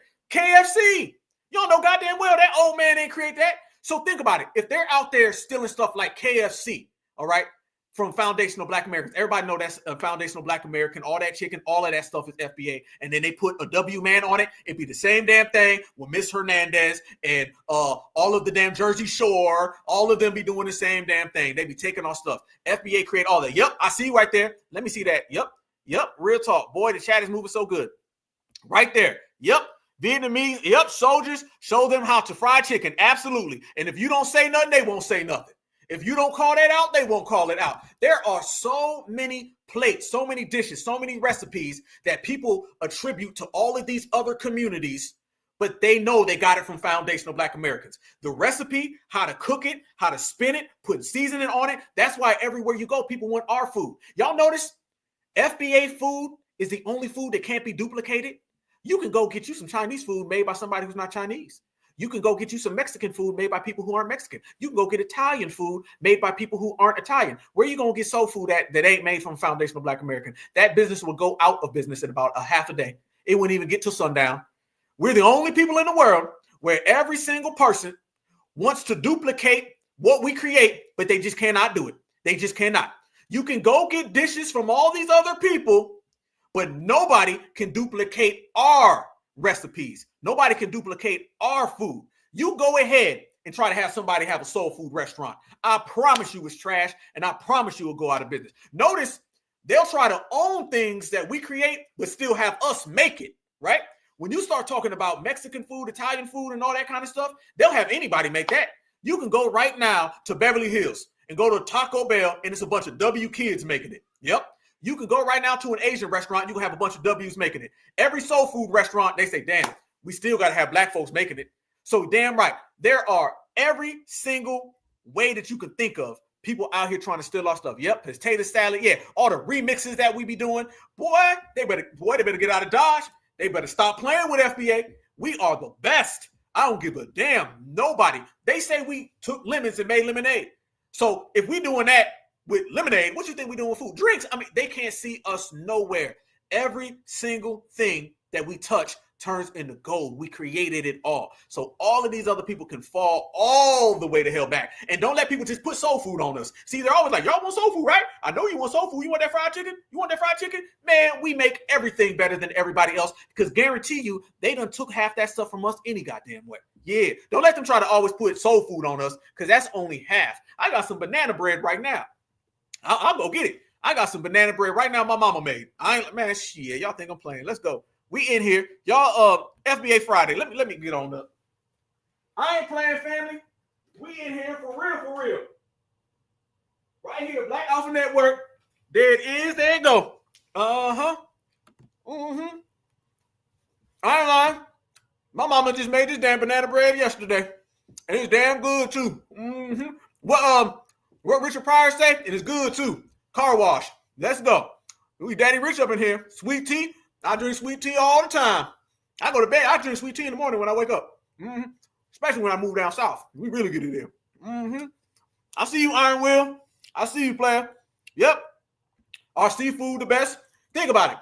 All these people talking about seafood and all that stuff, especially when you live down south.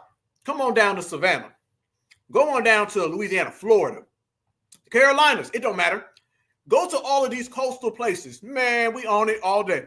We on it all day. You can't stop laughing. Absolutely. We on it all the day. All these seafood places down here, don't nobody get busy like us.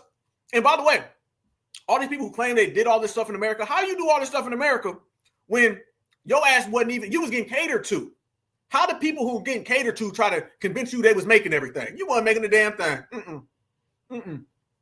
Nope. Foundational Black Americans. Yep. Oh, you said Mexicans make the pizza in the pizzerias. See? I see you, Stephanie. I had waffles for breakfast. Yep. Sweet potato pie. They can't do that better than us, Georgia. Yeah, I see you. Dressing, seasoning. You name it. You name it. You name it. You name it. You name it. Yep. Potato chips, FBA. And potato chips like the go-to chips. You know what I'm saying? That's the thing. You just go get you some. Yep. Down south seafood. Absolutely. Man. I remember when I started going there, just a couple places down here in Savannah, I started going to. I was like, man, it's hard to even go. Y'all notice this too, what I'm about to say. Y'all notice whenever we get some like FBA, it's hard. You can't go back. You can't get, like, for instance, if you have a foundational Black American make a particular plate, you ain't ever going back and eating anything else. If a foundational Black American right now makes a burrito, I bet you won't ever eat another burrito. If a foundational Black American makes some macaroni, makes a steak, a foundational Black American makes some beans and rice, you ain't ever going back. My mom had a friend from Louisiana, from New Orleans, and she used to make red beans and rice. I got you, Gene. I got you, brother. You already know. I got you, family. Beans with turkey. Yep, I see you, Black Truth. My mom had a friend from New Orleans, and she used to make red beans and rice. And I'm telling you right now, after I ate that, I ain't never, ever, ever tried anybody else's red beans and rice. We the only people that you come taste some foundational Black American food, you'll never go back. You will never in your life say, man, I'm going to go have somebody else make it. You won't even want it no more. You be like, nah, I only want it this way because you don't have the best. Once you have it at the best, everything else is trash. Red velvet cake. Yep. They real big down here on the boiled peanuts down here in Savannah. You'll love them. Absolutely. 7-Up cake. Woo! Yep. Yep. Man, y'all got me hungry. I ain't even ate today neither. I ate breakfast. I ain't ate nothing else. Damn. Y'all give me some ideas. Come on, keep them coming. Keep them coming. We in here. Sweet potato pie. Yes, indeed. Fried fish. Woo! Ain't no problem with it. Caramel cake. Love it.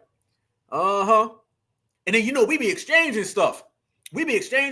My auntie has been hitting my mom up trying to get the recipe from my grandma. And ain't nobody rocking with us. I done been around other people in other communities. They don't have those recipes that are only from the family that they don't tell nobody, like those secret recipes for the family. I ain't never seen that in nobody else's community. Nope.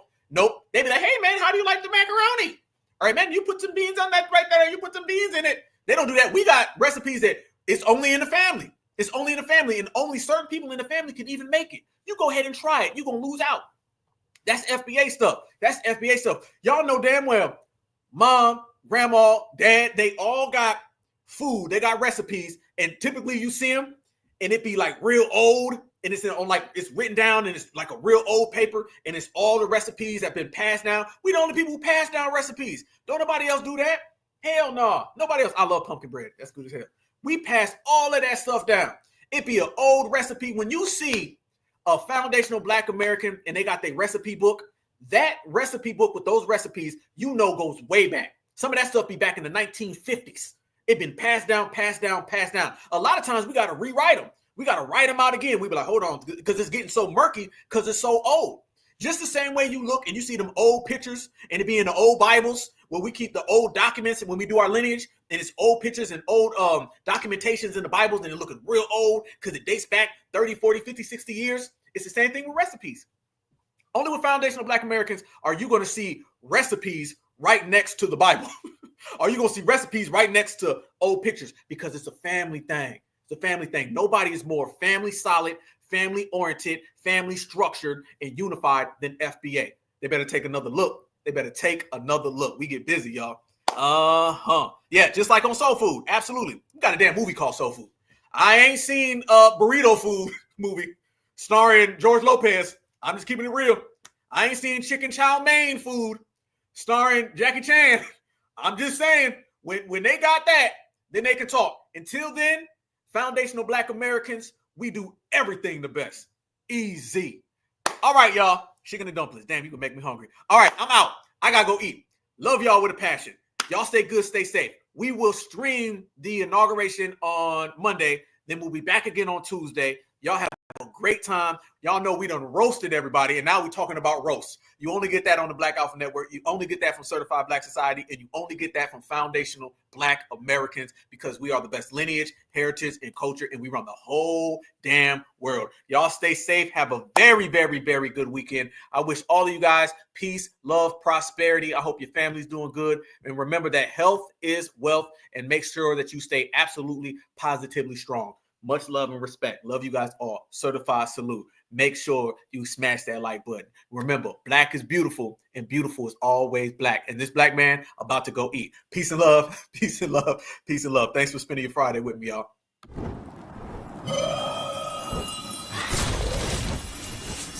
Black Alpha Network. Home of Black excellence. Power to the people.